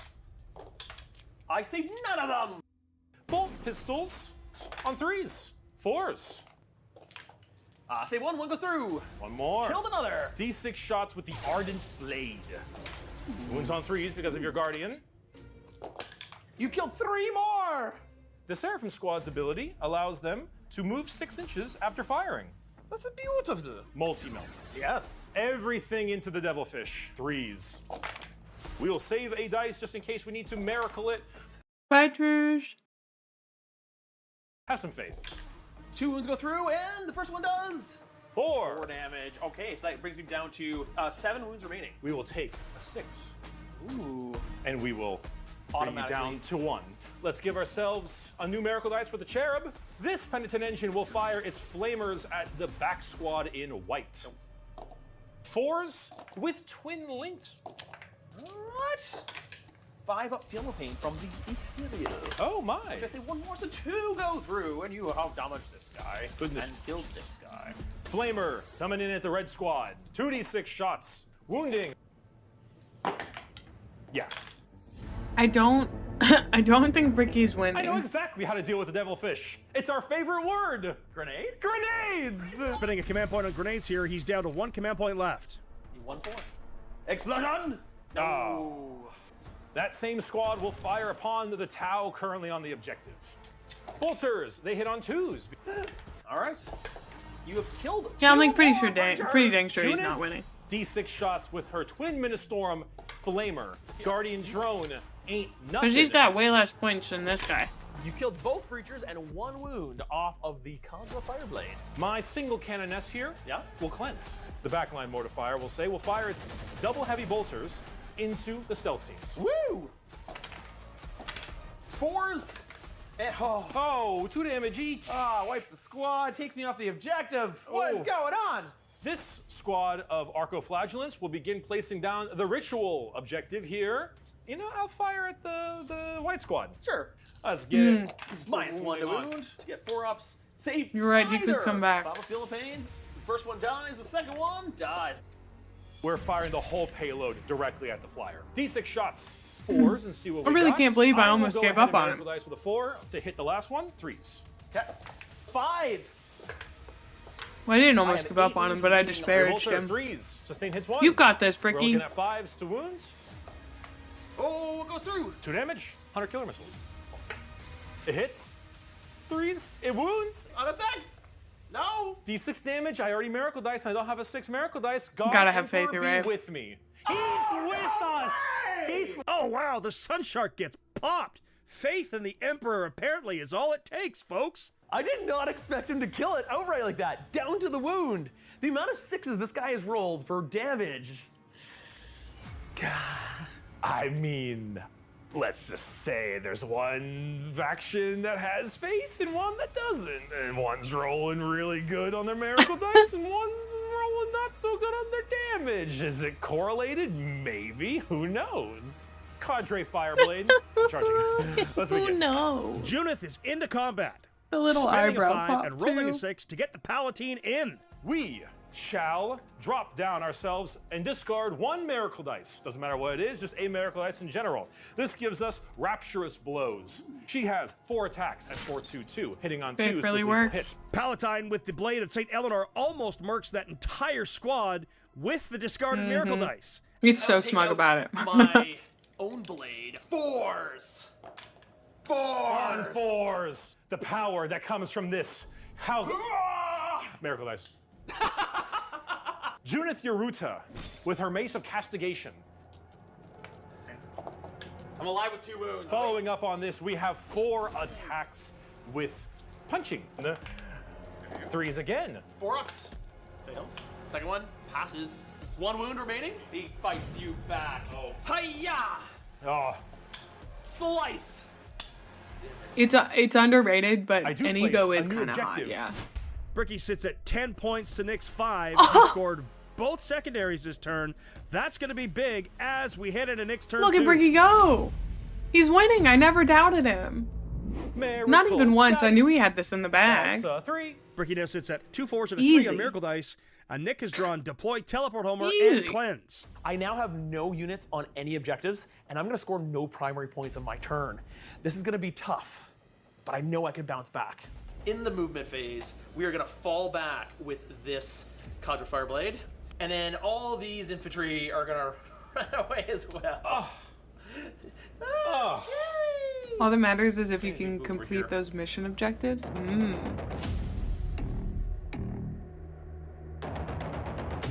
Bricky overwatching with the mid-table The Emperor squad. does love that guy, Swapping out it's a Miracle true. Dice now at 4-3-3 and chewing away at that Breacher unit. 14 shots with bolsters. Let's see those 6s. The Emperor continues. All right, here we go. All right, you've killed 2 of the Breachers remaining. The Cadre Fireblade falls back with a desperate breakout, and it fails. My Enforcer suit with a group of Crisis suits. I've also got Ooh, my that looks Crisis scary. Suit Commander. I'm gonna go onto your objective. Let's start off the festivities. Yes. Start right here. Now they're gonna use their one-shot secret missiles that I've been saving into there, plus their big guns. Tetra granting rerolls into the Exorcist, but it's still up. We're not holding it in. We're not holding it in. What was that? The amount of ones I've rolled for damage and wounding is just need a minute. Just need a break. Do it. Can I handle this? Down to 6. Well, that was absolutely I think he terrible. forgot one The crucial worst rolls thing. I could have done. 1 command point The for Nick Emperor on grenades. protects. 2 command points left. On 4s is mortal wounds, and please take. Yes, sir. Yes, sir. I will take 1. So we're going to fire this entire unit of Crisis Suits and the commander into this unit. They're going to be guided by this Cadre Fireblade. Let's see it. 5 ups. All right. The squad is dead. Can Celestine survive? Oh, Celestine is pasted, but that's a 5 and a 1 for Miracle Dice. He's got a 1, 2 3s, a 4, and a 5 now. Before I go further, I do owe you a bucket full of hazardous tests.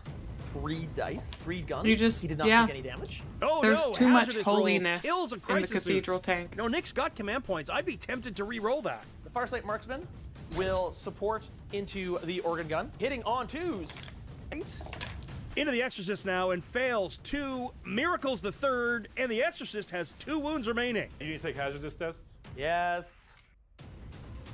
Take 3 wounds. Let's go with the railgun. This unit of strike team is going to spot this suit right here. You're going to be supported by this into the railgun, who is going to shoot his big giant gun here. He's got 2 side guns. They're going to shoot at this unit right here of flagrants. Flagellant. They're going to shoot at the flatulence. Damn it. I don't have my soundboard. Please add it in post. Winning on a 2. They didn't add the fart sound. 6 That's plus D6 devastating. damage. Oh, the penitent engine dies, no explosion, but that is another 3 for Miracle Dice. So the accelerated burst cannons into this unit of flagrants. Flatulence. Flatulence. 4 up, feel no pain. Fails. I killed one of them. No, you do not. Oh, they had multiple wounds? They have 2 wounds. Oh, okay, well, there's something. And then this unit, cold Okay. unit of fire warriors are gonna fire into this 1 wound model. So it is just This like is gonna be exciting. large It's scale so exciting. I'm turn-based gonna roll them one combat. at a time. Yeah. I mean, I guess I knew that, but Oh, Palatine is down. But a Miracle Dice I do gain. So we have the Skyray. So he's gonna fire his big giant missile rack right here. It's gonna Dude, fire he's going his for side that. sponson into the wounded flagrants. Into the flagrants first. You've killed everything. And then wounds you. So reroll the wound rolls. And that's another one. So let's see some 6s. None. Let's see some feel no pains. Quite a lot. Only 1 dies. And then it's big giant missiles into there, and I better hit at least 1 of these. Let's see it. I hit 2 of them. 3s. No. No. See the box. The Exorcist is down. But a Miracle tabletop Dice I do RTS, gain. yeah. A 5. Firestart Marksman. So you know what? I'm gonna shoot at this canoness here. See it? Hit once. I can't die, so 4 up. I fail. 2 damage. Oh, is this for Celestine? It is. So you're seeing if this angel lady comes back alive. On a what? 2. Does Celestine resurrect? She does! Celestine returns. She's 3 back. more points for Nick on cleanse. That's going to give him 8 secondary points total. Uh-oh. 3 command points for Nick because he's discarded deploy Homer, and 1 for Bricky. And we head to turn 3. I need to make sure that in future turns. This is only turn 3? I need to score max Oh primary my in turn 4 and 5. word. I feel like we've been watching this for 17 hours. I mean, in a good way. For the most part, the organ being gone is a little scary, but I kept those reserves for a reason. Celestine is back. The right flank still has 3 engines in it. As far as I'm concerned, I think I just need to really tighten the noose right now. Secondaries, he's drawn overwhelming force and engaged on all fronts. He's got new miracle dice now. He's sitting at a 1, a 2, 3 3s, a 4, 3 5s, and a 6. 15 primary points sees him jump up to 25 to 8. 3 command points to Nick's 4. Yes, Battle Shock. 25 to 8. Bricky's running away with it. I'm sure you would. And you would be correct there. Battle Shocked. Celestine. Dude, he's one dominating of her it. Bodyguards comes back alive. Movement phase. Let's begin. Hi, Pally. Thank you so much for 2 months. Thank you. Appreciate it. Been good having you. Blizzard. We have an advance roll for this penitent engine. Can advance in charge? They can. The mortifiers will move themselves up. Flatulence, they will move up 7. Bring them up. Let them join the party. These girls over here. The Canoness, true speed and power there. A 6-inch move for these girls right here. Taking the objective. Holding all 3 objectives. You know, Gaming Pyros, this is half a bit, half a not. Half not. Here comes Celestine. Celestine is making her way in. Overwatch! Okay. A lot of it is Celestine I just getting like, Overwatch I do here. like Nick's listening down to 3 Bricky command talk, points. so like. Overcharging, going for the kill. Wow, 10 wounds at -2. We will save 1 just in case we might need that miracle dice. We're going for His the big opponent play. is really We're energetic going for the too. It makes big it really play. nice. The big play. A command reroll, You know? using a 4 from his pool if he succeeds and she lives. All right, so you have to make this or you die. I have to make this or Can't take it Celestine back, will it's the internet. perish. Oh, I love it! Does the Emperor... No! What a big moment. Bricky down to 2 command points, and Celestine is gone. I get a miracle dice. You do. A 4. Let's bring in some reserves, shall we? It is helping me to understand the flow Here of the come the game in Repentia. general.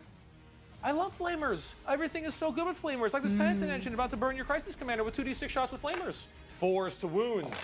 But it is twin linked. Oh no. Oh no? Oh no. Oh no. Oh no. Oh, no. Commander is down. I am going to use His shooty, his one shooty, bang, special bang. ability called Shield Breaker round. No invulns. No anything. D3 plus 3 damage. A fine chance. No, it's 4 damage. Oh, the Exodus rifle takes that commander down to 1 wound left. The Mortifier will fire at the same Crisis squad. On 3s, sustained hits. 4s. 2 damage each, my friend. Down to 4 wounds with this lead crisis suit here. We will fire this 1 bolter. Hits. Wounds on a... Down to 3 over here. All right, let's fire this penitent engine. 2d6 shots. Only 5. Okay, so I do have a question for my folks who play Warhammer. Do you spend a lot of time thinking about what to do next, or like, do you ever have to like pause to think about what to do next? Like, you have to be like, hold on, I need more time to think. Or does your opponent's turn, like, I guess I'm seeing the very fast like action stuff, but you mostly do it in your enemy's turn? Yeah. Okay. It's chess with more rules, of course. Okay. That makes sense. I just wasn't sure. Yeah. Because of course they're editing it down to be faster, but I wish maybe they maybe they have this somewhere. But one of my favorite things is watching what would be a good example? Hold on. Oh, like recently I've been watching a lot of Wolfie VGC. And he will walk you through like his choices in a Pokemon game as it's happening. I kind of wish there was a video, and it might exist. If there is, please tell me, of someone going through a Warhammer game that they played like this and walking you through why they chose to do what they do in those moments. Yeah, like I want to see someone explain through their thought process, even if I don't fully understand it. Because like sometimes I'll be watching Wolfie and he'll be like, and then I chose to do fake out on Incineroar to make the Jigglypuff flinch, and I'm like, yes, King, go off. And like I'm following, but I'm not really following. There is someone that plays Voton that does that. He is one of, if not the best Photon player at the moment. Oh. Paul is bad at stuff?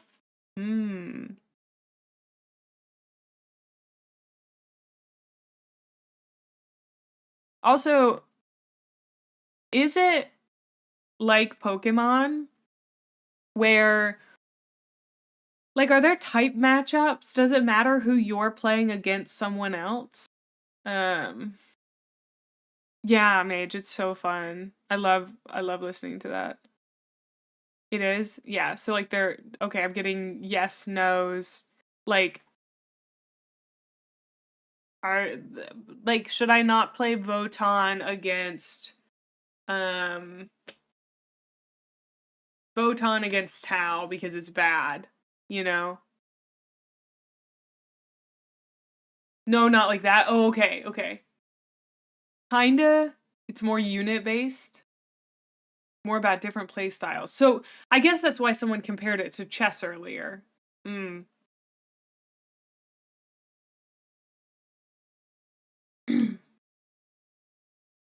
It must be crazy being a person that's very good in tourneys and stuff. Guys must know a lot of rules for specific units of entire armies. There's a little bit of counterplay, but not explicit counters. It's more like fighting games where there are matchups to learn. Oh, okay. Well, there are certain armies that have a tougher time than others going into melee armies, for example. That makes sense to me. Not all armies, just kill each other.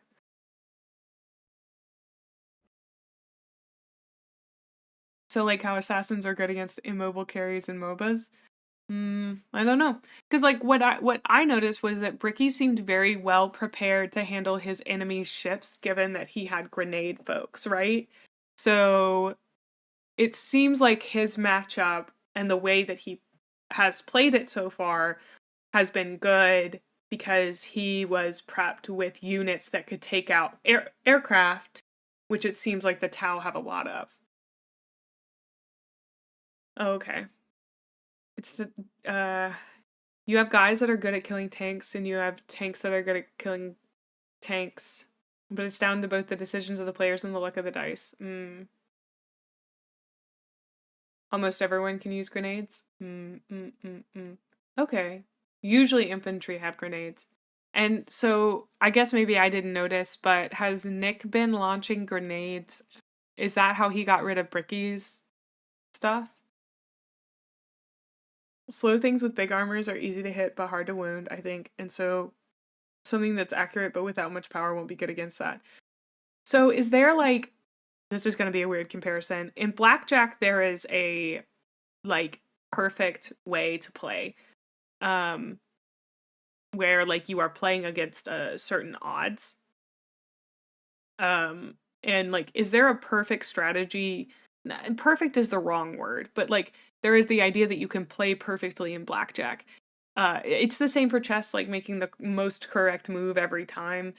Can you learn a strategy for doing that within Warhammer? Am I making sense about what I'm asking?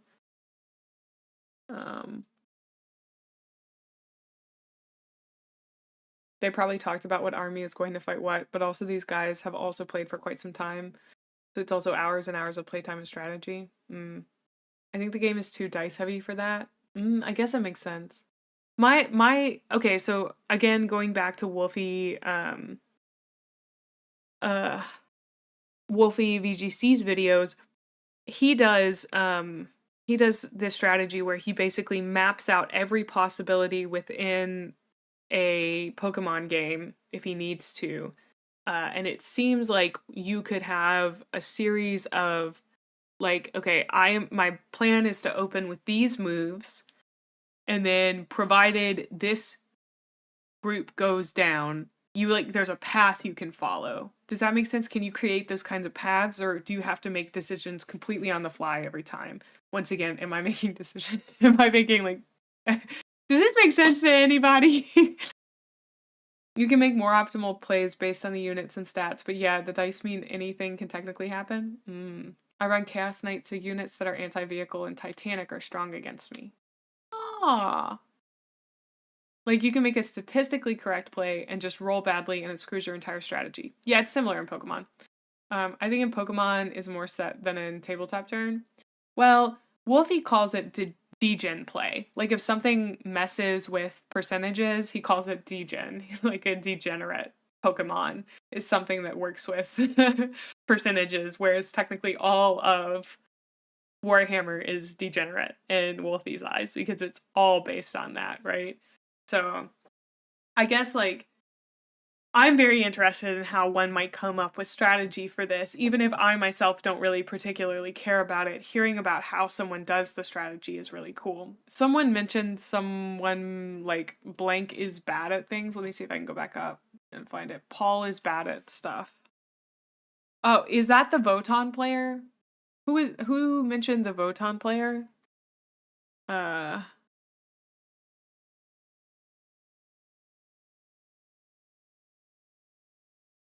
Pokemon tries to have guaranteed results. This is more of a let's see if we can do this. Votons as 40k is the one I'm talking about. Okay.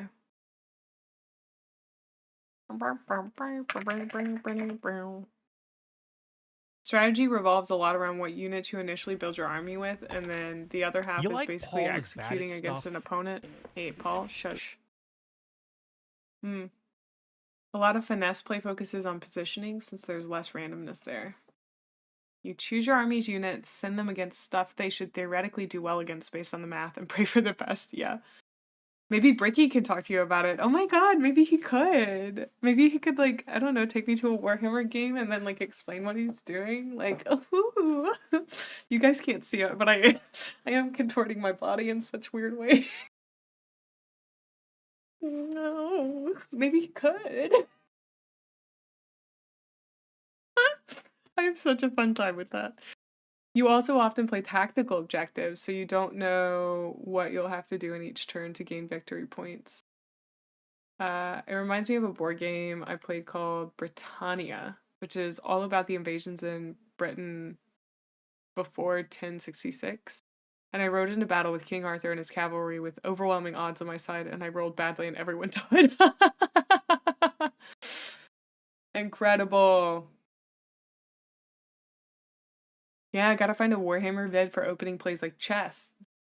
Or like just strategies. Well, I forgot to type in the name for that. Let's see. Voton versus 40k. Incredible. That's what I was looking for. Imagine fumbling the rise of Camelot. Dude, could you imagine? Okay, I'm really glad that we watched this. I feel like it's given me a lot of questions and ideas. Wounds on 3s. On 5 up, feel the pains. 2 more guys off. 1 and 2. Fire multiple heavy bolters directly at the same white squad I just did, starting with this mortifier. Begin with 3s, wounding on 4s because of the -1. AP 1s. 5 ups. So you killed the squad, and you have brought the ethereal down to 2 wounds. The final mortifier into the ethereal. Begin mortifier. 3s. 3s. I don't think so. All right. I don't know what that is. Don't save it. 2 damage. Kills him. All right, this squad in the center has some shooting to do. Everything into the this one unit. Nick spends a command point on go to ground. He's down to 2. That's going to give him cover and a 6-up invuln. 3s. Save all but 1, and you have. I have a vague idea of why there's so many rolls, but I don't really know. Hitting on 3s because of the +1.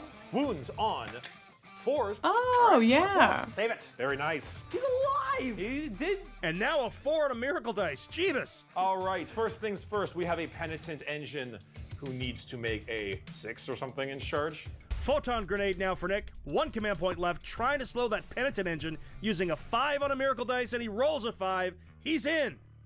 As I said earlier, this is kind of phase turn 3 for Bricky. The engines of doom are in. The more fun one. We want the repension. They need to. This reaction to this video is literally an intersection of like, I'm happy to be here and I like your funny words, Magic Man. Like that's, I'm feeling really girly pop watching this. With tone. So we'll take the 6 and we'll roll the 3. No. Oh yes. No. Oh, he got a 1. Crap. Canada shit in there. No. Yes. Okay. You can come in. You're allowed. Hold on. Mid-table squads doing some charging. Get a 5. We're gonna. That's technically a 5. Yeah. So I guess it does work, but it's not what I was really hoping for. What do you think about that guy? You think he's gonna make it? No, I'll take him off for you. Take him off. With his 1 wound. Why are we talking like this now? They're New Yorkers. We're They're New consolidating Yorkers. into both of these units, I tell you what. Let's punch the fire blade. I don't think I got much going on here. Power weapon, 2. Did you ask what army do you have or you're planning to run? Pally, I hate to break your heart. I learned Warhammer, I learned about Warhammer 2 days ago, if you're asking me in particular. Shots, hits on 3s, got both. Wounds on 3s. On 6s. I got 1, down to 4. I will say, if someone was like, if you have to build a Warhammer army, then probably either the Adeptus Auroritus, which I did not know that he ran, or oh god, probably just like one of the the purple guys, the Imperial. I used up all my knowledge of Warhammer. I'm so sorry. Yeah, the Slaanesh. No, the Slaanesh guys. The Slaanesh Space Marines.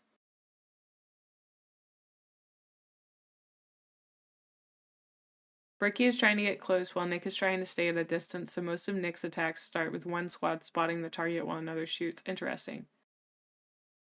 Emperor's Children! That's it! Yeah! Emperor's Children. Yeah! Dude, they're so wild. Are they the ones with noise marines that play sick guitars? His Emperor's Children too? Wow. I don't want anyone to think I'm like copying him. I gotta pick one he doesn't have. I don't know. The Emperor's Children just seem really cool. I would do the blueberries. I'd do the Blueberry Boy Scouts. I love the duty-bound Blueberry Boy Scouts. They seem really cool. Okay. Ah, the Silence offends Slaanesh. I love that. Age of Sigmar Slaanesh models. Ooh, someone's probably linked those before. Build an SOB army? Sons of bitches? Oh my goodness, maybe you could. Sisters of Battle. Oh yeah. Oh yeah. The I mean, are these the girly pops that have the little seals, or because I liked the girly pops that had the seals. I think those are the Sisters of Battle. I would do those. They look so cool. They work for the Inquisition a lot. Yeah. I don't know. I think I'd want to see them all in real life and then see if I could get like how much. Okay, genuine question. How much does one army to play the game cost? Like this game, like the game that he is playing right now, how much would it cost to play this game in particular? Yes? Okay. A lot? Lots. Got it. I mean, I assume. Can I get a ballpark? 400 to 500. Okay.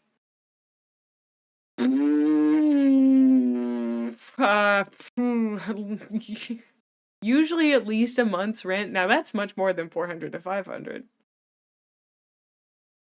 Big army, 4 digits. Oh, so they got money if they got that. Okay, so like maybe in 10 years. Oh my god.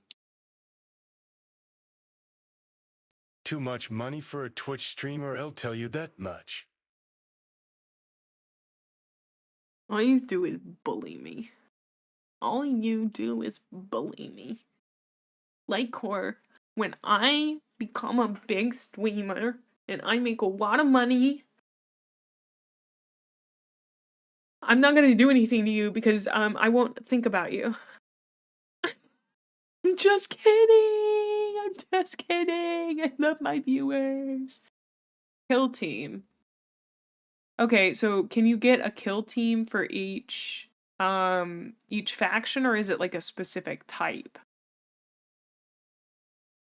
Cost for paints and brushes? You're now the Grinch. Shut up. Kill team is a great way to start. I'd get a kill team. What, you said like $50? I paid 65 for my Gunpla stuff. I think I'd like to spend some time. I'd like to learn how to put it together. I want to understand why people like that part of the hobby. I don't really care about playing it. I want to put them on a little shelf. Is that okay? Would people get mad at me if I like just bought them and painted them and put them on a shelf? I don't know if I care, but I'd much rather just watch Bricky play Warhammer than play it myself.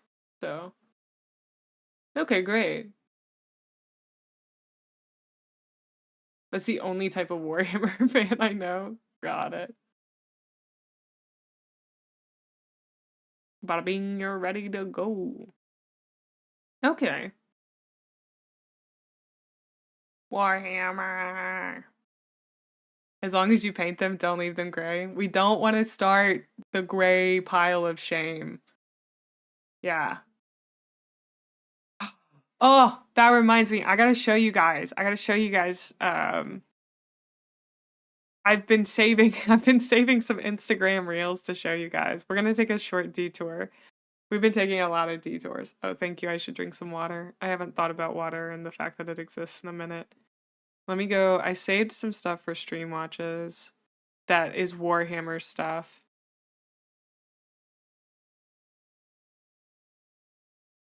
There's no sound. Heart, brother. One is for the Emperor. But the other one is yours. I have 2 hearts. I don't know. I started getting recommended things like this before I didn't even spend that much time. I didn't even look up Warhammer stuff. That's what's so funny about it. Also, this one. My liege, I'm afraid an aircraft has hit the South Tower. My word. This is news most unfortunate. At least the Pentagon is safe. My liege. Don't say it, Ignatius. News most unfortunate, my liege. Ignatius, no. What is it? News most unfortunate, my lord. Oh, welcome on in. You rock Raven Garden Tau? Ignatius, no. Dude, a 9/11 joke gets me every time. This was great. Yeah. This is a vibe. It's for each successful wound, so definitely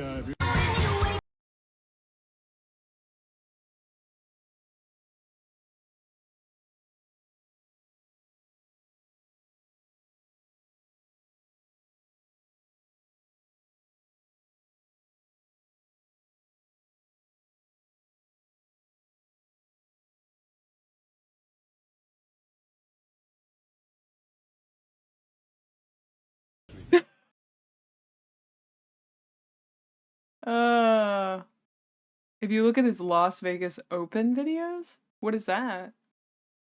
My liege, they hit the Imperial Palace. Oh, well, that's interesting. I would still watch that. Hold on. I have like 17 tabs open right now, you guys. Okay. Bricky, Las Vegas Open. Okay. Now, when you look at His beard was so scraggly. Okay. In ancient Terra. Hold on. I want to keep showing you guys these because I can't believe I got recommended. I don't have any tabs open. Like, I have, like, I'll open a bunch of tabs, but then I always close them at the end of the day. I don't know. Maybe I'm a little crazy. They would call upon a certain machine spirit. Hatsune Miku, bless this machine. Hey, I'm Phoebe. Yes.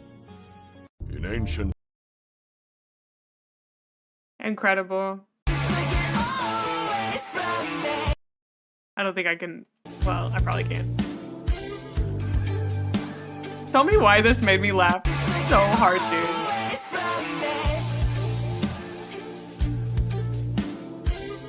I think I have another video of someone doing this.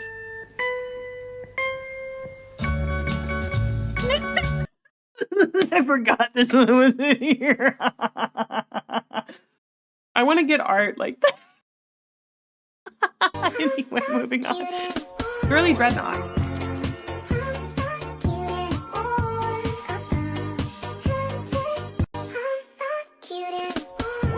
Aren't they just like the cutest? I love them. They look so well done. Oh. Sister of Battle cosplay from London Comic Con.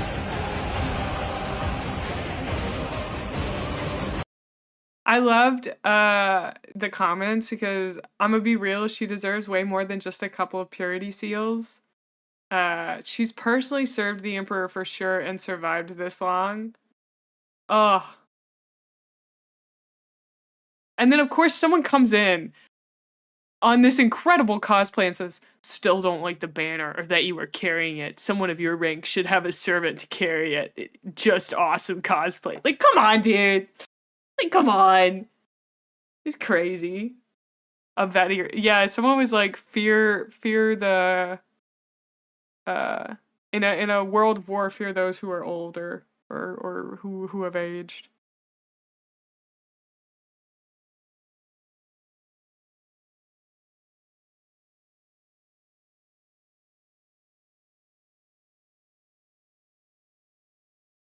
Oh. Ornithopter and kill 2 of your lads. But all I have are 2 command towers. Are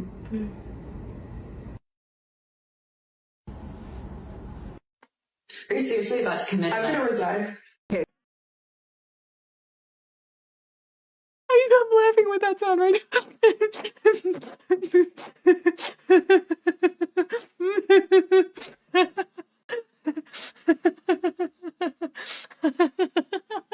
To sacrifice my Ornithopter and kill 2 of your lads. But all I have are 2 command towers. You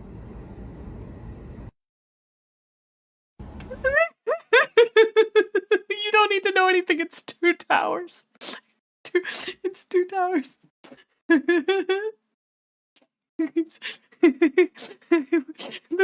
Just the George Bush.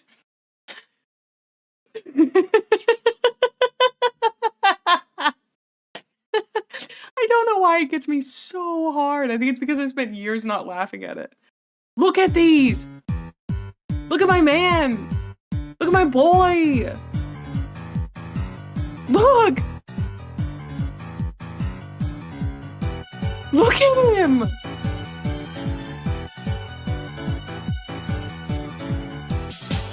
This was the greatest random pull. Oh! No, I'm not attracted to Germa.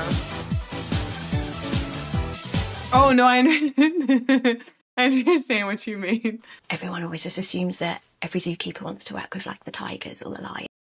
Okay, I think that was all the Warhammer ones that I had, but this one was I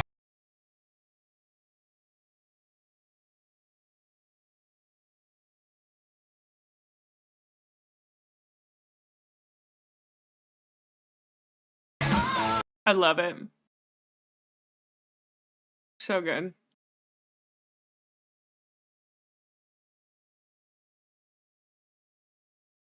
Yeah.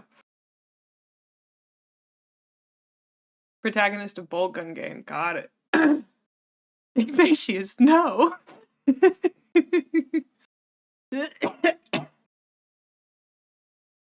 Ignatius, no. I'm done. I'm done. I won't keep laughing at that. Okay. We're going back to the game. Oh. What is a boomer shooter? That makes me think it's a game for boomers.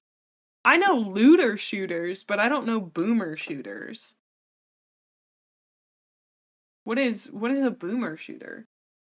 Doom-like. Oh! Okay. That makes sense. I've never played Doom, but I've seen it run on more systems than you can ever imagine. This goes into the crisis suits, breaking down to 2 command points for Holy Rage. Do you think that you could run Doom on a Space Marines gene seed? I think they're advanced enough. You could run Doom on one of those things. Me slapping a Space Marines gene seed organ going, you could run Doom on this bad boy here. Like, you could probably run Doom on their helmet. That's so true. Sorry, the idea of slapping an organ is so funny to me. No? Because it's an organ? You're just not committed enough.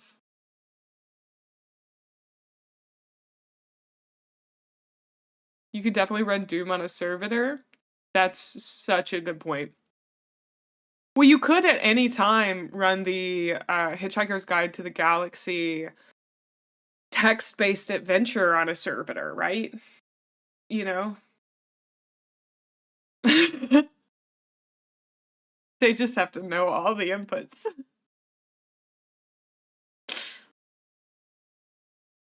AP0. Oh, we watched a Stardust earlier, so I'm still alive with 1 wound. I know. Okay. Woo! My crisis suits are actually going to pile in to get closer. Crisis suits punch back. Really no effect. What a turn 3. Nick, my friend, I believe that you must have faith. My turn. Bricky's jumped out to a huge lead here. He scores 8 points on his secondaries. Out of I like command points, Six has 1, but he's 33-8. Start of next turn 3, he scores no primary. He's got to start scoring quick, or this game's gonna run away from him. Sir. And then I'm gonna draw 2 new objectives. Here, you draw for me this time. Ricky's crushing it. Assassination. I'm so proud of him. Oh, that would've been good. I knew he would Turn. the whole time. Force. So Kayun begins. Not just the state. I didn't know what was happening, but I had faith in him and the Emperor. 14. You I'm know. gonna move on to this objective right here. Fireblade is gonna fall back around you and hold this objective. Starting with this unit of crisis suits. Understood. They're gonna shoot every this unit right here. You did. I doubted him for a minute. But I didn't know how high the score went. Yeah, okay. See it. Commander 2. Yeah, hell yeah. Freeze. Winning on 2. Can I drink some water? 6s, baby. They die. So it turns out, sustain hits when guided is pretty good.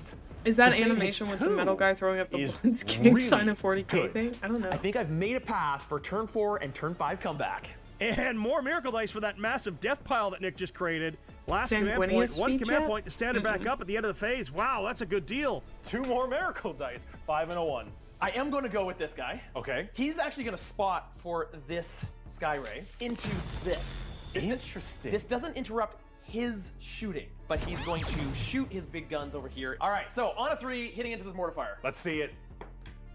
Oh, in the 60s range. He does That the helps. built-in reroll. He does. For that wound roll. So he's going to use it right now. You'll never reroll a 1 to a 1. Oh, God! Skyray's firing. Skyray. He's got to put that dice in dice jail.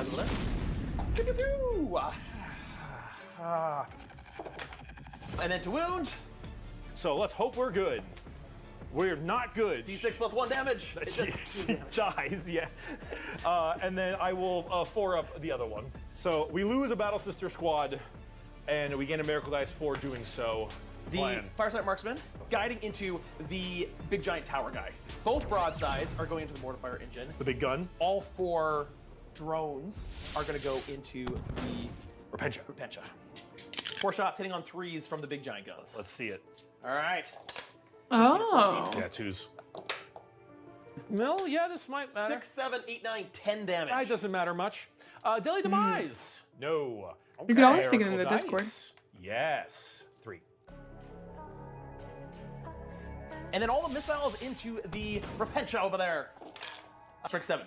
Strike 7. 2s. Oh, okay. We'll use a 4. 4-ups until she dies. A 4-up. She dies. No.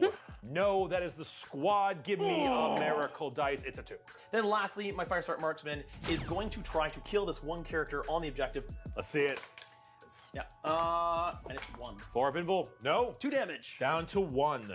All right, so at the end of the turn, we still have some combats to do. I do, and I was certainly choosing these crisis suits. Makes sense. We have 5 attacks with my Canoness with her chain sword. We're hitting on 2s. We're gonna use a 5 automatically for a Miracle Dice to wound with 1 and hope for 5s on the others. Is Miracle Dice like a special thing that Fight face Bricky now, gets? and the Canoness kills a crisis suit. Not Bricky, his army. We're gonna activate their extremis trigger words. 6 attacks each. Trigger words? They're trigger words. Wounds on 6s, of course, but we get twin linked as well. Whoopsie daisy. There we are. Okay. Which goes through. 1 damage. 3 Miracle Dice brings the Canoness back with 3 wounds. Nick manages 10 points on secondary, 33 to 18 Seems pretty cool. as we head to Bricky's turn 4. 5 points on primary for Bricky. He's pulled Storm Hostile Objective and Secure No Man's Land. Both players should Exclusively command for points. Bricky. There's a Battleshock test that Got we it. take here. Yes. Now this is a big Battleshock test. If you fail this, you don't hold this objective, scoring 0 on primary. Yes. Because all the other Battle Sisters have been removed, and that is a 3. Let's make some waves up in here. Nick overwatches with crisis suits. She dies, but she's going to be coming back at the end of phase because she hasn't stood back up yet. She's instead going to run and hide behind here. Yeah, makes sense. Yeah. Penitent Engine, backfield objective, get the flamer, get the points, get the secondary. Everything needs to go up and everything needs to start hitting. Hitting well, but hitting regardless. Meltas. Lots of them. Into your in that trenches. moment, Oh, he the trenchers have gone. he did explain something, but you know, it didn't really. He said too many words I didn't understand, but you know what? We got close to getting an explanation. Down. Bye, Pally. They could explode, actually. Ooh.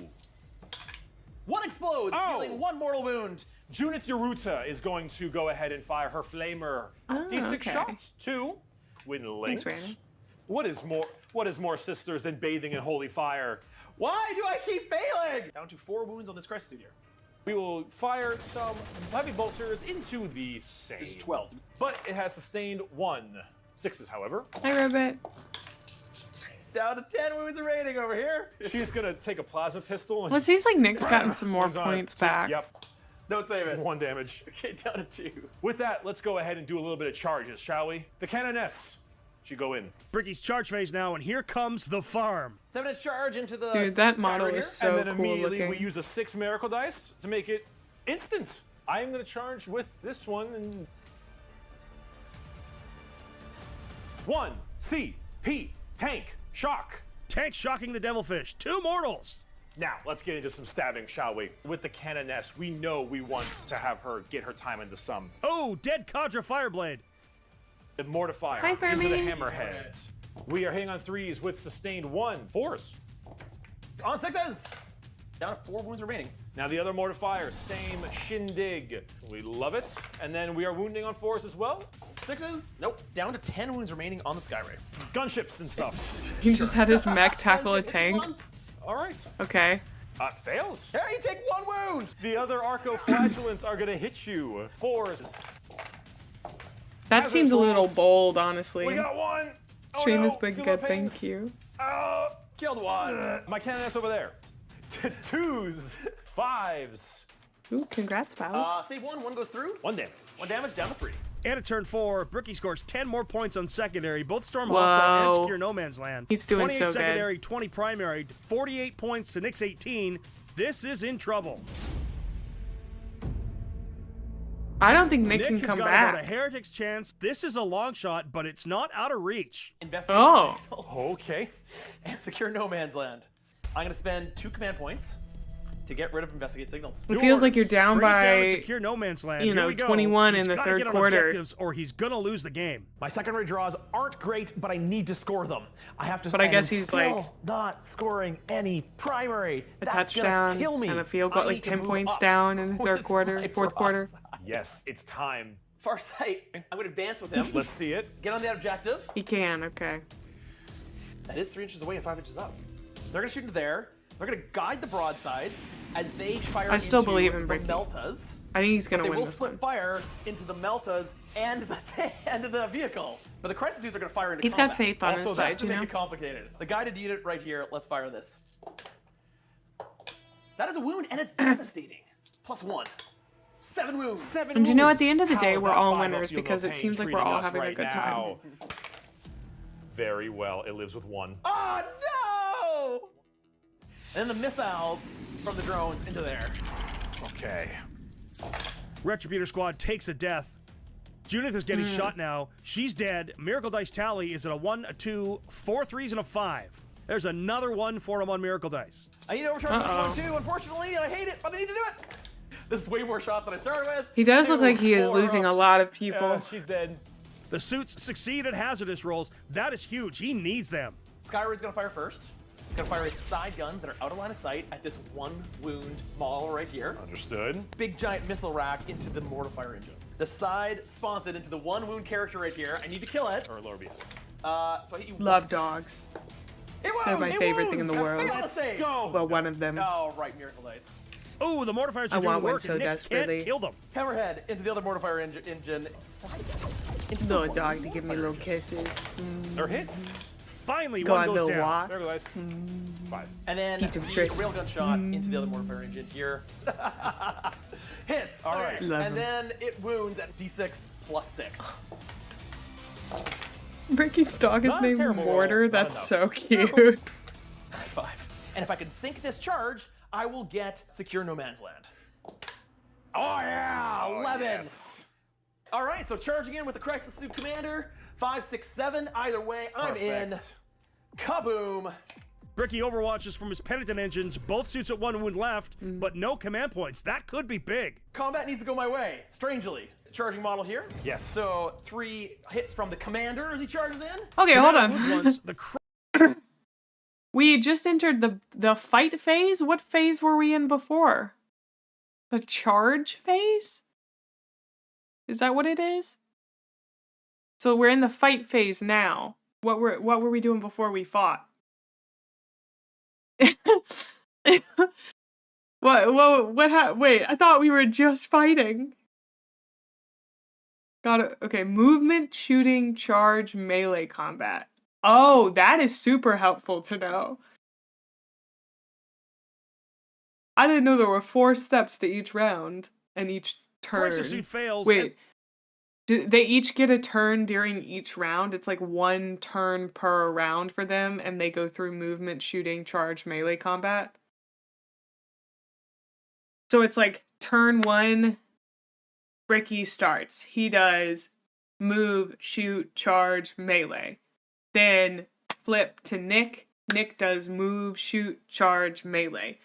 Go to round 2, rinse, repeat. Okay. There used to be a psychic phase. Is that where you hurled insults at your opponent in order to psych them out? 6 turns in total or 3 rounds. 5. I'm being told 5 rounds. There's also the command phase before all of that, which matters more to some armies than others. Okay. Now, move, shoot, charge, fight made complete sense to me. Command, a little more amorphous, I just gotta say. So, it's 5 rounds. Okay, understood. Use psychic powers like spells, buffs, debuffs, etc. Ah, I kind of liked the idea of you hurled insults at each other. I'm adding in a new type of round called a little bit of banter, and then I'm adding a round at the very end called aftercare. The fact there isn't a 6th round just called aftercare is devastating. Bricky gets his free miracle dice in the command phase. Ooh, you make some checks and score points for controlling objectives. Vicious mockery. Yep. Cool. Okay. And the miracle dice saves him. The broadsides? Seems like they've really streamlined No joy it. in the mid-table either.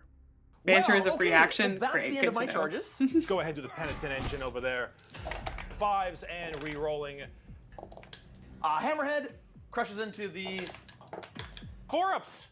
Lives with 1. Flagellant will go with next then in that case. 6 attacks. On 3 is 5 because we're super wounded. Beautiful. Twin linked.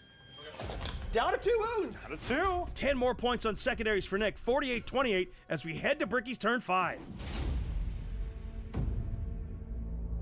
So I've kept him off primaries for most one of the spot game. Wendy's I'm for your getting barely opponent? any points Wow. at all, but Oh, I he gotta shut also up. isn't either. But he's turn 2, and he can really spike primaries at the end. I need to get these secondaries done, and I need to delay things, everything into his boats. Hold back his crisis suits, hold as much as I can, dot it around the battlefield, and just hopefully wipe him off where I can.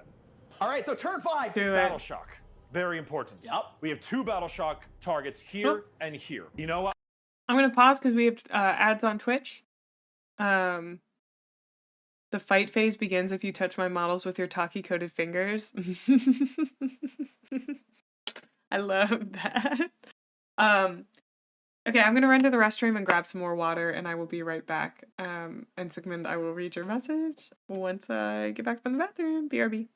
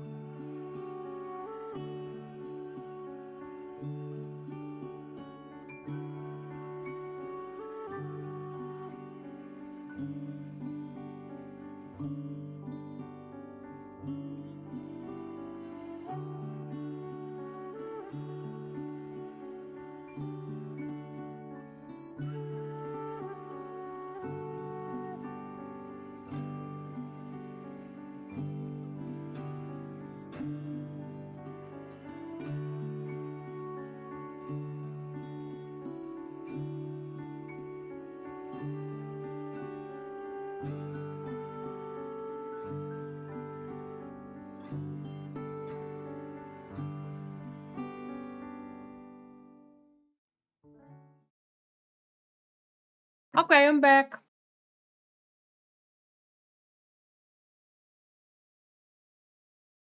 Oh. Hi, Sigmund. Command phase is important. Both players gain a command point, and each player has stratagems that they use for special abilities, such as tagging a friendly model with a boosted capability to shoot down flyers, reflected as a +1 to hit units with a fly keyword on their profile. Oh, okay. Thank you. Oh.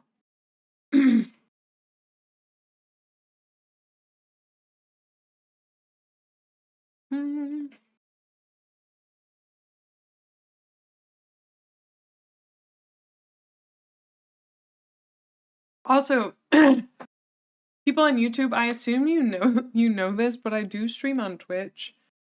If any of you do like using Twitch, I always appreciate people watching on YouTube, but there is a pretty big delay, so I don't know. I thought I'd inform you guys of that. You can get me without a delay on twitch.tv, where you can also get emotes for following me. Join us. And your chats will show up on screen, so. Ah, okay. Mm. Mm-hmm.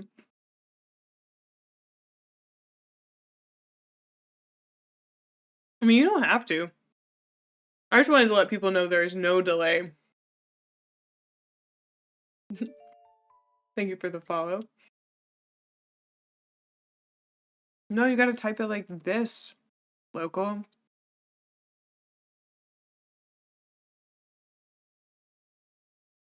Yeah, I just preemptively type out my comments to parry what you say with an immediate response to make up for delay. Wow.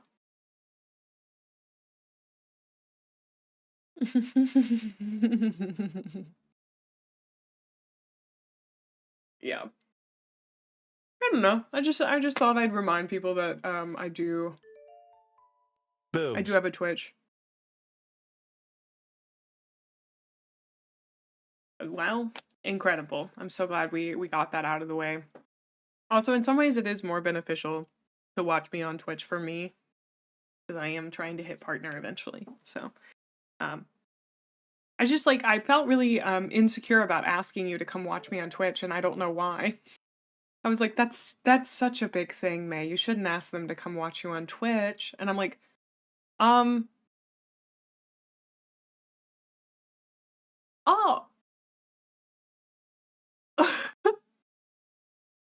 Oh my gosh, it's 2026? Thank you so much, Dylan. Year of the partnership. It's true. This is the year we hit Twitch partner. Why is this in the not safe? He just has his shirt off. No big deal. I have seen the Bricky body pillow. I don't know where it was linked in the Discord, but I have seen it before.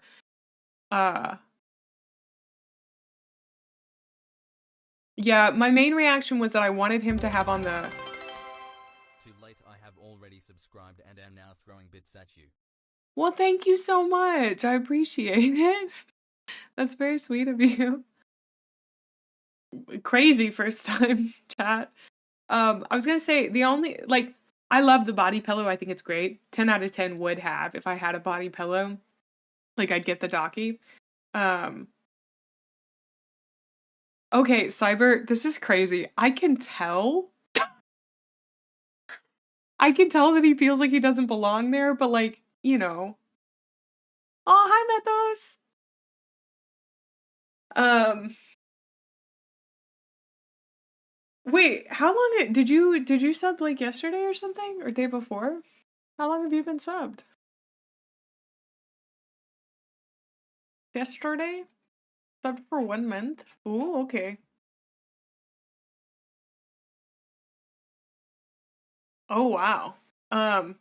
Anyway, yes, I don't know why, but I felt weird telling you guys you could come over and hang out with me on Twitch, but that is also my main platform. I love YouTube for my video content. It will always be where I host my video content, but my live is mostly on Twitch. You can do stuff over here too. You can throw things at me, pat me on the head, make sounds happen. I even have a model roulette. But I'm sorry. What?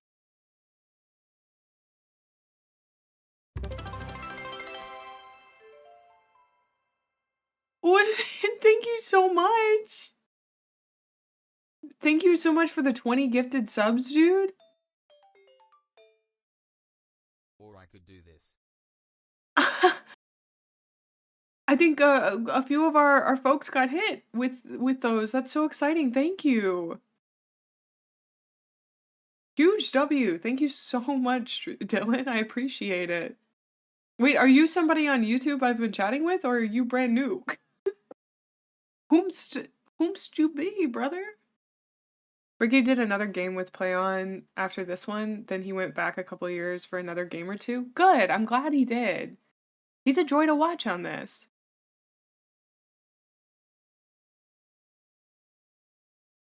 He used his Knight's Lords on me. Yeah, thank you again for the gifted subs. I appreciate it. I'm the guy on YouTube who called you the cute VTuber who wants to smooch Bricky. Oh, I made a tweet about that. I tweeted about that. If we go to my notifications. Had someone come into my chat and say, "Are you the cute VTuber who wants to smooch Bricky?" So I'd say my venture into Warhammer is going really well. So it made me laugh, made me giggle real hard. It's a good legacy. Good legacy. Yeah, Twitter is so difficult to figure out. So are you? I am. I am. I spend about, I'd say I spend 90% of my time when I'm doing Warhammer stuff, learning Warhammer stuff, and then 10% trying to get Bricky to slide into my DMs. So yeah, I don't use it that much. I've met some really cool people through it, and I use it to keep up with other VTubers, but mostly it is a dead platform for me. So, but yes, I am that VTuber. I'm happy to be that VTuber. For sure, for sure. You guys are unhinged. I'm playing the video. 5 and I will roll the other. It's a 5. Yes, that gal will definitely need a battle shock test. She fails. Battle shocked. We need a miracle dice that we gain a 2. You have behind enemy lines. It's very doable for you. You already have it. That is a bit doable. And extend battle lines. Arcoflagellants have a 7-inch move, so you know. Broadside's overwatching into the moving Arcoflagellants. He's out of command points. Penitent Engine will flame everything you know and love. Okay. 2d6 shots. Winning on 4s, now to 3s, but twin-linked. Oh, wow, a dead suit. A singular bolt pistol. From here? Yes. Yeah. We need a 2, honestly. Yeah. The miracle dice wounds the suit. All the melts into that. Yeah. 3s! 3s here to wound, made 2. We will miracle dice the last. It is gigantic. 8 wounds each. It's down to 7? So you've killed one of them. One of them dies. One of them dies. Oh, that's a cool unit. Arcoflagellants into the mid-table. Boom, what a charge. Let's fight. All right, into the Firesight Marksman. Hits on 4s with sustained. Oh, 1 dead marksman. I will consolidate onto the objective. All right. Yeah, flatulence. Hits you once. Oh, the suit commander has failed. Yeah, the broadside might as well go in there. 3 hits into your guy there, and wounds you once. I'm just learning about the game mostly. Takes 1 damage down to 1. Hammerhead's gonna try to kill this 1 guy here. The reason I started watching this in particular, welcome on in, is because basically learning about the lore made me start asking a bunch of questions about how the game is played. Because it was difficult for me to imagine how all of the different factions and armies that you could get affected the battle itself. Although I'm finding out that the majority of it is kind of like cosmetic. It's like you should buy the ones that you think look the coolest. But you know. That's all I need. Wound it! Wounded it. Oh, I need a 4-up. Feel no pain. Do it! Oh, and someone recommended this, and I was like, this is nice. And a Miracle Ice. A 6. Hi, Barley! The Imagifier. 3 attacks. Miracle Wound on the Enforcer, and it lives! 8 more points for secondary for Bricky. He's going to end the game with 36 secondary and 20 primary. That's 56 points. Nick sits at 28. I'm not sure if Nick can catch at this point. Everything has to come up Millhouse. Well, there's only one Going thing good. left to Bricky do. just won. It's a Hail Mary to see if I can bring this game home. Oh, wait, he There is didn't a path win. forward. There is a chance here. If I can get on every single objective by the end of my turn, control 3 objectives to score 15 points, and complete both of my secondaries, I can turn this game around. So start my turn. Command point. Storm hostile objective and engage in all fronts. The only way I can get engaged in all fronts is I have to fall back with this unit and fall back with this unit. Yes. The only way to do it. So I'm gonna fall back to here. Are you gonna overwatch me? I am going to overwatch you, but a twist of fate. I will not overwatch you with my flamers, but instead my meltas. 1-6. It's all you need. How many dice are in that box? You really shouldn't get. I mean, I guess if you bought the like wire ones that are rated for climbing, they will last you forever. That is one of the nice things about buying those carabiners, but yeah. 4, 5, 6, 7. Right. I said 8. You said 8? Oh, you need to roll it on the dice. Yeah, I'm glad you got a sub. It was all set up. It was all set up. We make our own faith, which means 2 wound on 3s. I can't believe he thought he wasn't. You need 4 ups, sir. Like he You wasn't make this confident in right himself now. for this. A heads coin flip into a heads coin flip. You dear. He's so entertaining to watch. No. I don't know command points for it. All right, well with that, he dies. It means my gamble to get the objectives fails. I can't get an engage in all fronts. I can't get enough primary points, which means despite me He is full moving of here whimsy. to That's get a an good way to additional describe it. 5 points here means I will only score 5 We more love a points, little bit of putting my goofy game here. far behind yours. Good game, Well man. done. That's it. That's all, folks. That was the chance, and he's done. 66-38 in favor Wow, he of won. this episode's victor, Bricky. Well done, and you have more than earned these victory dice. Yes. Fantastic. Thank Well you done, very well much. done. You really had Nick out thinking himself, sir. Well played. And Nick, better luck next time. Those miracle dice really were the death of you. Thanks to this episode's sponsor, GameMat.eu. That was so cool. We absolutely love their ready-to-play with terrain and high quality. That was great. I'm really glad we watched that. I understand. I have some bad imposter syndrome for sure. Oh, okay. Here we go. We have Necrons versus Adeptus Custodes. And then, let me see. What's it called? This is Play on Tabletop. I really like this channel. Okay, so Bricky being Chaos, Night Lords versus Adeptus Mechanicus, and then Necrons versus Adeptus Custodes, Night Lords versus Salamanders. Ooh. Oh wait, I want to watch this. We've been at a 90% casualty rate for a month. The rest of the platoon just got executed for suspected heresy. Come on! Let me f***ing shoot my whale gun! You've been firing for 9 hours! Hold on, we'll get another round. That does, I am, yeah, that's how it felt. That's crazy. I love that.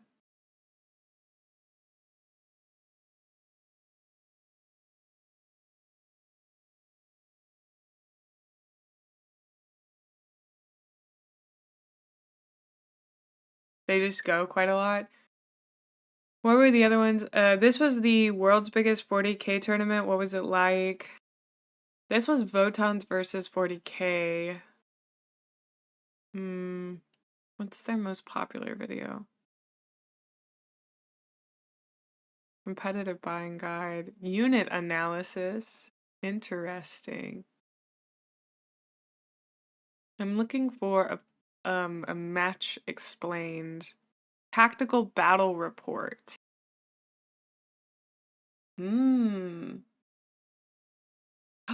Oh, you're right, Finn. We gotta do that. Okay. Are you guys ready? We're gonna we're gonna read through the quick start guide. Oh, this is gonna be great. It's the Blueberry Boys, right? Blueberry Boys? Okay. You ready for some rulebook ASMR? This guide will help you get started with the games of Warhammer 40,000.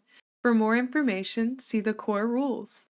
Warhammer 40,000 battles are played in a series of battle rounds. In each of these, both players have a turn, broken into different phases that must be completed in order. Number 1, Command Phase. Number 2, Movement Phase. Number 3, Shooting Phase. Number 4, Charge Phase. Number 5, Fight Phase. I'm sorry, I'm making myself laugh with my little voice. Number 1, Command Phase. Command. First, both players gain 1 command point. These can be spent on stratagems at different points in the battle round. Then resolve any rules you have that are used in your command phase. Battle Shock. For every unit in your army that has lost more than half of its models, or more than half of its wounds for single model units, roll 2d6. If the result is lower than the LD leadership shown on the unit's datasheet, the unit is battle shocked until the start of your next command phase. Battle shocked units have OC objective control of 0 and cannot be affected by friendly stratagems. Great. I would immediately forget that rule. Number 15. Burger King foot lettuce. I truly can't handle more than 3 mechanics, but it's okay, it's okay. Number 2, movement phase. Units that are not within 1 inch of enemy models' engagement range can either stay still, remain stationary, make a normal move, or make an advanced move. Guys, I just gotta say, the amount of parentheses in this document is a little criminal, you know? Like, normal moves. Move the unit a distance in inches up to its MV or move characteristic without ending with engagement range of enemy models. Advanced moves, as above, but roll 1d6 and add the results to the unit's move. Units that advance cannot shoot this turn except with assault weapons and cannot charge this turn. Units that are within engagement range of enemy models can only remain stationary or fall back. Fall back moves. Like a normal move, but units that fall back cannot shoot or charge this turn. I love like a normal move.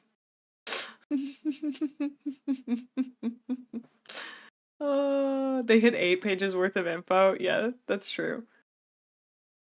If they don't do this, competitive players will find loopholes to do bullshit. Oh, that sounds very correct.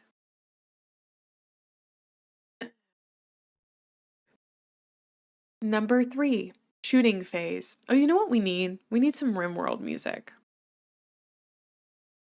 We just always need a little bit of RimWorld music.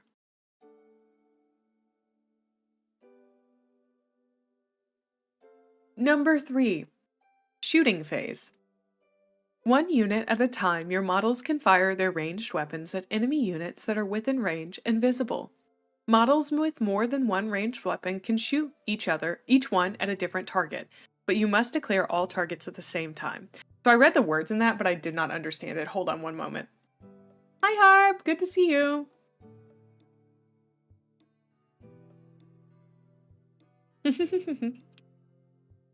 One unit at a time. Your models can fire their ranged weapons at enemy units that are within range and visible. Models with more than one ranged weapon can shoot each one at a different target, but you must declare all targets at the same time. Got it. Oh my god. Alright. Warhammer people. I am from Mississippi, so... Heads up. Weapons are presented as follows. Ranged weapons. Range, A, BS, S, AP, and D. Range. How far a weapon can shoot. If an enemy unit is within this range and visible to your model, it can be targeted. Attacks. The amount of shots or strikes your weapon gets, represented by the number of d6 you roll for your attack. Hold on. Boiled. Boiled peanuts. Boiled. Bright white light at night. Boiled. How accurate your attacks are. If a hit roll equals or beats this number, the attack hits. I love exclamation marks and rules. Any attack that hits then needs to be strong enough to wound its target. Okay, so you roll to hit, and your hit roll needs to equal or you gotta meet it to beat it for ballistic skill.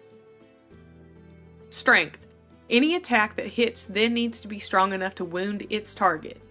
Okay.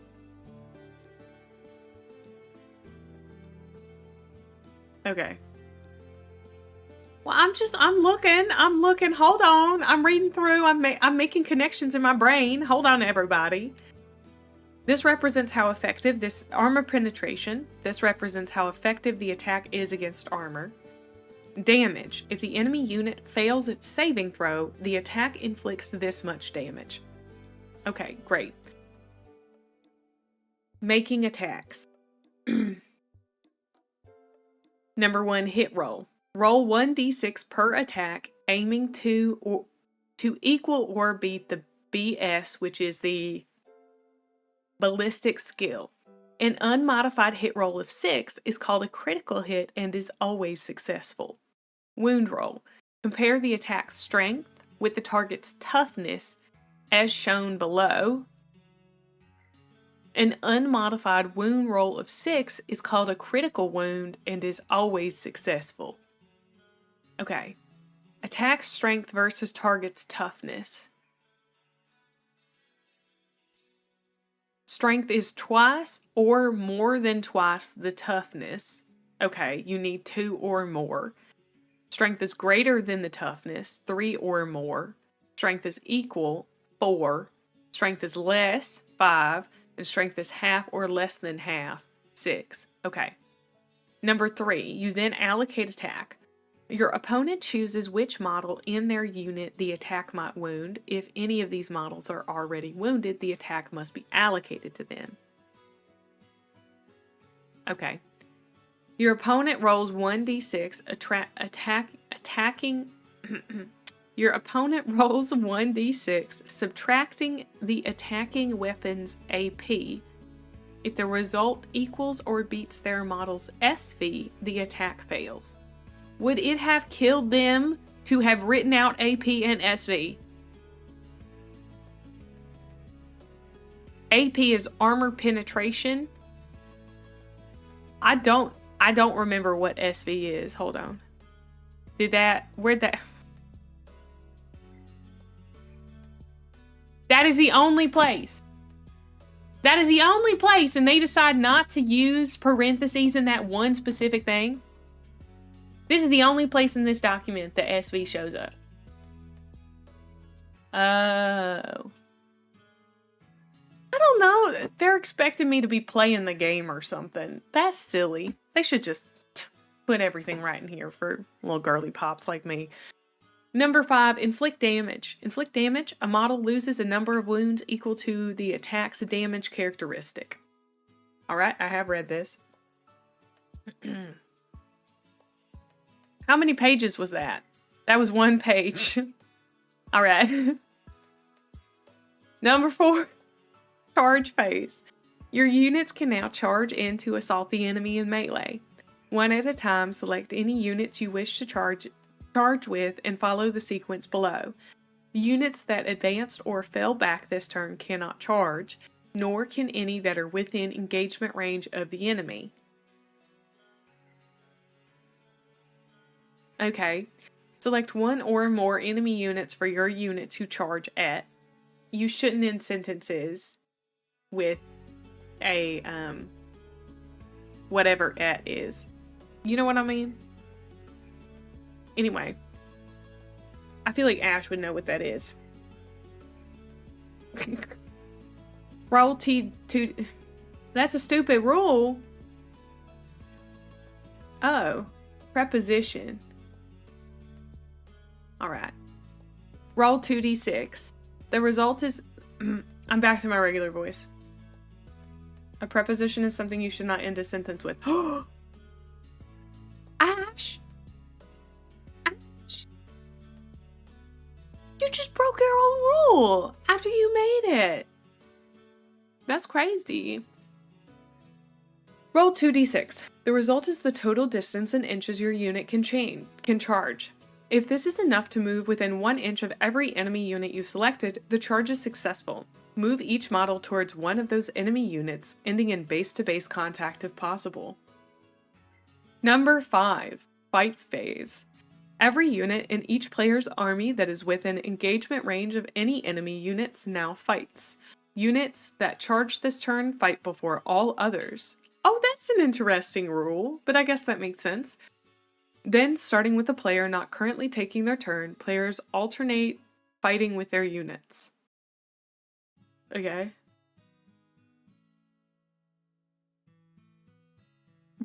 That's wild. That guy just made that up.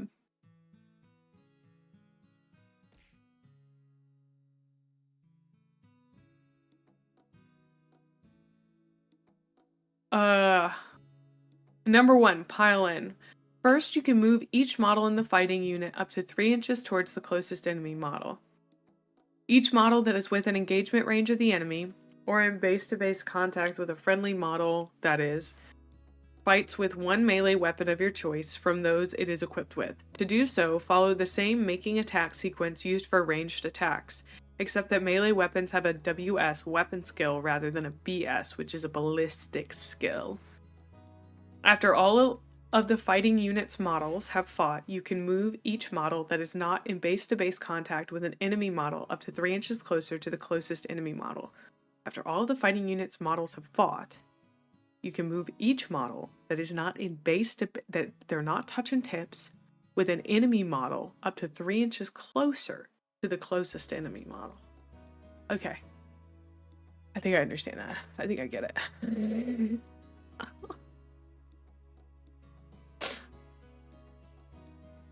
Aw, yeah, of course, Ash.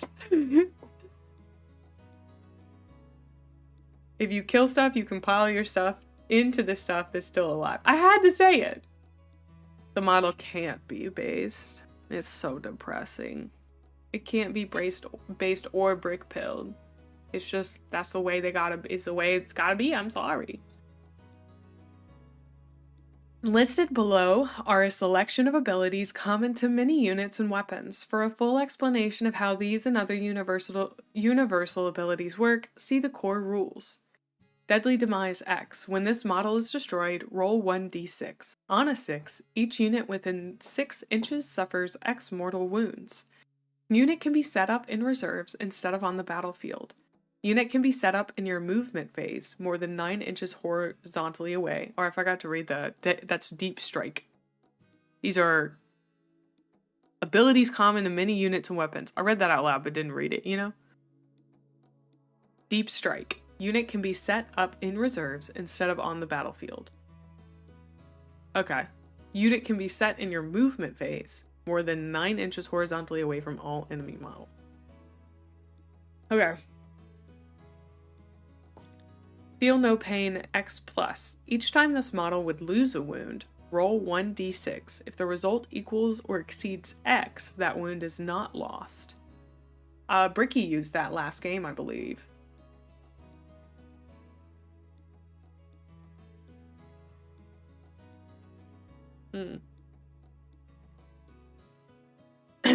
See, I pay attention. I pay attention.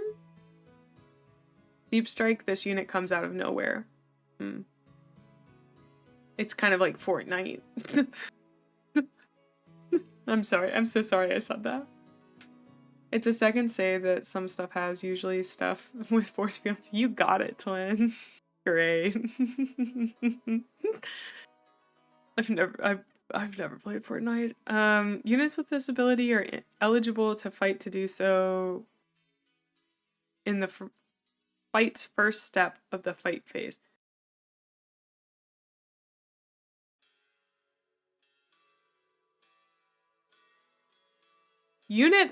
This is the most confusingly worded thing in my life.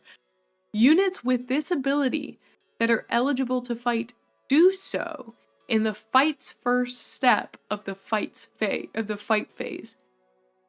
Okay, there is a phase of there is a step of the fight phase called fights first, and units with this ability fight during the fight's first step of the fights phase. Okay. I understand. I get it. Okay. During deployment, if every model in a unit has this ability, then when you set it up, it can be set up in... It can be set up... I can do this. During deployment, if every model in a unit has this ability, then when you set it up, it can be set up anywhere on the battlefield that is more than 9 inches horizontally away from the enemy deployment zone and all enemy models. Oh my god, I gotta get some water.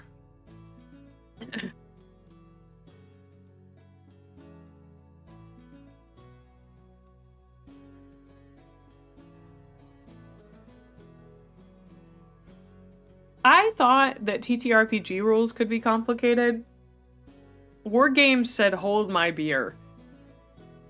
Some character units have leader listed on their datasheet. Such character units are known as leaders, and the units they can lead, known as their bodyguard units, are listed on their datasheet. Before the battle, character units with the leader ability can be attached to one of their bodyguard units to form an attached unit. Attached units can only contain one leader. Attacks cannot be allocated to character models in attached units. Okay. Oh, they attack as a unit?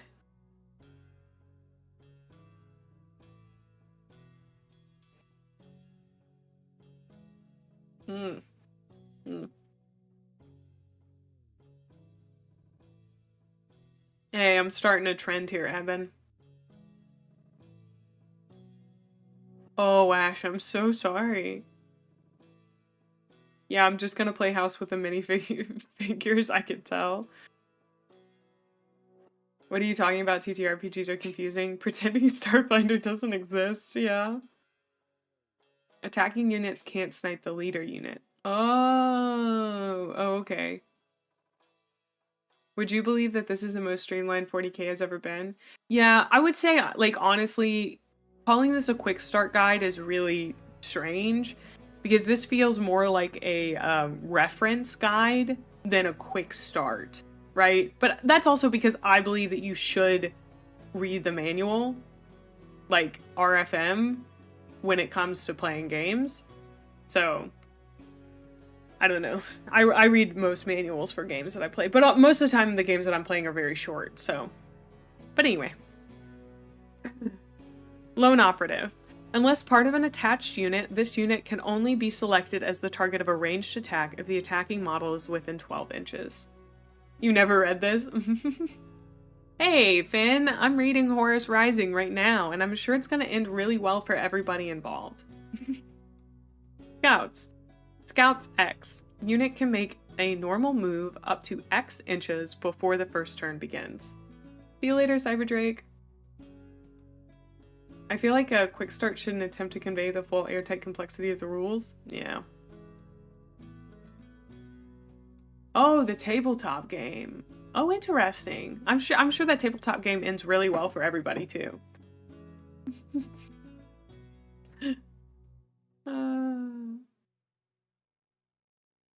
Let's see. If embarked in a dedicated transport, that dedicated transport can make this move instead. Must end this move more than 9 inches horizontally away from all enemy models. Anti keyword X plus. Let me see if I can scooch over just a little bit more. Yeah. An unmodified wound roll of X plus against a target with the matching keyword scores a critical wound. Okay. Assault can be shot even if the bearer's unit advanced.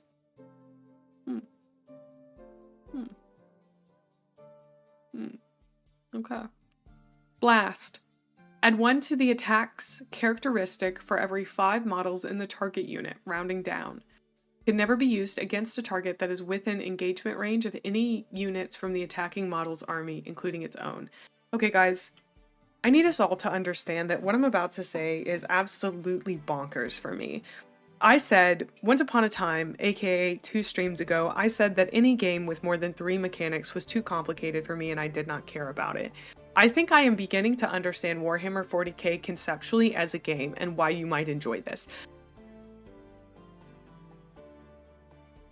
I would play this game. I'm really mad at myself that I would play this game. That I would go to a game store if I had a friend to go to a game store with. A friend such as Bricky, who would take me to a game store and play Warhammer 40k with me. I would go. It's like, it's so weird because when a surprise third act turnaround, it's so true. What is so funny to me is that reading these rules, watching Bricky play it, it was like something clicked. Bye, Ash. It was really, I can't fully describe what clicked about it, but I was like, oh, like I get it. I get why this is fun. It's a spreadsheet. It's a spreadsheet. In many ways, it is a spreadsheet, and you guys know I'm obsessed with spreadsheets. And like, I've been running away from my destiny, from my inner self, that I was like, too many mechanics, I don't want to do that, I don't want to have to learn the rules, but I'm beginning to understand that there's a beauty in that. I do play Factorio, this is true. I think I've been convincing myself I'm a humanities girly, and in many ways, I'm actually a spreadsheet girly. It's all spreadsheets, always has been. Be the Warhammer player you were always meant to play. Alright. Hold on. I think, aw, thanks, engineer guy. I just admitted that I would like to play, Warhammer 40k, which is crazy. Also, you like spreadsheets ultramarine coded? I love spreadsheets, they're so good. Let's see.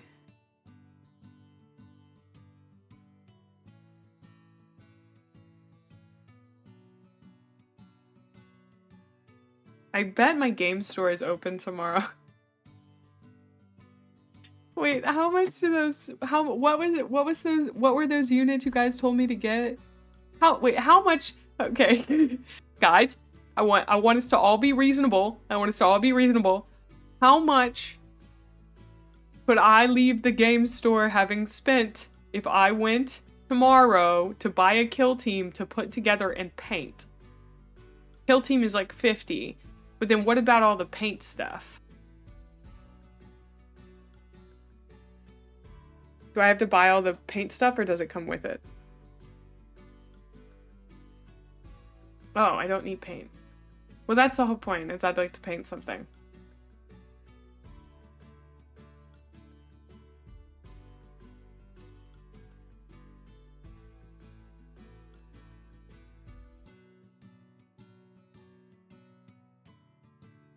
Alright, we may have to hold off on that as much as I would like to get into it. I will just have to keep learning about the lore. But I think my interest lies, I guess the best thing to do is to spend some time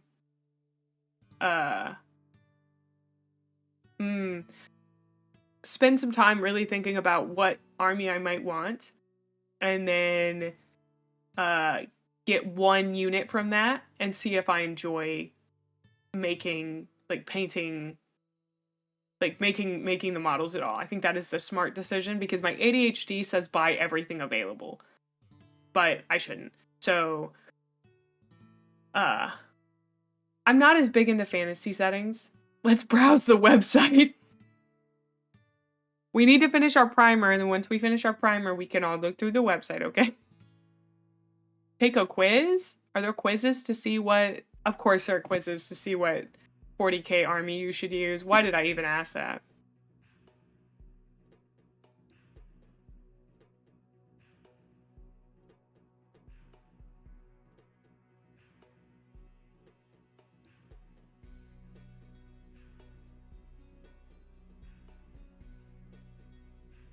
Yeah, that's the thing, is that, well, I was thinking, like, I don't know what the cheapest is that I could purchase a model.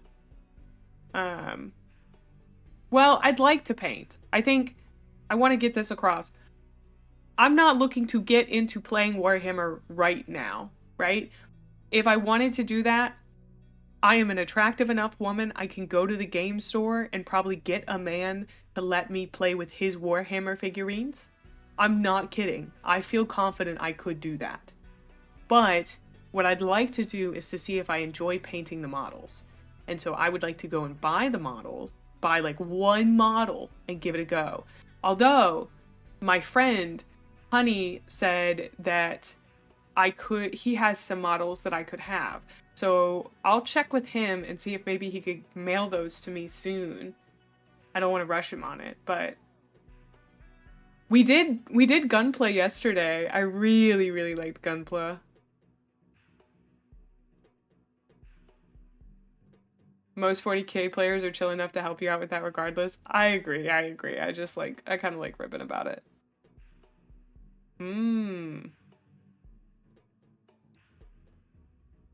Oh.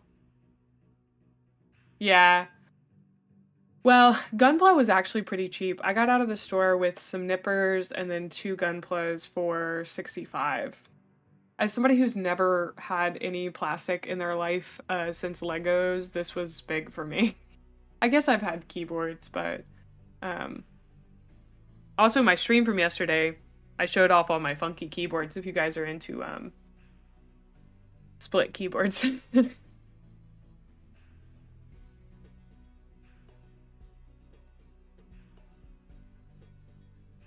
Well, once again, I have a lot of experience with my brain, so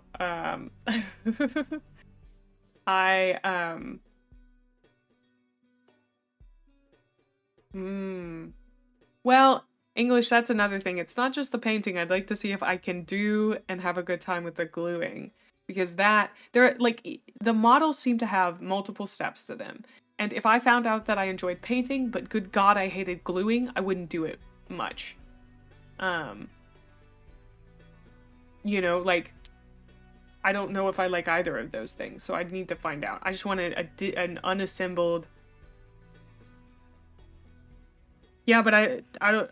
Are all models non-glued? I understand you guys are trying to help. I think I know exactly what I need to do, and I shall do it. Don't worry about it.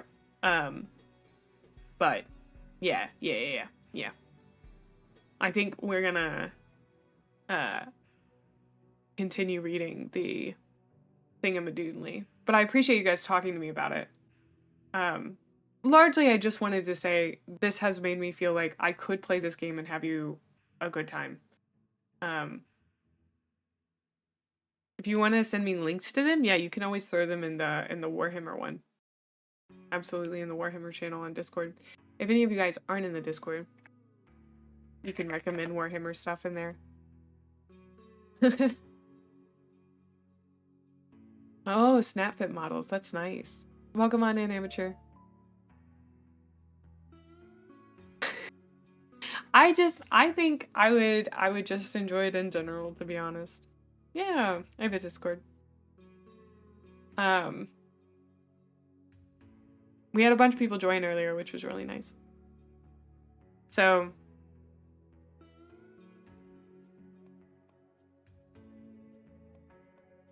okay. I'll ask.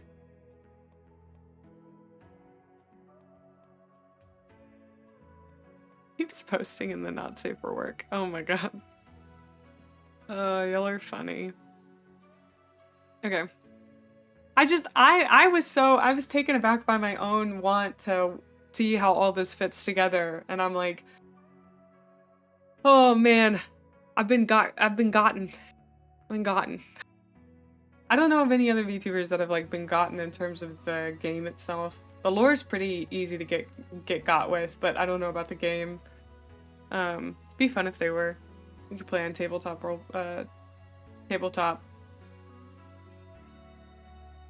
simulator.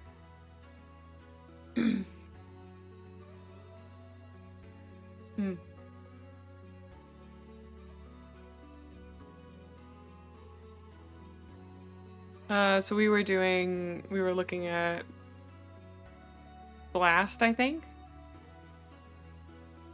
I don't know. The Bricky to Warhammer pipeline is well documented. I gotta get through learning this setting first. Blast. Add 1 to the attack's characteristic for every 5 models in the target unit, rounding down. Can never be used against a target that is within engagement range of any units from the attacking model's army, including its own.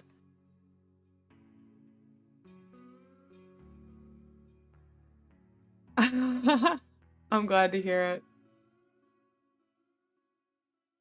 Devastating wounds. A critical wound inflicts mortal wounds equal to the weapon's damage characteristic instead of any normal damage. Okay, so mortal wounds. Got it. Heavy. Add 1 to hit rolls if the bearer's unit remains stationary this turn. Bearer unit. Okay, the one who bears the heavy attack, I guess. Ignores cover. Each time an attack is made with such a weapon, the target cannot have the benefit of cover against that attack. Indirect fire. Can target and make attacks against units that are not visible to the attacking unit. If no models are visible in a target unit when it is selected, then when making an attack against that target with an indirect fire weapon, subtract 1 from that attack's hit roll, and the target has the benefit of cover against that attack.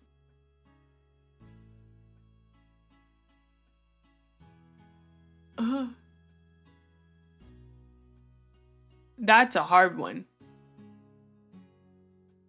Lethal hits. Each time an attack is made with such a weapon, a critical hit automatically wounds the target. Pistol. Can be shot even if the bearer's unit is within engagement range of enemy units, but must target one of those enemy units. Cannot be shot alongside any other non-pistol weapon except by monster or vehicle. Okay. Rapid Fire X. Increase the attacks by X when targeting units within half range. Sustained hits X. Each critical hit scores X additional hits on the target. Torrent. Each time an attack is made with such a weapon, that attack automatically hits the target. Twin Linked. Each time an attack is made with such a weapon, you can re-roll that attack's wound roll. Very interesting. Command points can be spent during the battle to use stratagems. All players can use the core stratagems presented here. Additional stratagems can be found in codexes and other publications. Okay, so these are just the stratagems. These can be used on either player's turn, your turn, opponent's turn. Point. I've been speaking a lot today, okay? I've been yapping. I've been yip-yapping. Give me a second to zone out. I just need like 2 seconds to zone out. I know that's so weird, but a second to zone out if you would.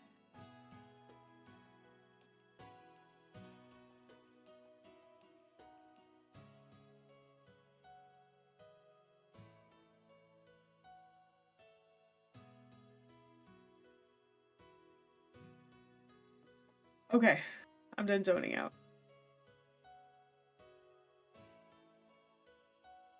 No, sometimes I just need to look away and like break from it. You're fine, Finn. I'm glad that I got to. I mean, this is what made me say I'd enjoy playing it. No, we are 6 hours into the stream, my friend. I think I'm kind of waning anyway.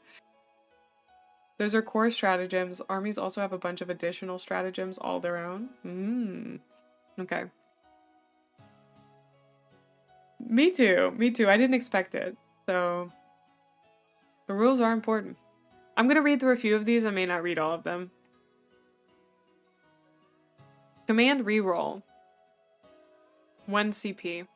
When, in any phase, just after you have made a hit roll, wound roll, damage roll, a saving throw, an advanced roll, a charge roll, a desperate escape test, a hazardous test, or just after you have rolled the dice for funsies to determine the number of attacks made with the weapon for an attack, model, or unit from your army.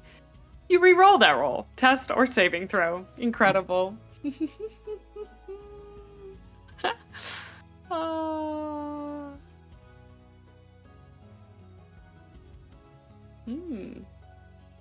Basically, yeah. I mean, that one was very easy.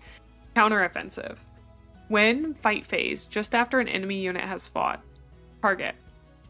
One unit from your army that is within engagement range of one or more enemy units and that has not already been selected to fight this phase. Your unit fights next. Okay. And these...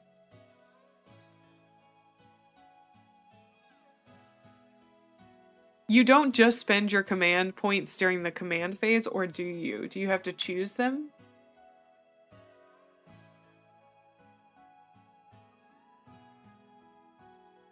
Do you, like, you choose them before, like, during the command phase and then use them later?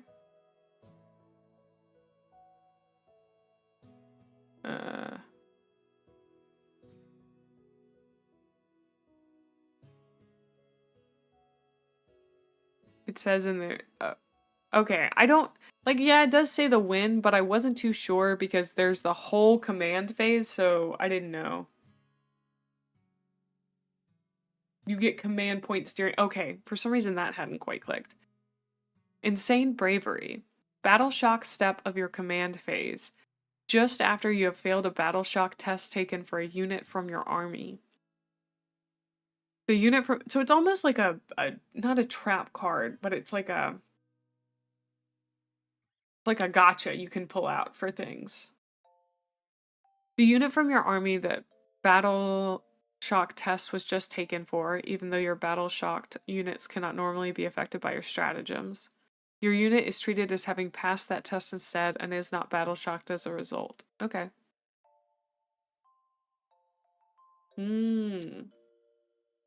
As a reaction. Oh, see you later, Sigmund. Thank you so much. It was good having you. Alright, so grenade. When you're shooting phase. It is like a gotcha. You can use them in a pinch if your units need an extra boost. Okay, that makes sense.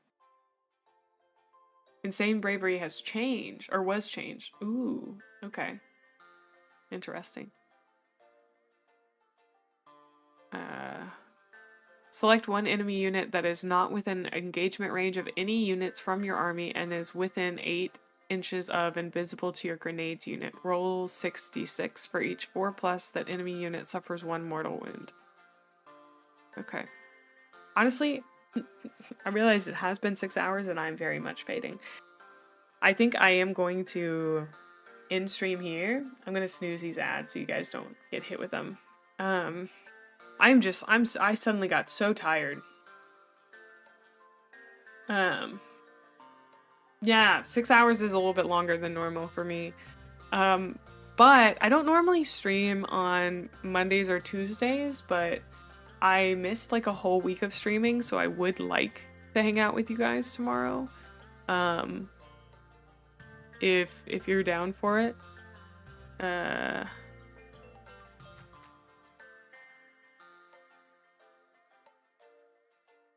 Oh, okay. Thank you so much, Joe. Aw, thank you so much, Jarl. I appreciate it. Thank you for subbing. Means a lot.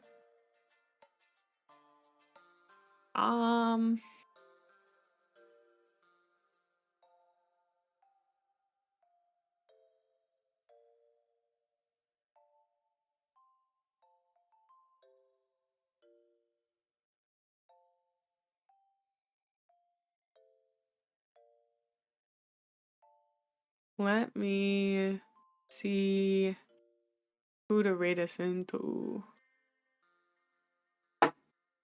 Let's see if anybody... Thank you. Thank you.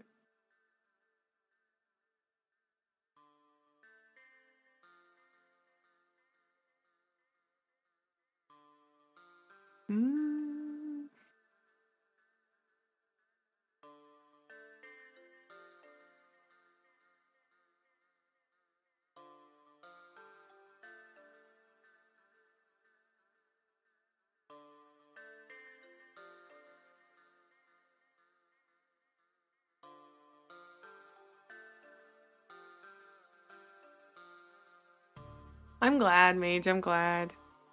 I'm trying to see if there's any other VTubers doing Warhammer stuff right now. Does not look like it.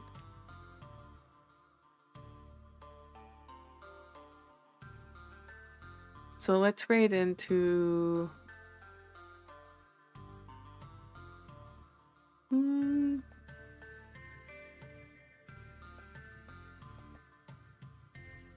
Let's raid into Ray. Visceray. You've never seen another VTuber read the primer? Well, we will finish it. I promise we will finish it. I would like to finish it.